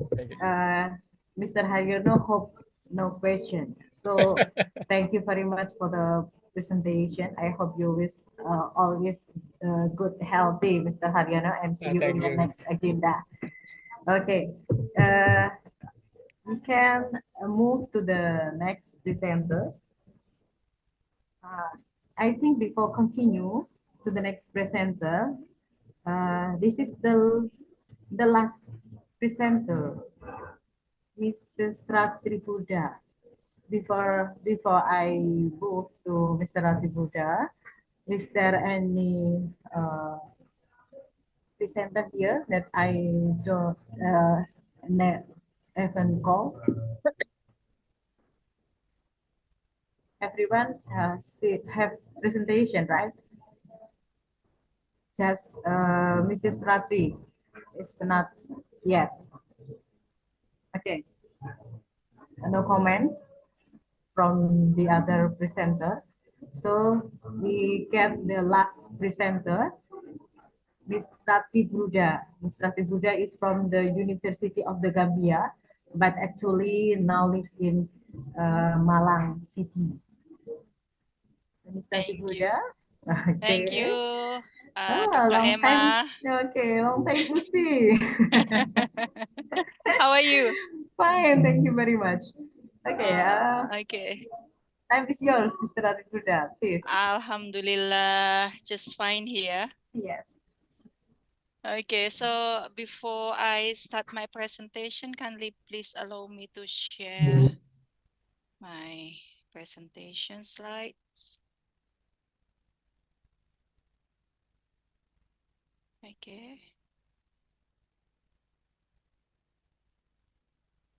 Is it clear?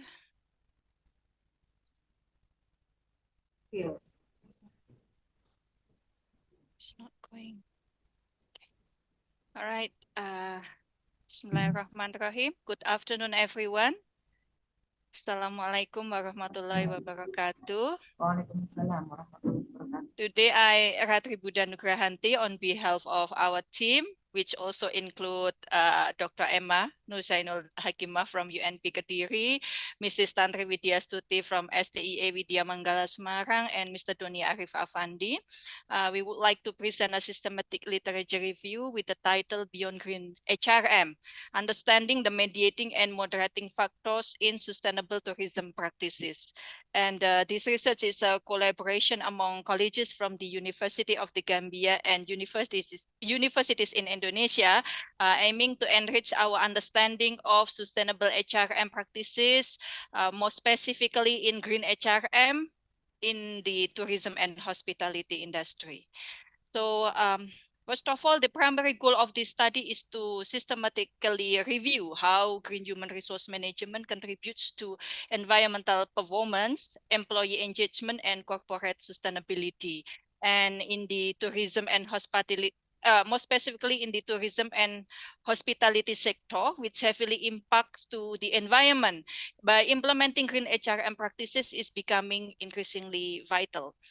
Despite growing interest, prior research shows inconsistencies in understanding how green human resource management mechanism operate effectively. So to achieve our objective, we adopt a systematic literature review using PRISMA framework, ensuring rigorous identification and selection of the studies. Therefore, we review 38 high-quality empirical articles published between 2015 and 2025. focusing specifically on green human resource management in the tourism and hospitality industries. Our review examined both mediating variables like psychological green climate and moderating factors such as leadership style, which are influencing green human resource management outcomes.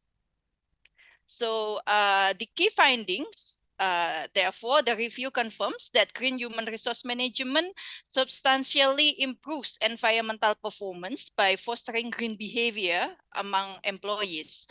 Mediators like psychological green climate and responsible leadership enhance this outcome. Meanwhile, the moderators like human resource management system can strengthen and employee personality traits also affect the success of green human resource management initiatives. Furthermore, challenges such as financial limitations, cultural resistance, and regulatory inconsistency remain significant barriers to implementing the green human resource management initiatives. Then the contributions and also future directions. This study tried to make critical theoretical contributions by offering an integrated framework for future green human resource management research in hospitality and tourism sectors. Practical implications suggest that cultivating leadership-driven sustainability cultures is very essential. Those future studies should investigate digital HRM tools, employee well-being outcomes, and also cross-cultural comparison to refine and optimize green human resource management practices. And this is the end of our presentation. Thank you for your attention, and I'm very welcome to any questions, suggestion, or comment. Thank you. Thank you very much, Mrs. Ratri Puja. I think all of the participants here very clear the presentation. Is there any question? Miss? Maybe, okay. Okay. May I ask? Okay, Mr. Haryono. And may I ask number one? Yes, please. Okay. How can tourism organization develop effective strategy to promote sustainable practice through green human resource management? Number one. Number two. Would you come again, Just, Mr. Haryono? I'm sorry, just one question, Mr. Haryono. Okay. Thank you, Miss. Would you repeat your question, please? Okay. How can tourist organization develop effective strategies to promote sustainable practice drugs green human resource management? How can tourism organization, you mean, to develop effective strategy? Yes. To promote Yes. green human resource management. Okay. Okay. Let me try to answer your questions, even though that's not part of our research. But Please slowly. Yes. English. Okay. Okay. Let me try to answer your questions, even though the question is not related with our research, but with a little knowledge that by doing article review during this research, hopefully I can get the insightful answer for your questions. Then how can tourism organization can develop effective strategy to promote green human resource management? First of all, because this is related to green human resource management, all the strategy should be related to the human resource management processes. First is from implementing from the recruitment itself. So from the recruitment should implement the green recruitment, including like online recruitment by using less carbonized producing recruitment. So no more, for example, paperwork so many papers, such things like that. And then most important thing also, you need to create a green training, which is giving trainings to all the employee, introducing them what kind of green activities in a work organization work that can improve the sustainability. For example, encourage or motivate them to always turn off the lights, or using how to use water, and other trainings that are related to how do you call it? The awareness of sustainability, the sustainability. When based on my experience working at the international company, also I may give this as an example. The company was improving with not only training but also giving reward. Like when I was working with the MERS line, they have a reward for those who can improve or make the work effective by reducing the how do you call it, by maintaining the sustainability, such as one of our colleagues suggesting that since we are promoting our work into paperless. So most of our work should be done digitally. And then if, for example, it's very urgent, we need to print our use paper, then if it is for internal use, then we are suggested to use the paper for both sides before we discard them. So after using the one side, and then you move to the other side. So this one will promote efficiency. So from training and then go to reward, then it will improve this kind of strategy. Hopefully will promote the green human resource management. I hope my answer will satisfy you, Mr. Hayon. Yes, right. Thank you Thank you, very much. Miss. Yes, Miss. thank you very much. Please, before we close the room, please, every presenter on cam, we will take a moment to take a picture.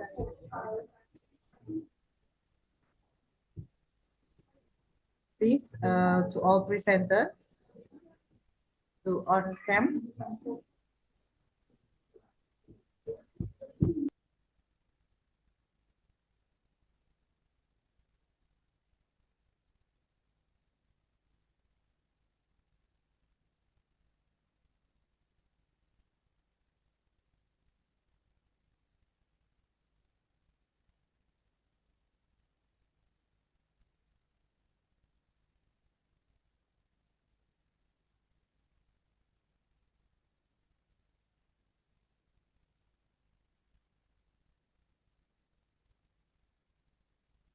All presenter, please, on cam. Mr. Cyril Kauzan.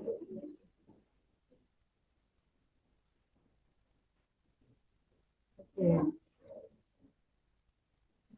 Thank you. I will take a picture. 3, 2, 1, cheese. Thank you very much. We will wait a moment. I will to share the link to certificate of the presenter. Okay, thank you very much to all presenter. I hope you always get good, healthy, and see you for the next agenda.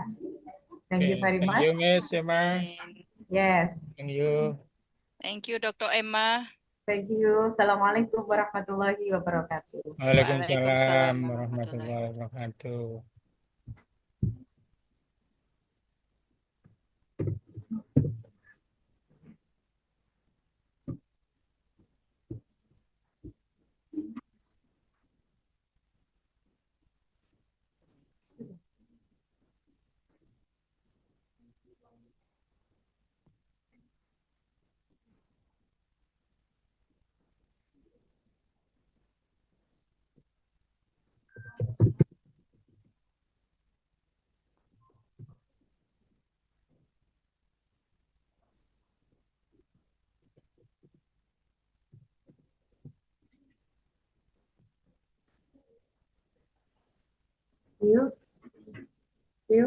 minta tolong dikirim di mana?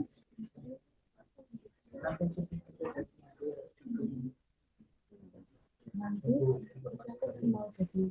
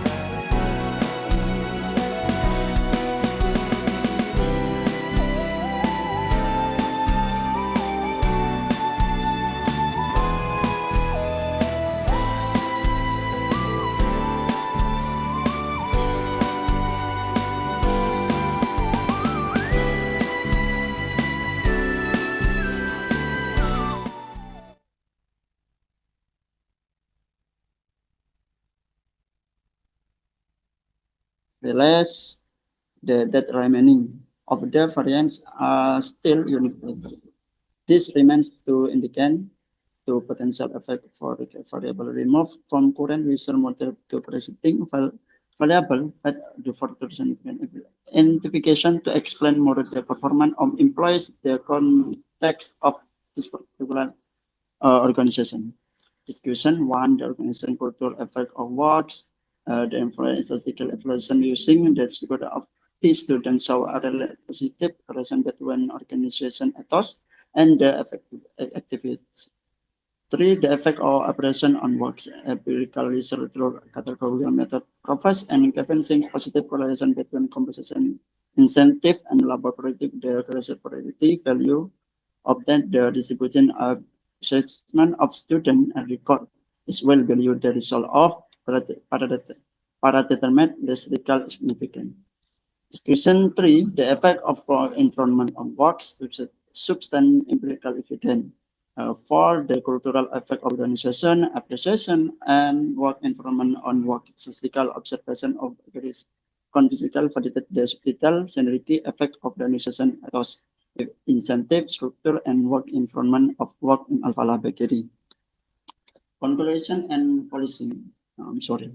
The pressure of strong and firm organization ethos incentally linked to insert labor productivity in this implies the one company cultivate and professional atmosphere distribution by the principal share, the performance standard and solid political bond. Personal proof, the B more in to motivation, commitment, and responsibility with implementing commit in the performance of superior accuracy and realization of institutional appreciation.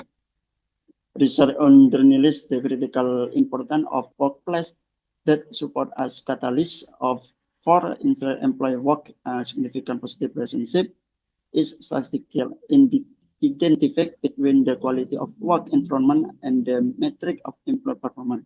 They show that in increased workplace condition, including superior infrastructure, collaborative team dynamic, and strong leadership, may result in a substantial increase in productivity, effective, and overall employee satisfaction. As a result, the finding highlight the strategic value of dedicating resources to foster positive and supportive work environment, thus optimizing the potential of labor and fulfilling institutional goals. Thank you. Assalamualaikum warahmatullahi wabarakatuh. Warahmatullahi wabarakatuh. Thank you from Mr. Sudirman for your insightful presentation. Okay, for the next is Mr. Yerko Putra Panglipur, isn't here? Yes. Okay, thank you for your answer.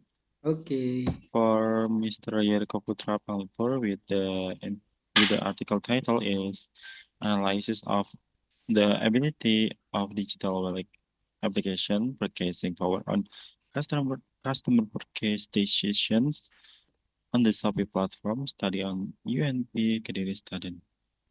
Time allotted 10 minutes for Mr. Yeriko Putra Panglipur. Time is yours. Okay. Thank you. Thank you. Okay.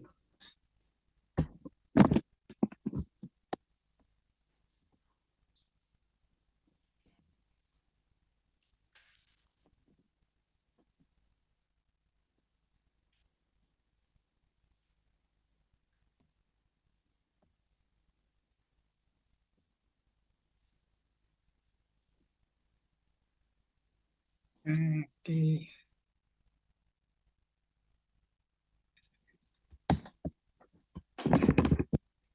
Okay, good afternoon. Good afternoon, all my friend and the moderator of the Kilisuci International Conference. Introducing my name Yeriko Putra Panglipur with NPM 211-2010135. I am a final year student from the management program Faculty of Economics and Business, Nusantara, PGRI Kediri University. Allow me to present to the result article entitled Analysis of the Ability of Digital. Sorry. Apakah sudah muncul PPT-nya, Mas? Nope. Is your screen? It's not screen in here. Okay. Okay, done. Okay. It's be seen. Saya ulangi. Good afternoon, all my friend and the moderator of the Kilisuci International Conference. Introducing my name Yeriko Putra Panglipur with NPM 211-2010135. I am a final year student from the management program Faculty of Economics and Business.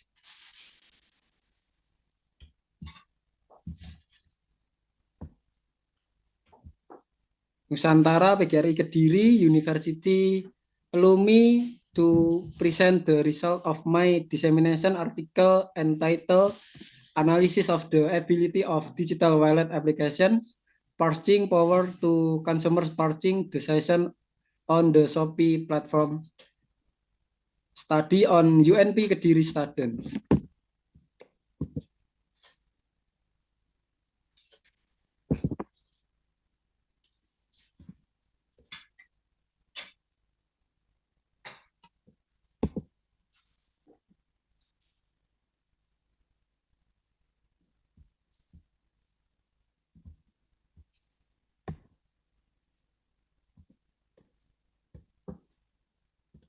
Next year,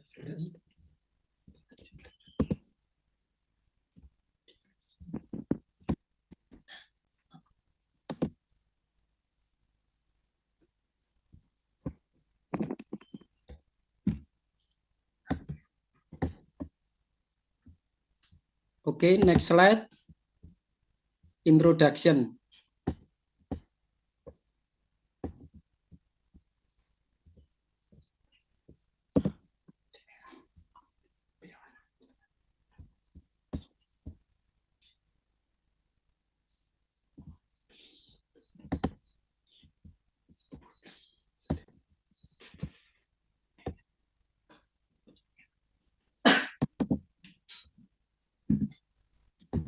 Okay, introduction. Digital wallet is an electronic application or platform that allows user to make deposit and withdrawals of electronic money. Digital wallet apps have become one of the most popular payment methods among Generation Z. Consumers' purchasing power determines consumption pattern. High purchasing power allows consumers to make purchases more often, especially on the Shopee platform. The purchase decision in the easy of affordability, security through the use of digital wallet, and virality that attracts consumers' attention so that the purchase intention occurs when individuals receive sufficient data and information about the desired product marketing.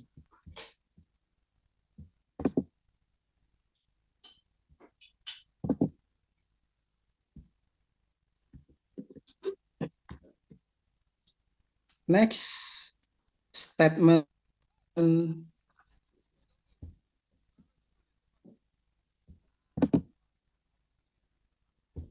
Next statement of problem. Number 1, is there a digital wallet application ability to influence consumers' purchase decision on the Shopee platform? Number 2, is there purchasing power ability for consumers' purchasing decision on the Shopee platform?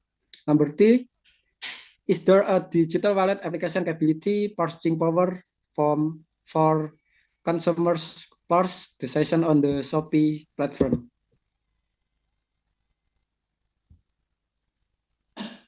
Next resort method.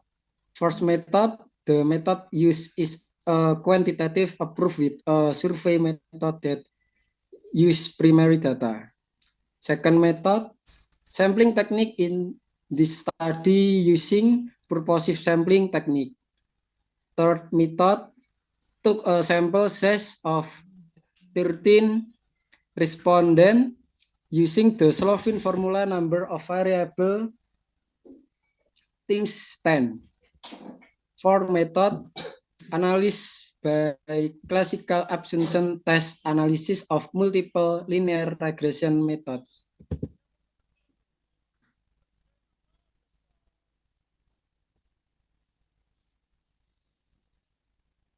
Next,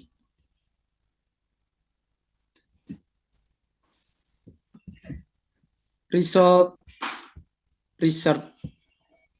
VIF value on the digital wallet application variable and the purchasing power variable are 3.741 and 3.741, with this value being less than 10.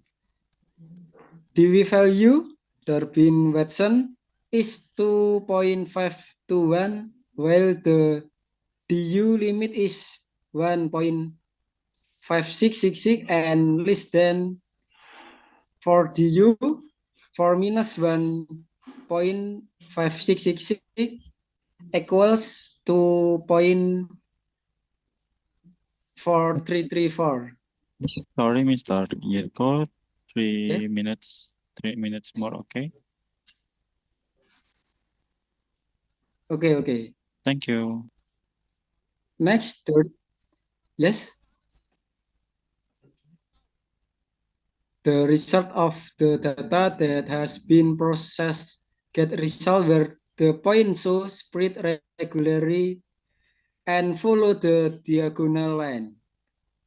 and the heteroscedasticity test using scatter plot show that the points spread randomly and do not form a pattern and are above zero or below zero on the z-axis. Next, multiple linear regression analysis. The multiple linear regression analysis, the equation can be arranged as y equal 2.952 plus 0.326 x1 plus 0.515 x2. Test result T, the variable of the digital wallet application have not significant effect on consumer price decision with a significant value of 0.072. More than 0.05 and a t-test coefficient of 1.872, the purchasing power variable had a significant influence on consumer purchase decision with a significant value of 0.001 less than 0.05 and a test coefficient value of 3.826. Okay, sorry, Mr. Jericho, time is Yes. up. Time is up for your presentation. Yes. Okay, for the next presentation is Muhammad Alwi. Listen here. Yes, I'm here. Okay, thank you for your answer. Yang ulat. And for Mr. Muhammad Alwi, Yes. will deliver the presentation is article within title is analysis of the influence of segmenting, targeting, and positioning on casing this decision at product restaurant Kediri. Time allotted for 10 minutes for Mr. Muhammad Alwi. Time is yours.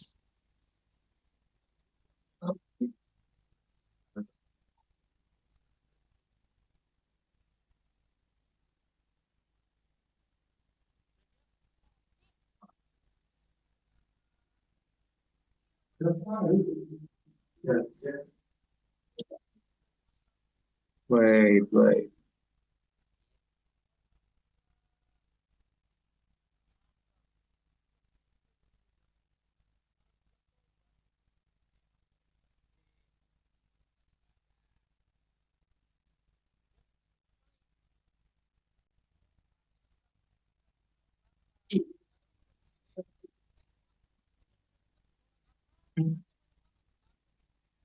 Hello, good afternoon, everyone.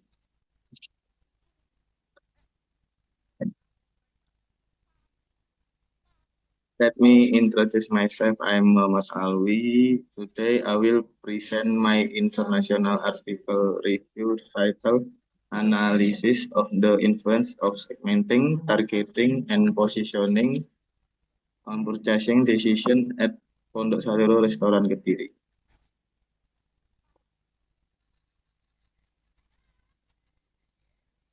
This study focused on the marketing strategy applied by Pondok Salero Restaurant, which include segmenting, targeting, and positioning. For segmenting, the restaurant target all age group, both men and women, from young to old, especially those who enjoy Minang caution sauce as rendang and jerky. In targeting, the restaurant doesn't distinguish based on employment status. Instead, it aims to attract consumers from upper to lower economic classes. Positioning is emphasized throughout the restaurant authentic taste, affordable price, fast service, cleanliness, and comfort. formulation of the problem. The research problem is formulated into the following question. First, does the segmenting strategy partially influence purchasing decision at Pondok Salero? Second, does the targeting strategy partially influence purchasing decision?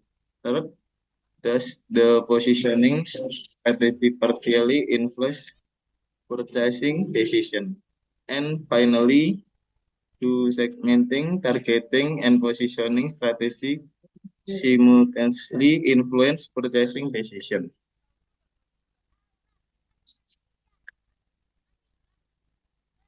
The research use quantitative approach with causal research technique. The sample consists of 40 respondents who are consumer of Pondok Salero restaurant. The sampling technique is non-probability sampling. Data analysis include classical assumption test, multiple linear regression analysis, and hypothesis testing using both t-test and f-test. Classical assumption test. Several tests were conducted. One multicollinearity test, value were below 10 and tolerance value were above 0.1, meaning no multicollinearity was detected. Two normality test, the data point along the diagonal line indicational normal distribution. Point 3, heterogeneity test, there no constant variant problem, the residual are evenly distributed. Multiple linear regression. The multiple linear regression equation is 1.731 is the constant. 0.115 is the confidence of for segmenting. 0.367 is the confidence for targeting. 0.567 is the confidence for positioning. Hypothesis testing. Segmentation, targeting, and positioning partially and significantly influence purchasing decision. Simultaneously, the three variables also significantly affect at decision-making process.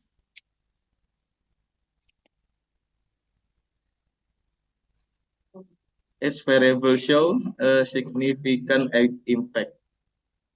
Segmentation allow business to identify consumer with similar need and preference. Targeting help companies effectively reach the most potential market segment. Positioning build emotional and functional appeal that makes the product stand out. Conclusion. To conclude, the implementation of STP strategy, segmenting, targeting, and positioning positively influence purchasing decision at Pondok Salero restaurant. Effective STP not only increases sales but also build long-term relationship with consumer and create business sustainability. Thank you very much for your attention and time. Okay, thank you for Mr. Madam for your insightful presentation. Okay, for the next is Mrs. Riris Aneklukianti. Is he here? Yes. Yeah, thank you for your answer. And for Mrs. Riris Aneklukianti, we deliver presentation entitled The Influence to the Influence of Work Discipline work environment and work motivation on employee performance on cvbaylife.id. Okay, time allotted for 10 minutes. For Mrs. Riris Aneklukianti, time is yours.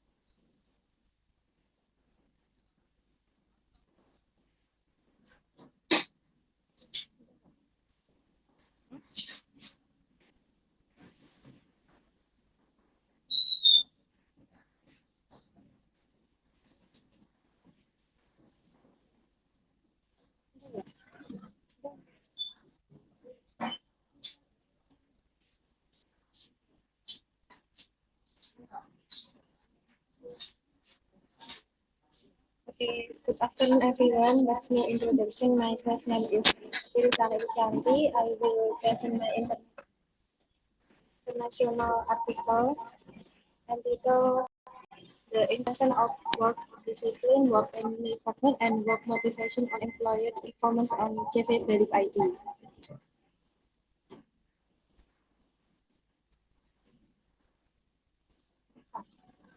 Dan tiga.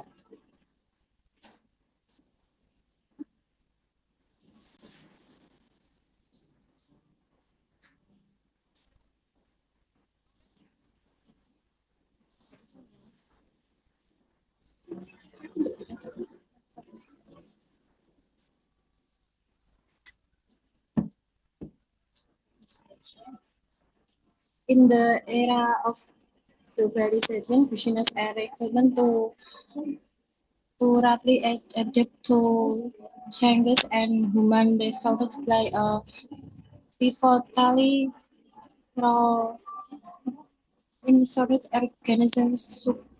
Success employer performance has become a crucial element for achieving business goals, as reflecting the productivity and efficiency of company. Technical skill and financial resources alloy are not which also focus on optimizing their workforce. Key factors such as work discipline and the work environment and employee motivation are believed to significantly influence performance outcomes. Therefore, these studies aims to account for their variable impact employee perform at JV Belief ID, providing valuable insight for improving human resource management problem statement. Number one, best work discipline after employee performance at JV Belief ID. Number two, best the work environment employer performance. Number three, best work motivation impact employer performance. Number four, do this the variable simultaneous affect employer performance. Research methodology. This study uses a quantitative methodology focusing on causal approach. Of the population in the following research is JV employee ID as many 130. The method using farm sampling and collecting a sample use purpose sampling to determine respondents who meet the criteria, and 40 respondents were counted as sample.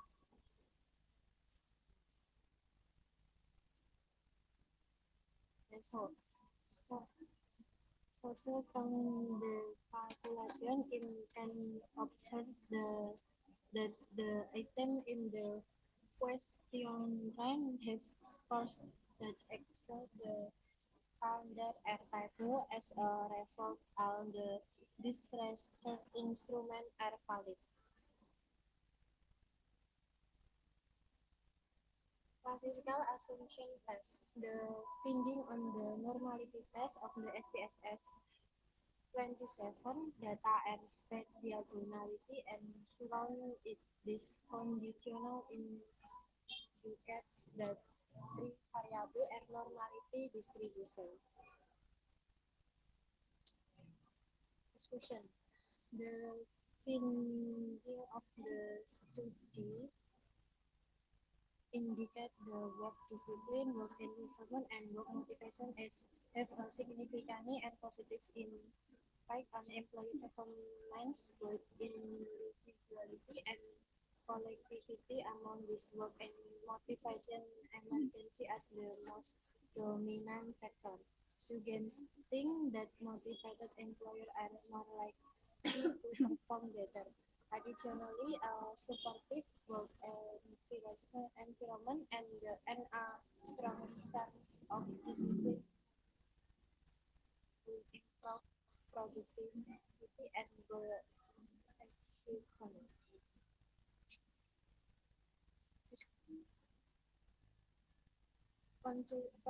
Condition this that work discipline, work environment, and work motivation significantly influence employee performance at effective ID, both and simultaneously the adjust air value of 0.899 indicates that the variable account for 89.9 of the variation in employer performance, while the remaining 10.9% is influenced by other factors not examined in the study. Among their variation has the most substantial impact, like it critical role in enhancing productivity. The spending profit drastically implication for the company to focus on improving work-life conditionally for fostering employee discipline and especially boosting motivation. Thank you. Okay, thank you for Mrs. Riris Anaplikanti for the insightful presentation. Okay, for the next presenter is Latifah Kori Afia Tujuna. Isn't here? Mrs. Latifah Kori Afia Tujana. Yes, I'm here. Okay, thank you for your answer. Mrs. Latifah Kori Afia Tujana will deliver presentation with article title is The Effect of Work Stress, Work Competence, and Work Motivation on the Performance of Employees of PT Lancadi Mandiri Abadi, Kediri Branch Office.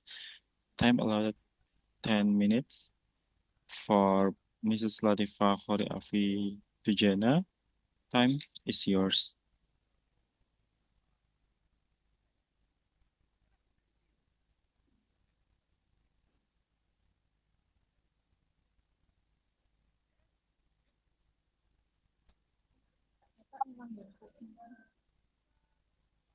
Assalamualaikum warahmatullahi wabarakatuh. Good afternoon, everyone. First, I would like to say thank you to all of you. Let me introduce myself. My name is Latifah Kori. Thank you for giving me the opportunity to explain my article entitled The Effect of Work Stress, Work Competence, and Work Motivation on the Performance of Employees of PT Lancar Jaya Mandiri Abadi, Kediri Branch Office.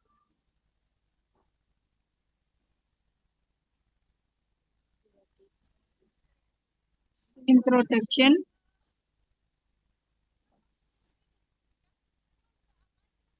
Employee performance is a crucial factor in determining a company's success, as it directly reflects the effect of and resource management at PT Lancar Jaya Mandiri Abadi. Particularly in the case of the use of force as a law employee discipline in a adequate application of performance measurement indicator and fluctuating employee motivation have been observed. These problems are further intensified the internal pressure that might lead to work stress, ultimately affecting employee behavior and productivity. Additionally, the lack of consistent effort to enhance employers' company contribute to suboptimal performance. In this context, the study aims to analyze the influence of stress, work compensation, and work motivation. Three internal factors on the overall performance of employers to provide value insight for improving and research strategy within the organization. Statement of problem. First, how does work stress impact employer performance? Second, to what action do compensation and motivation contribute to productivity improvement? Third, would these three variables simultaneously affect employer performance? Research methodology. The procedure employed in the studies utilizes a quantitative methodology rooted in causal associative research. The primary objective of this investigation is to explore the interdependent relationship between multi-factors, focusing on the causal association between independent and dependent. The sampling solution used a purposive sampling method. We selected population members who are in accordance with the testing criteria so that 13 respondents from 16 existing population are selected. The primary information inside the follow study become acquired via the distribution of survey from the participants of the like scala. The secondary fact become acquired from numerous results of medical journal, books, articles on the internet, and different media associated with the use study with the following research. The studies use descriptive statistical information evaluation technique with a couple of linear regression exam, spatial assumption, determination of coefficient, and hypothesis Keynote SPSF result. The analysis showed that our request item exceeded the standard error table value, confirming the validity of the research instrument. The result of the research show that the variable used are reliable to that item in the question are expression 0.60.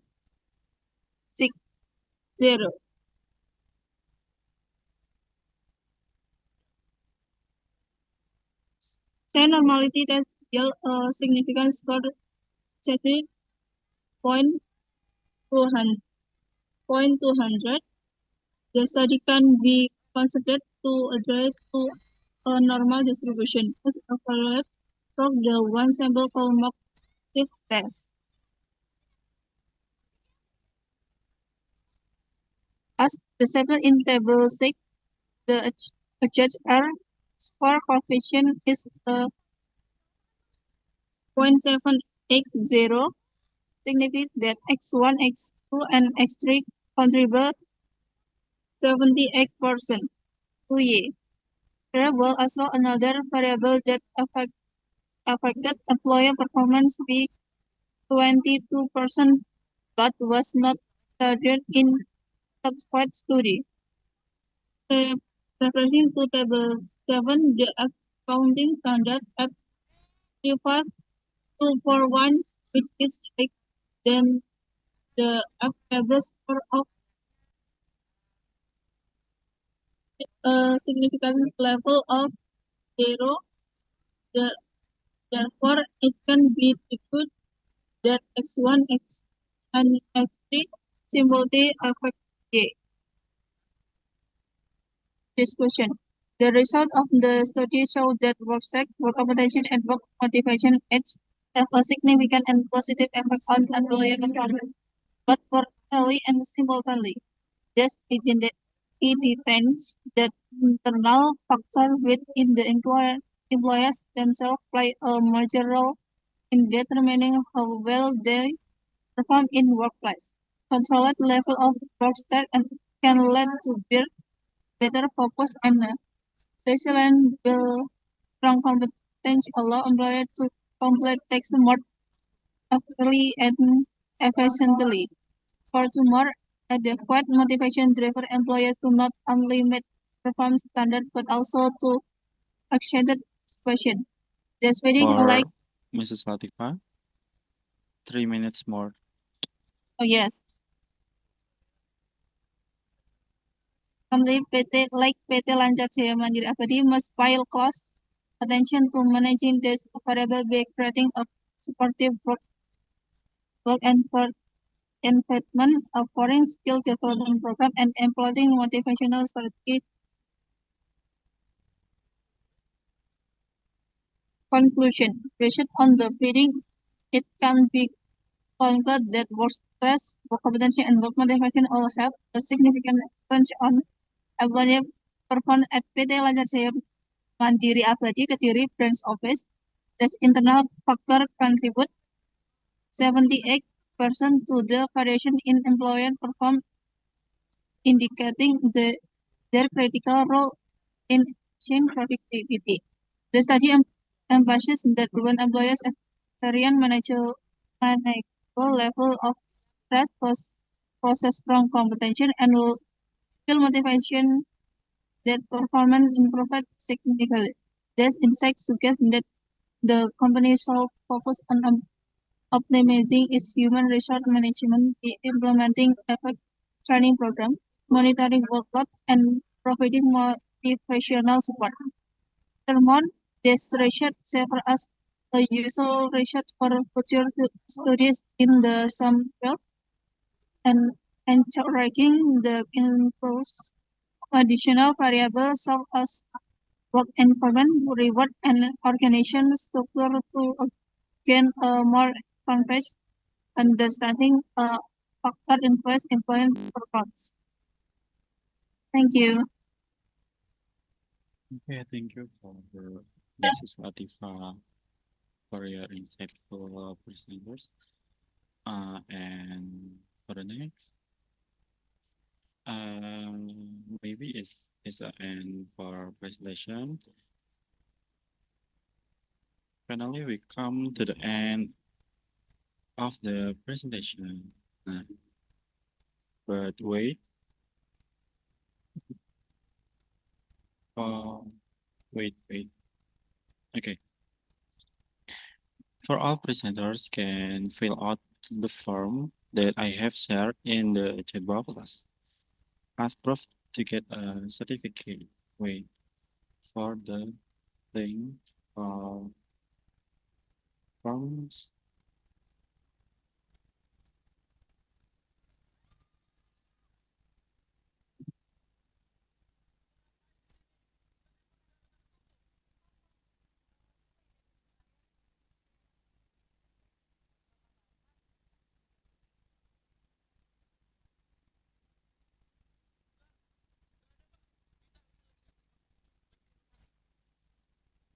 Okay, for everyone can fill these forms on 3 minutes to get a certificate in this event. Is Kilisuci International Conference on the chat box.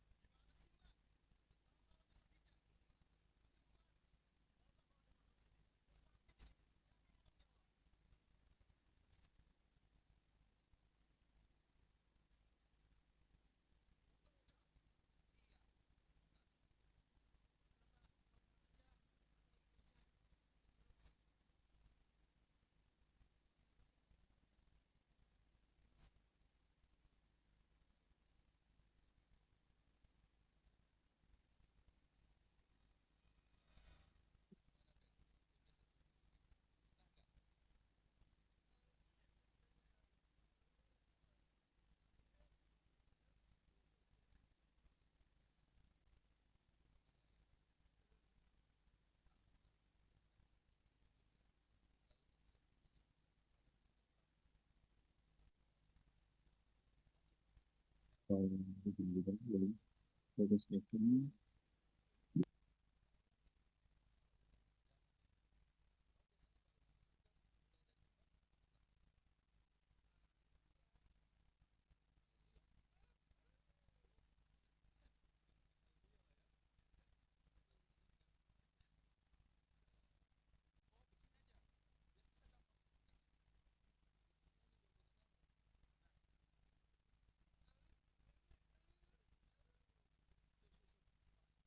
Okay, wait for a second. Mrs. Nabila Alvina, yes. Can open the mic and camera.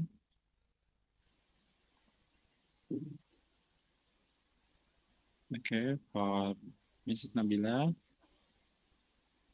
can deliver a presentation. Allotted times is 10 minutes and time is yours.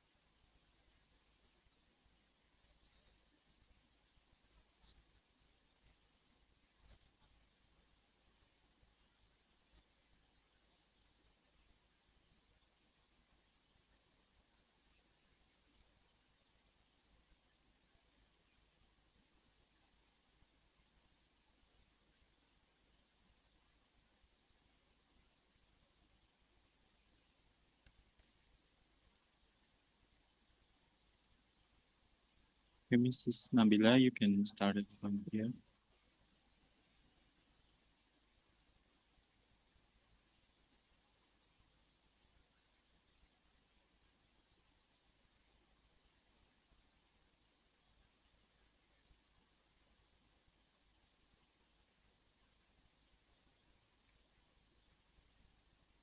Sorry, I can't hear your voice.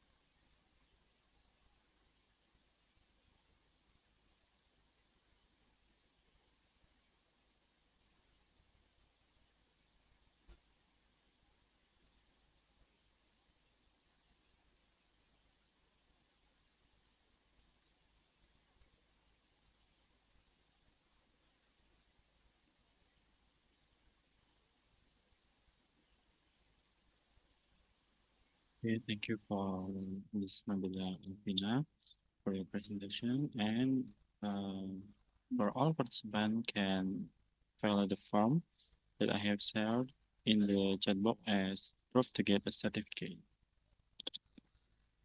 If everyone has filled out of the form, can give me reaction.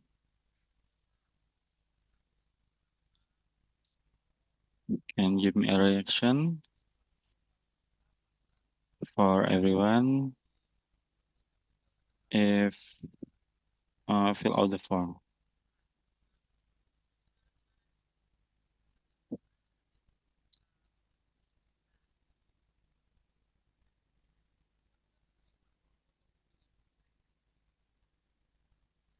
Okay, if all participants fill out the form, and next is a documentation section where all participants can open the camera and process if I will be start in 1, 2, 3. Okay. Okay. For all presenters can open the camera.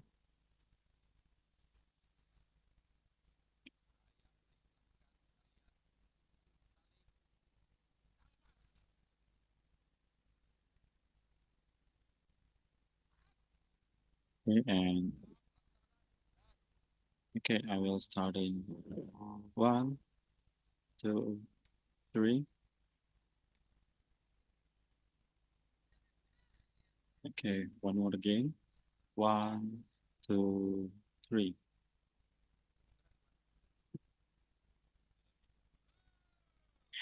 Okay, thank you for your attention and for all presenters. Now you can go back to the main room for any announcement and leave the breakout room. Thank you for your attention all. Wassalamualaikum warahmatullahi wabarakatuh. Waalaikumsalam. Waalaikumsalam. Thank you, Mas Muhammad Alfan. Thank Thank you you. so much. Swadikap. Thank you for Thank you. Oke, terima kasih Mas.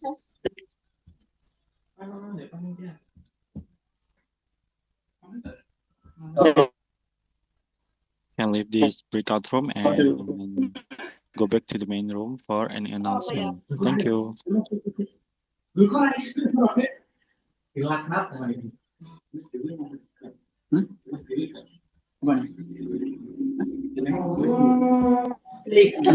Mas Abdul, mic-nya. Oh ya, maaf. Maaf Mas. Makasih Mas. Iki wis iso ngomong Jawa ta Mas, gak iso Inggris.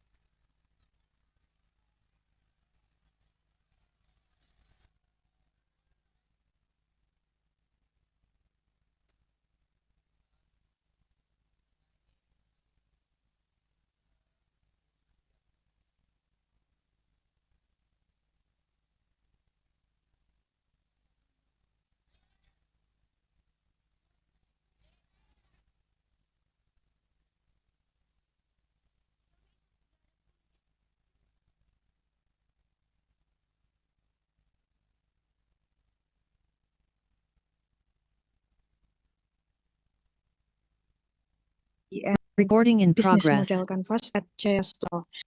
To Mr. Maulana Yoga Pamungkas, the screen and time is yours.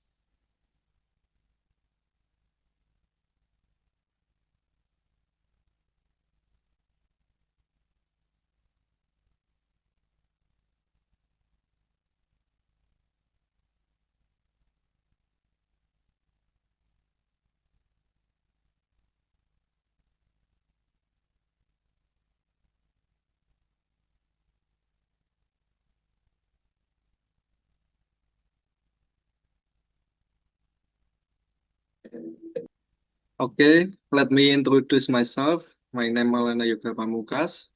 I'm here to present my journal entitled Business Model Exploration using SWOT and Business Model Canvas at Jaya Store.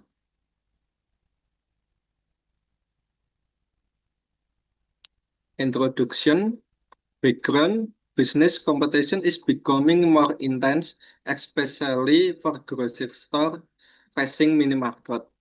Traditional grocery stores like Jaya Store need effective business strategies to remain competitive. This study aims to develop an effective business model for Jaya Store using SWOT analysis and the Business Model Canvas (BMC). Research objective to develop a business model that suits the market condition and needs of Jaya Store. To provide recommendation for business development based on SWOT analysis and BMC.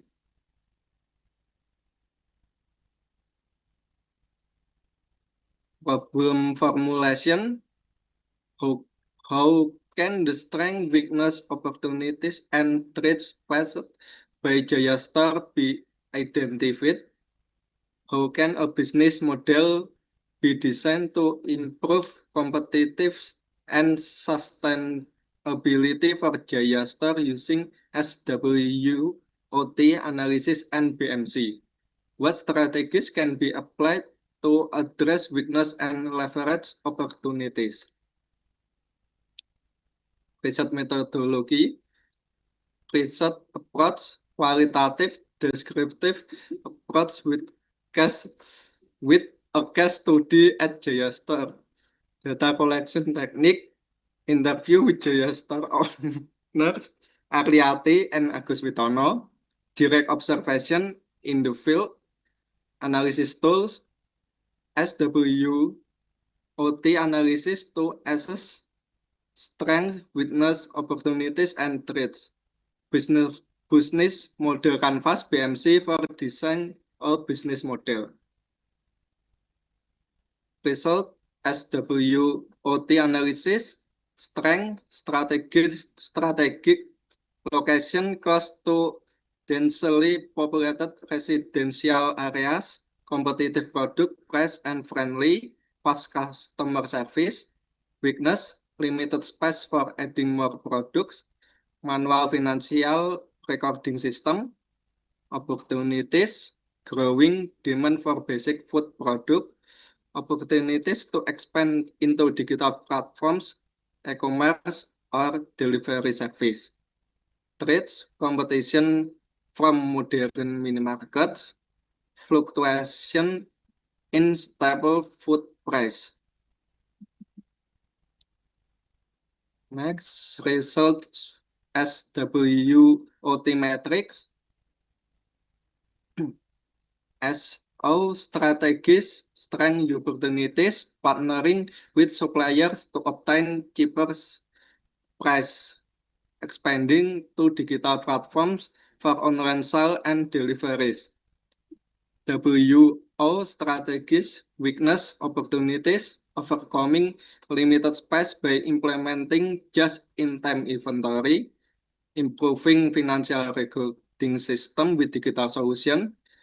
ST strategies, strength, threats, enhancing customer service to out-compete modern mini markets, offering competitive product price to attract more customer, WT strategies, weakness, threats, diversifying suppliers to reduce dependency on one source, introducing promotional banner or brochure to increase awareness. Result, business model canvas, BMC, customer segment, local families, small business owner, like coffee shop and workers nearby, value proposition, quality basic food products at competitive price, fast, friendly service, and reliable delivery service for local customers. Channel, physical store, and e-commerce platform for online purchase, social media like WhatsApp, Facebook for promotion, customer relationship, loyalty programs, offering discount for repeat customer, active communication, and responsive service via social media. Review streams, sale of groceries and basic necessities, additional Recording in revenue progress. from delivery service. Discussion, impact of SWT and BMC Recording analysis. These tools provide a clear understanding of Jaya Store current position and strategies to implement digitalization implementation. Expanding into digital platform will help Jaya Store reach more customer and improve service. Marketing strategy, more aggressive promotion, including social media, and introducing delivery service will help Jaya Store compete with modern mini markets. Conclusion and closing. Conclusion, Jaya Store has the potential to grow by involving customer service and embracing technological innovation. The use of WOT and BMC help formulate the right strategy to improve competitive. Closing, the study offers practical recommendations for Jaya Stores owners to plan and implement a more adaptive and sustainable business model. Further research is needed to explore the impact of digital technology and traditional grocery store for more comprehensive recommendation. Thank you. Okay, thank you for Mr. Maulana for the insightful presentation. For our presenter, if you have questions for Mr. Maulana, please write them in the Q&A section or chat box. Thank you.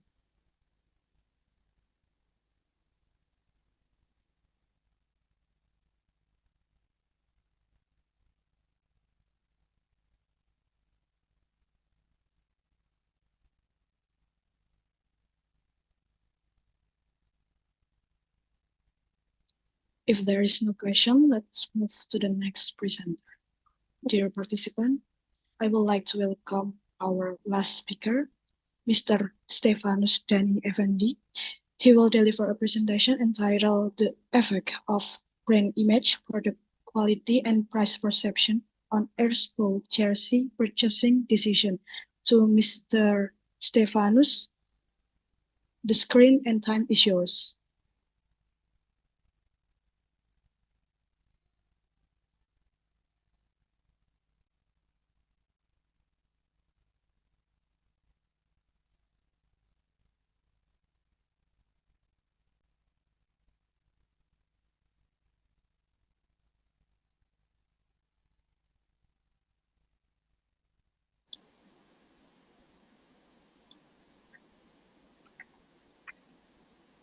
Okay, thank you.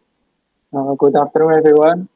My name is Stefanus Dani Effendi from Universitas Nusantara PGRI Kediri, and today I'm honored to present my research entitled The Effect of Brand Image, Product Quality, and Price Perception on Expo Jersey Purchasing Decision.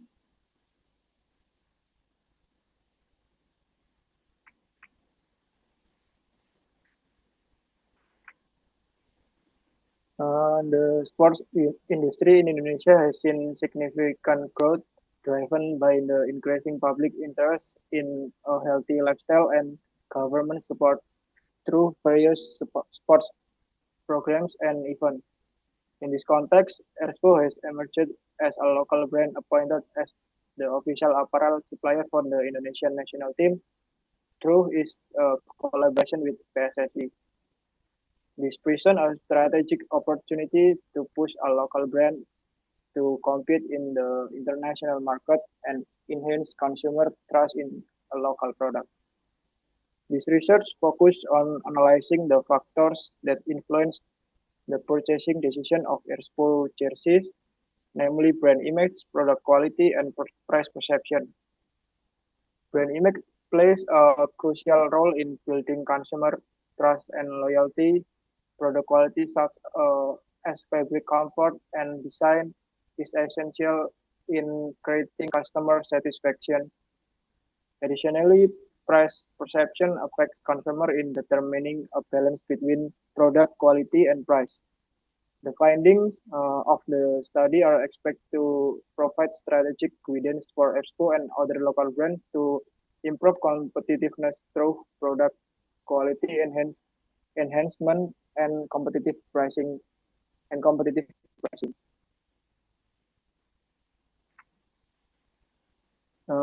This research seeks to answer the following question. Number one, does brand image significantly influence purchasing decisions? Number two, does product quality affect purchasing decisions? Three is does price perception influence purchasing decisions? And finally, do brand image, product quality, and price perception simultaneously influence the purchasing decisions for Expo jersey?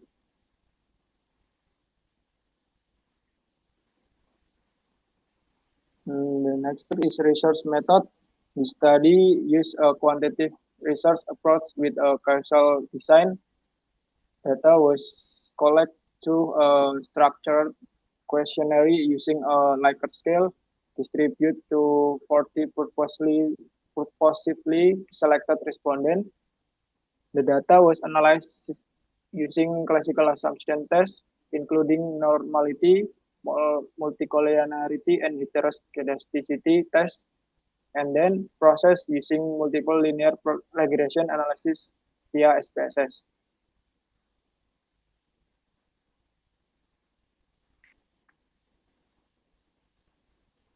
And the next page is result and discussion.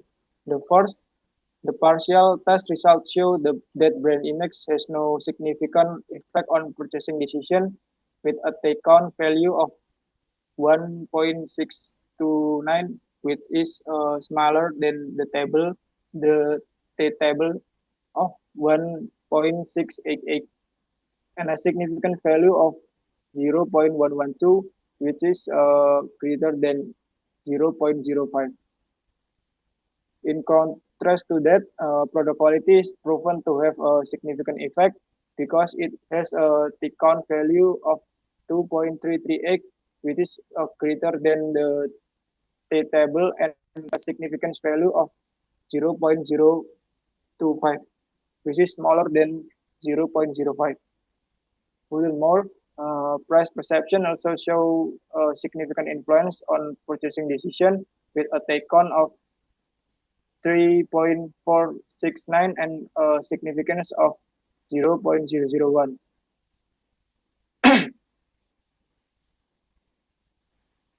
The table is to a simultaneous F-test Recording in based on progress. significance value. The results show that the three independent variable brand image, product quality, and price perception together have a significant effect on purchasing decision, with a F-count value of 3.383, which is much greater than the F-table of 2.87, and a significance value of 0.000, which is far below 0.05.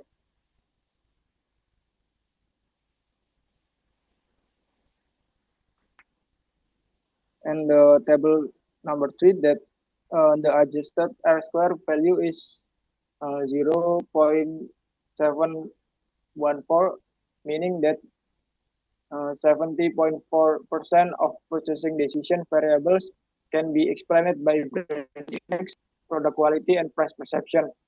The rest, namely to 28.6%, is influenced by other factors outside this research model.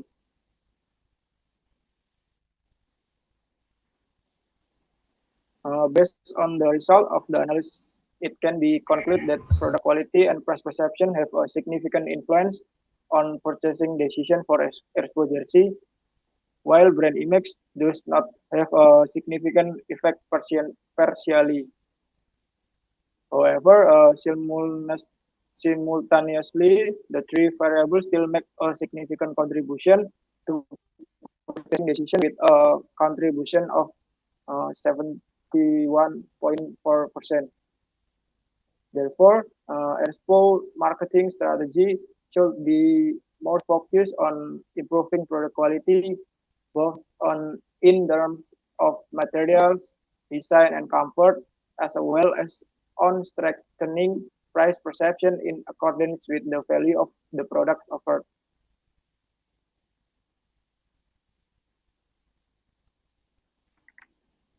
That's the presentation that I can deliver. Hopefully, the result of this research can make a real contribution to the marketing strategy of a local product such as Expo in improving quality and price perception in the eyes of consumer. Thank you for your attention and opportunity. I'm open to question and further discussion. Thank you. Thank you very much to Mr. Stefanus for the insightful presentation. If you all presenter have the question for Mr. Stefanus, please write them in the Q&A section or chat box. Thank you.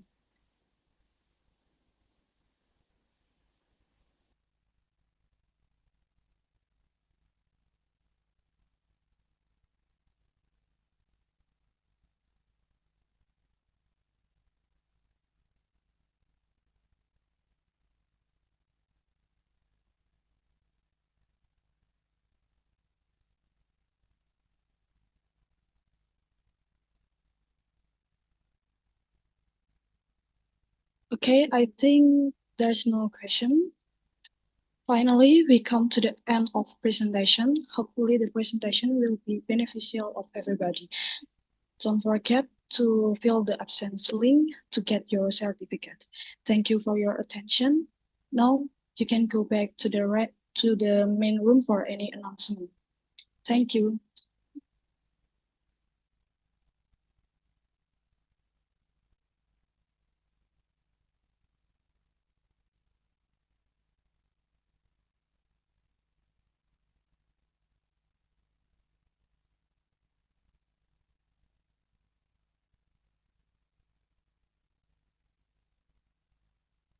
Recording stopped.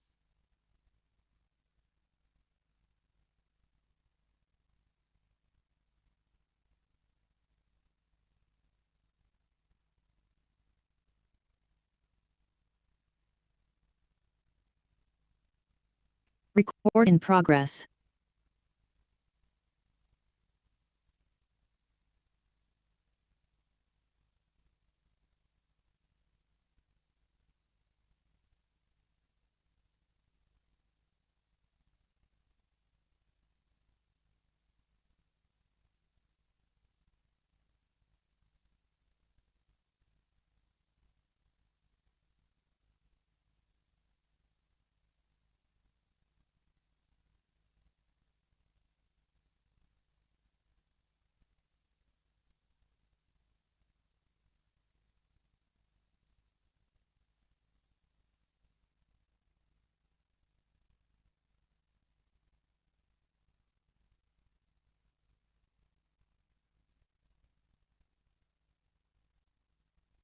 Recording in progress.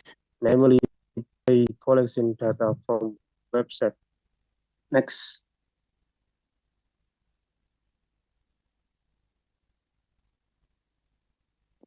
Result and discussion.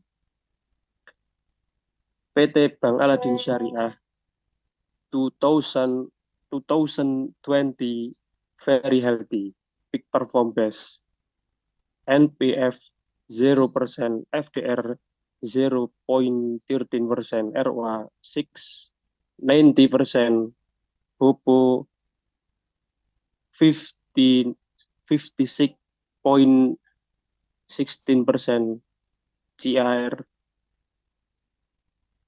329.09%. 2021 healthy. Disgrace performs 2022 very healthy. Pressures liquidity increase 2023 healthy. Reports. Next.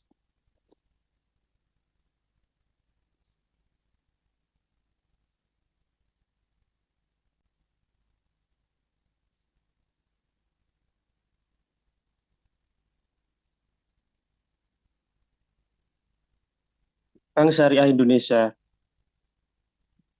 2020 very healthy. IPF 2.88%, FDR 74.52%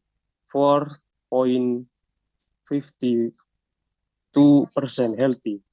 2021 very healthy. ROA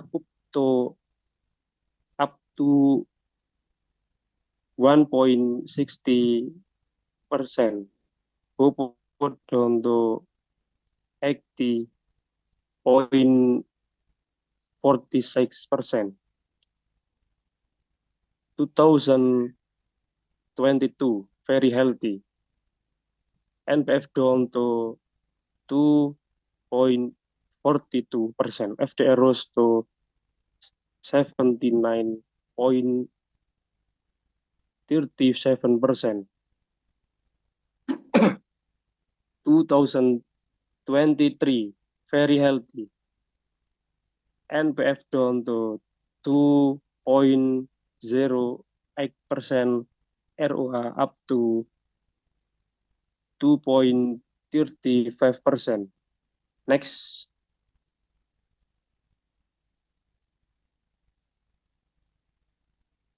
Bank BTBN Syariah 2020 very healthy. ROA 7.60%. HOPO 72.42%. 2021 very healthy.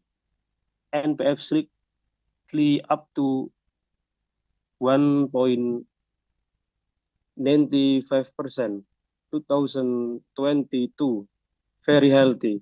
ROA research peaks at 11.43%. 2023 very healthy. NPF reached to 2.94%. CIR falls to 51.66%. Next.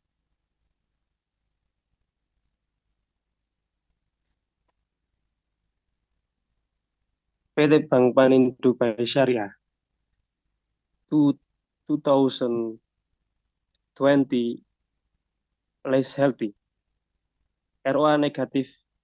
CIR high at 31.43%. Very healthy. 2021 unhealthy. NPF improves to 1.90%. Very healthy. 2022 very healthy. HOPO down to 79 0.99%, ROA up to 1.79%.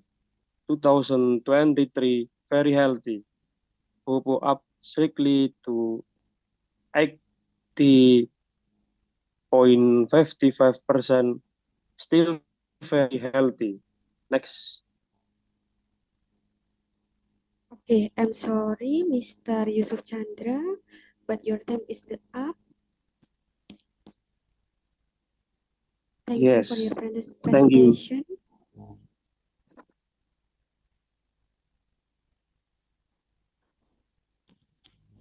And finally, we come to the end of the presentation. Hopefully, the presentation will be the benefit of everybody. Thank you for your attention. Now you can go back the main room for the announcement. Wassalamualaikum warahmatullahi wabarakatuh. Saya ingatkan kepada teman-teman jangan sampai live Zoom karena presensi akan di-share setelah semuanya selesai. Terima kasih.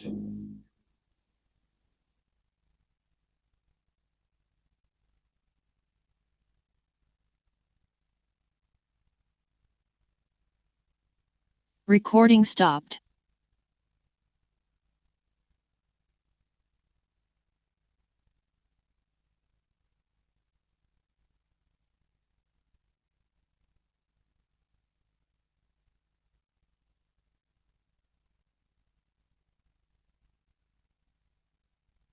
Recording in progress.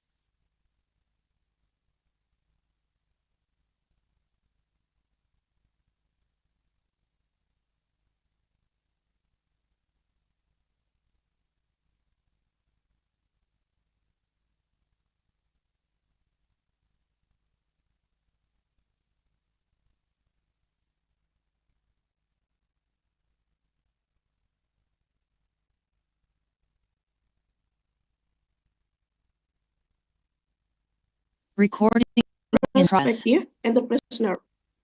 To achieve this task, synergy between all elements in this service is very important. However, there are internal problems that hinder the effectiveness of the service performance, namely the deadline in employee motivation due to dissatisfaction with compensation, such as validation and incentive.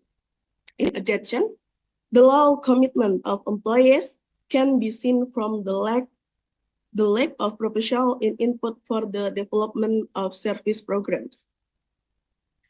Organizational commitment determines the success of organizational management in achieving goals. Compensation is one way that companies can provide reward to employees. Job satisfaction is a collection of employees' feeling toward their work, whether they are happy or unhappy as a result of employee interaction and assessment of their work and work environment. Settlement of the problem. 1. Whether organizational commitment has a significant effect on official performance at the Nganjuk Agency Cooperative and Microenterprise Office. And B. Whether compensation affect official performance at the Nganjuk Agency Cooperative and Microenterprise Office. C. Whether job satisfaction affect official performance at the Nganjuk Agency Cooperative and Microenterprise Office. And last, whether organizational commitment, compensation, and job satisfaction together affect official performance at the Nganjuk Agency Cooperative and Microenterprise Office. Research methodology, method choice, utilizing a quantitative method that employed a correlational research design. Sample choice, all staff members of the Nganjuk Agency Cooperative and Micro Business Service, totaling 44 people. Sample technique, for the sample method employing saturated sample, collected data choice, primary data, collected through a questionnaire that will subsequently be analyzed using SPSS. Analyze technique. 1. Classical assumption test. 2. Hypothesis testing. 3. Examination involves a partial test or t-test and simultaneous test or f-test. And last, coefficient of determinant. Retest primary data.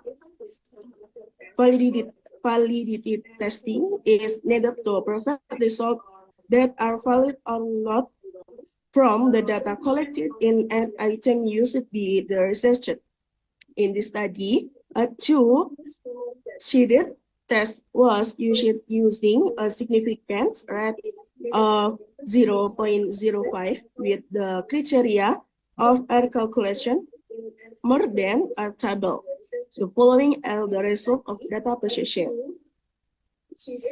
Reliability test. Reliability tests are related to the consistency and stability of data.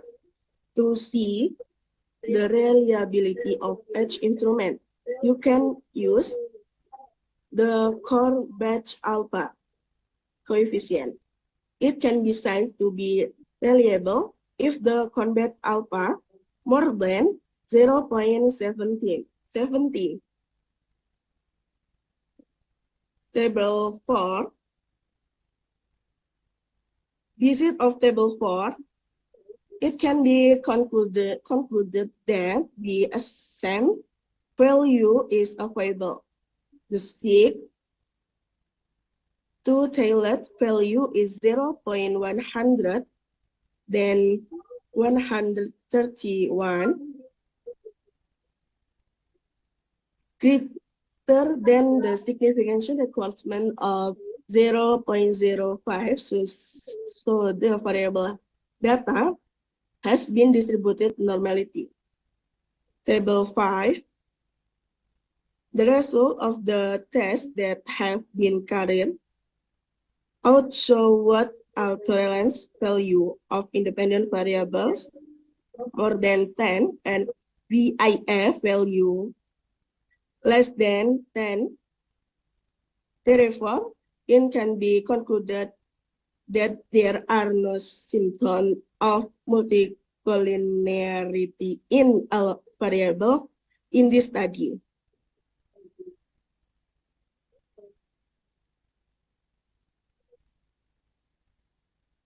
Looking at the point found, the points are spread randomly and below 0.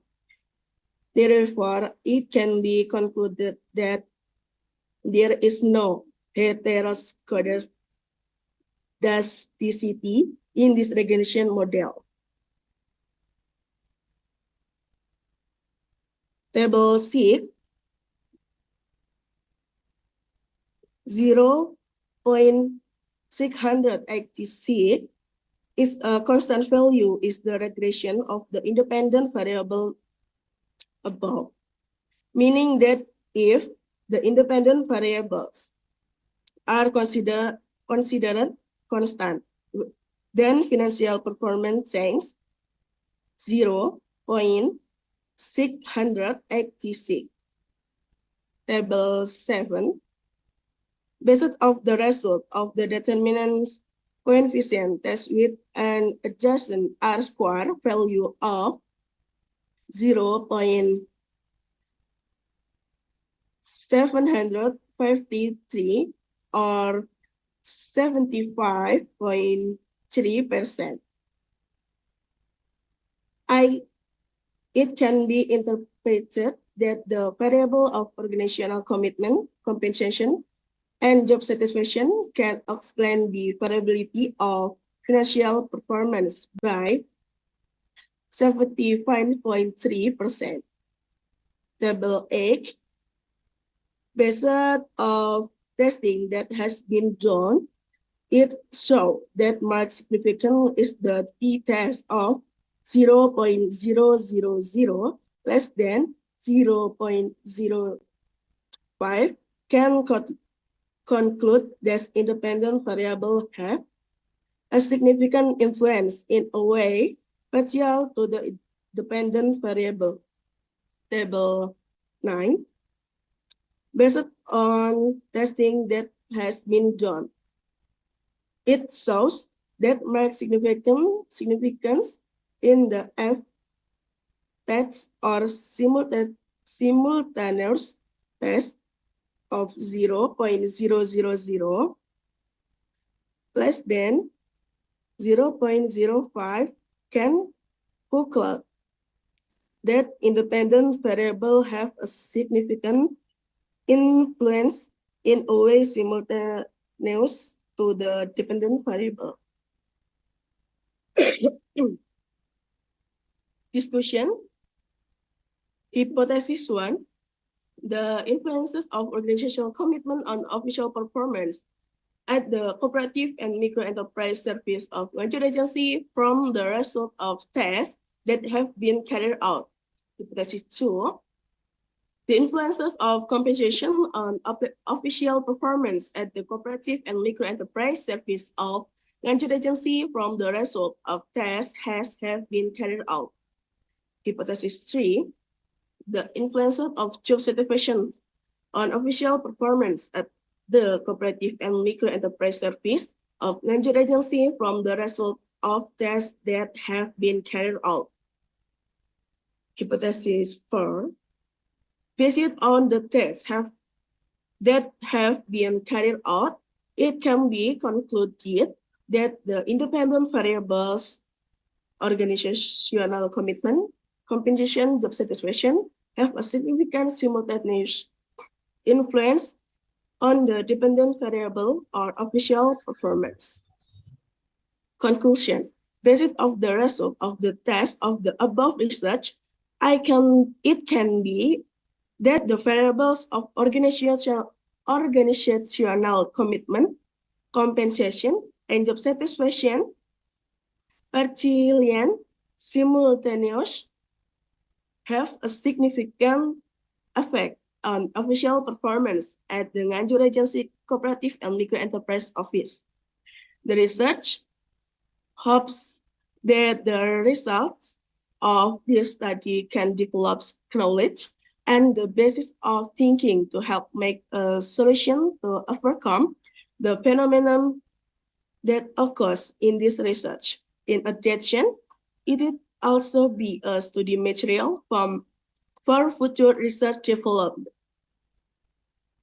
especially in the field of choosing and official performance development. The hope is for future research of further develop on the limitation of this study, such as data obtained this only searched from questionnaire and limited sample and relevant examiner variables. Later, and the research in expansion of further develop the topic by adding other variables such as skill, official proficiency adopted, as well as expand the scope of the research. Thank you. Thank you very much, Mrs. Suci Daryanti, for the insightful presentation. Sorry, there is one additional participant. So, ladies and gentlemen, let us welcome our last presenter, Mrs. Tarista Indah Lailasari. Please welcome Mrs. Tarista. The time is yours.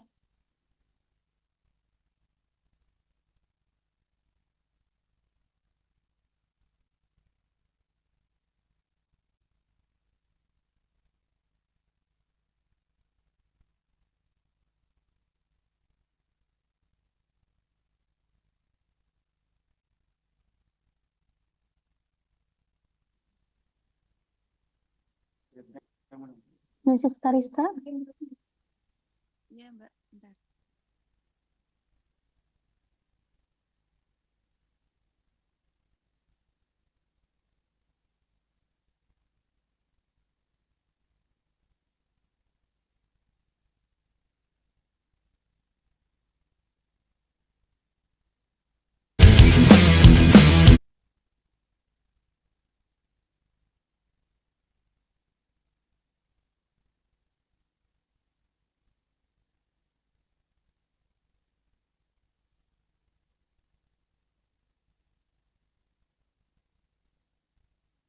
Assalamualaikum warahmatullahi wabarakatuh. Let me introduce myself. My name is Tarista Indawati. I will present about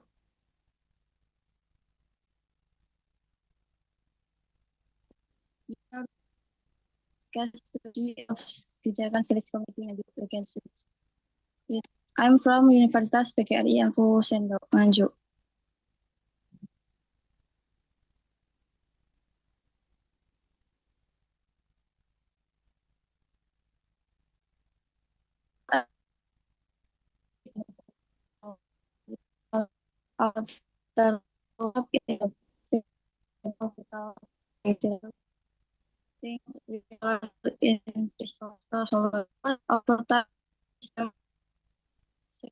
Toward online shopping for gadget.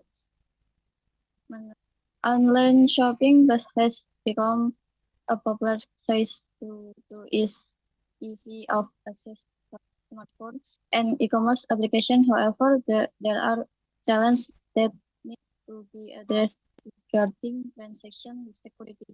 Shopee is an online marketplace application designed to simplify mobile shopping, offering a quick and convenient experience for Mrs. users. Tarista, please share screen your Sudah, presentation. sudah saya share screen tuh, Mbak.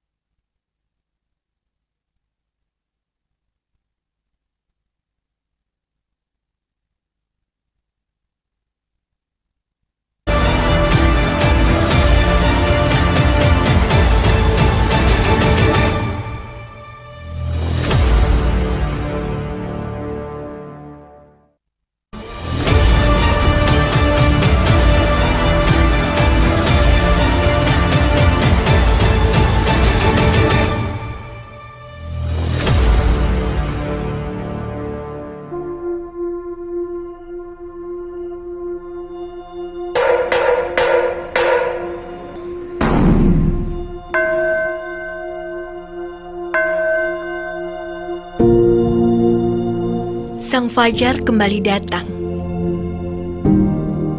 menyapu dunia, menggugah asa dan cita, menorehkan cerita tentang bagaimana melangkah dan berjuang dengan penuh keyakinan diri. Kediri adalah inspirasi, kota kecil dengan latar belakang perjalanan sejarah besar. Nafas dan energinya tak pernah habis memancarkan pesona keindahan dan memberikan arti. Tanah ini bernafaskan sejarah, di mana mimpi-mimpi diceritakan dan digenggam. Terekam dalam kemegahan cagar budaya yang tersisa, sebagai jejak perjalanan panjang pada masa kolonial.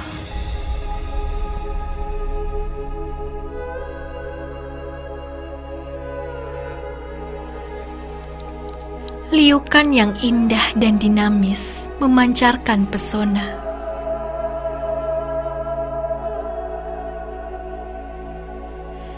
Menjadi saksi nyata bagaimana estetika dan nilai-nilai berpadu, juga menyatu dalam kultur.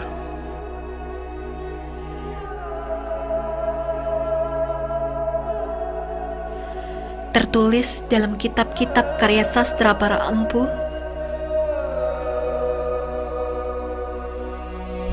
terukir di batu prasasti dan relief di dinding-dinding goa dan candi-candi kuno, di mana setiap lekuk relief mengisahkan keagungan dan kebesaran peradaban.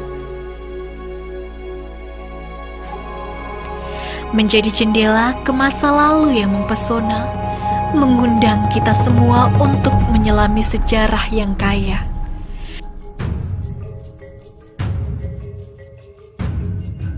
Menjadi ingatan kolektif dunia dalam Memory of the World UNESCO. Kami, sebagai pewaris budaya Kediri, adalah pribadi yang lugas dan mengedepankan kerja keras.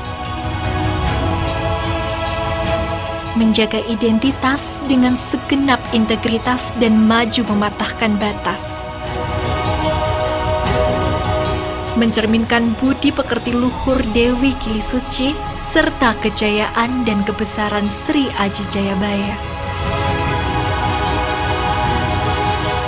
Kediri adalah kota di mana masa lalu dan masa kini bertemu, menciptakan kemajuan tanpa kehilangan jati diri.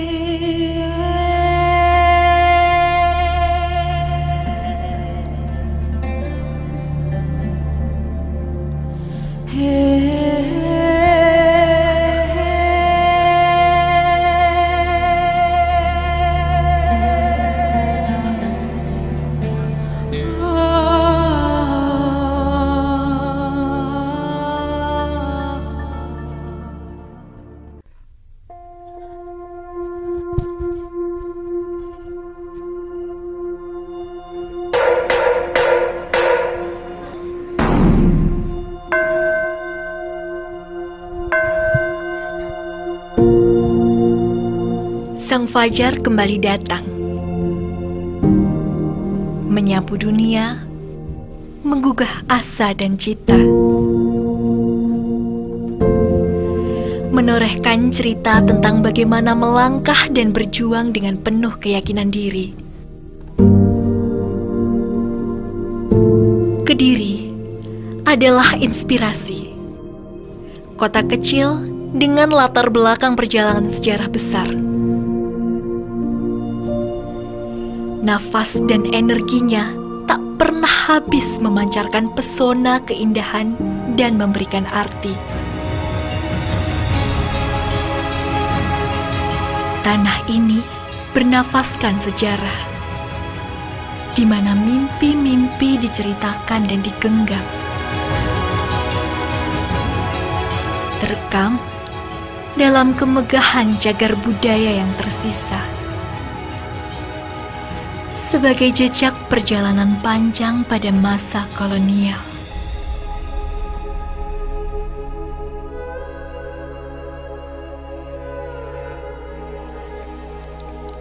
Liukan yang indah dan dinamis memancarkan pesona.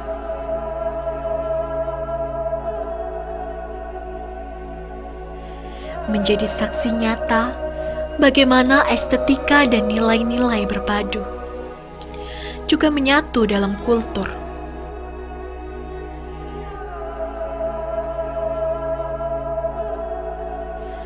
Tertulis dalam kitab-kitab karya sastra para empu, terukir di batu prasasti dan relief di dinding-dinding goa dan candi-candi kuno, di mana setiap lekuk relief mengisahkan keagungan dan kebesaran peradaban. Menjadi jendela ke masa lalu yang mempesona, mengundang kita semua untuk menyelami sejarah yang kaya.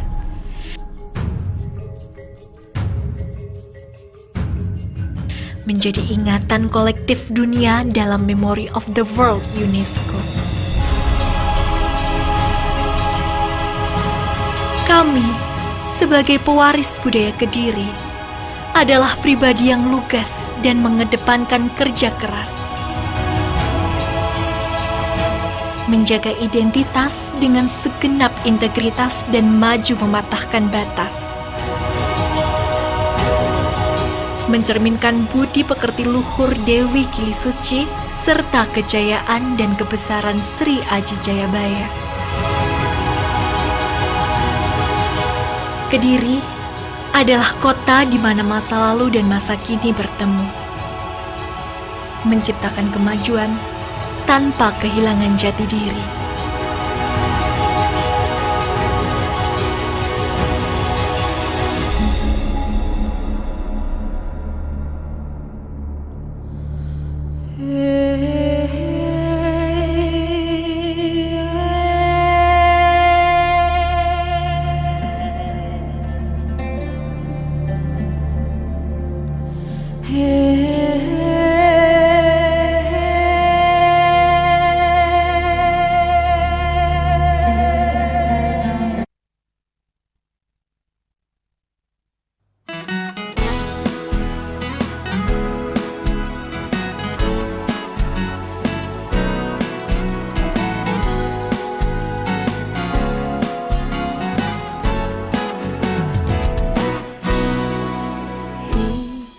Pemuda-pemudi masa depan Indonesia, teruslah tingkatkan ilmumu setinggi-tingginya agar jadi mahasiswa, mahasiswi berprestasi. UMP Kediri siap menjadi perguruan tinggi terbaikmu, karena kita memang berbeda dari lainnya. Unggul, inovatif dalam pengembangan ilmu, pengetahuan, teknologi, informasi, dan juga komunikasi. Berbanggalah kita jadi keluarga UMP Kediri. UMP Kediri memang yang terbaik, tempat paling tepat untuk kembangkan ilmu, pendidikan akademik dan juga profesi, dengan pembelajaran yang selalu terdepan. Abdi masyarakat yang selalu inovatif demi menciptakan masyarakat mandiri, selalu produktif dan juga sejahtera sentosa. Universitas Nusantara PGRI Kediri.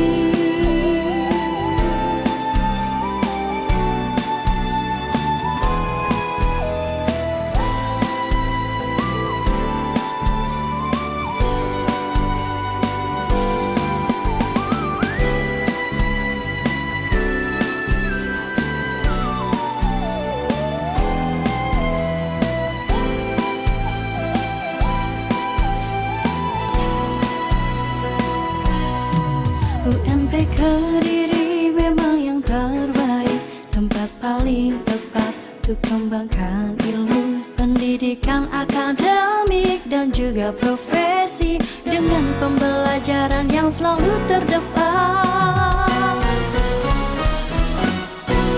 UMP Kediri memang yang terbaik, tempat paling tepat untuk kembangkan ilmu, pendidikan akademik dan juga profesi, dengan pembelajaran yang selalu terdepan. Abdi masyarakat yang selalu inovatif demi menciptakan masyarakat mandiri, selalu produktif dan juga sejahtera sentosa. Universitas Nusantara PGRI Kediri.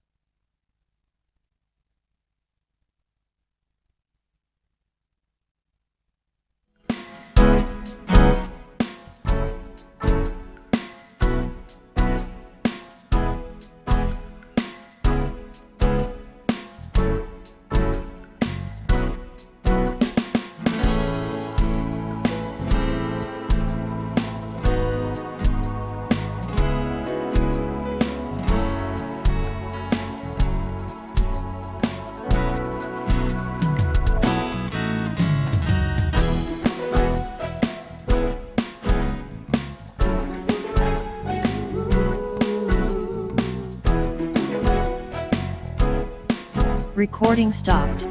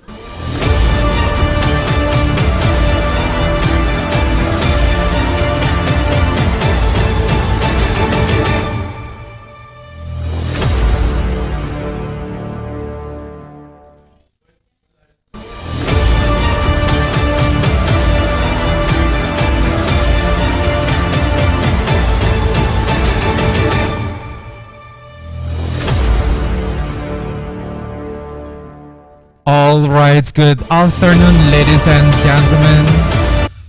We have watched the best performance presentation, an outstanding idea, a unique style when they delivered a speech, material, and managed the time of presentation.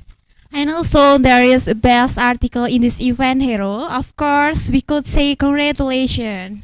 But before that, we have several important announcements before we continue on the best winner of article. Yes, we have an important information that all the participants must remain to stay the first at WhatsApp group because there will be revision before the article published. And also there is the presenter should fulfill the attendance list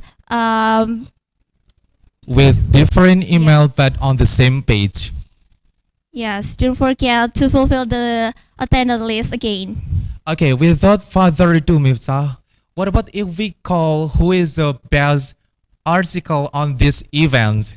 Yes, of course. We can wait to see what is the best article to this conference, okay? Okay, without further ado, let's welcome. Congratulations! Dr. Who?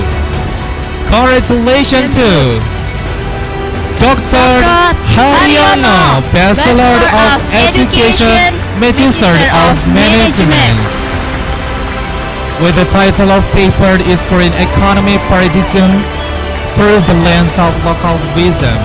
Connecting tradition and modernity in sustainable development.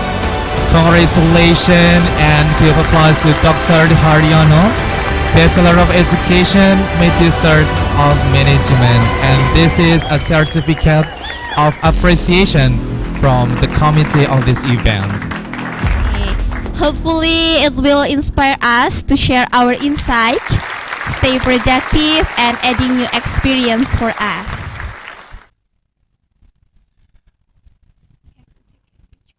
Okay, but the first, well, ladies and gentlemen, now we come to the top of the agenda is closing by the Dean of Economic and Business Faculty, Dr. Amin Sahari, Magister of Science from University Nusantara, PGRI, Kediri. But before that, we have we have our gratitude, or especially thank you so much for our sponsor to support these events from SDM Cendekia and Fordovi. Okay, so we thank you so much for supporting our event today from Fordovi, Forum Dokter Business Indonesia, and also we would like to say thank you very much to our sponsorship SDM Cendekia also to support our today's event. And also thank you to our co-hosts for this event series of this event, University Empu Sindok Nganjuk. Thank you so much for support this event too. And also University Mercu Buana Yogyakarta. Thank you so much. All right, now our program is about to finish. Before we close our spectacular event, I'm here Inga and my partner Miftah Putri. As a master of ceremonies, we would like to thank for being us, and we do apologize for several mistakes on this event.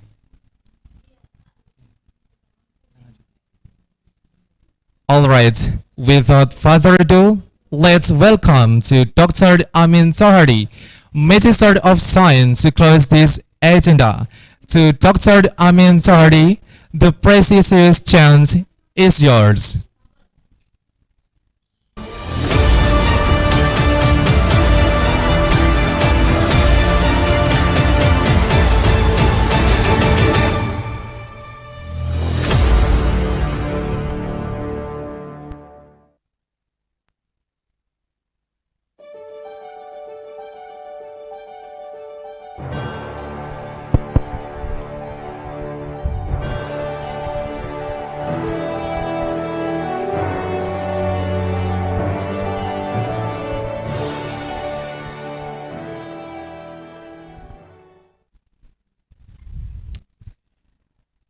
Distinguished speakers, respected presenters, and participants, ladies and gentlemen. Assalamualaikum warahmatullahi wabarakatuh. May peace and blessing be upon us all.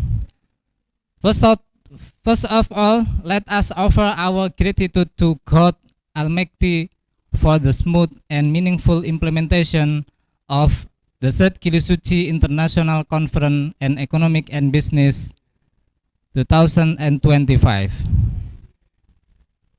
I would like to express my highest appreciation to all keynote and invited speakers, presenters, participants, moderators, and the organizing committee who have devoted their time and energy to making this conference a success. This youth theme, empowering local wisdom for a green economy and sustainable business toward Indonesia's Vision 2045, reflect our shared commitment to bringing local values into global conservation. We believe that local wisdom is not only a cultural heritage, but also a vital resource for building an inclusive, resilient, and sustainable green economy. Throughout today's session and discussion, we have witnessed insightful ideas and research findings that will certainly enrich our academic and practical perspective. This conference has also opened opportunities for broader cooperation in research, joint publication, and cross-border academic collaboration. As the Dean of the Faculty of Economic and Business, I reaffirm our commitment to fostering knowledge exchange and meaningful action that contribute to a better future for our society and environment. Finally, I hope this conference marks not the end, but the beginning of more impactful collaboration among us. Thank you for your participation and see you again at the fourth Kilisuci International Conference next year. Wassalamualaikum warahmatullahi wabarakatuh. Thank you and may you all stay safe and inspired.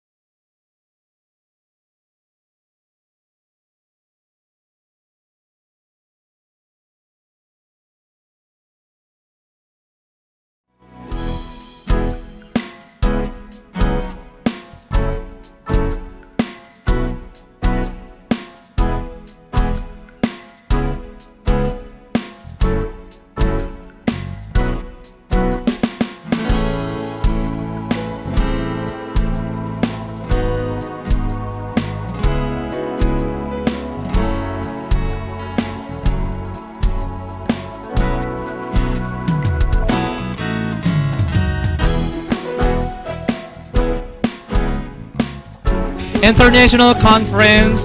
See you again on the 4th Kilisuci International Conference on the next year. Wassalamualaikum warahmatullahi wabarakatuh.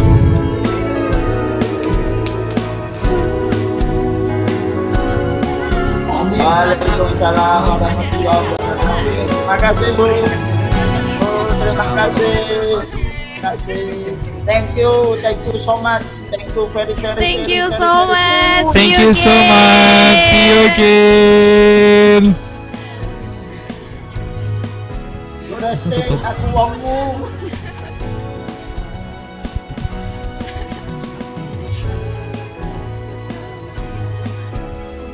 Aja ngono ta. Thank you.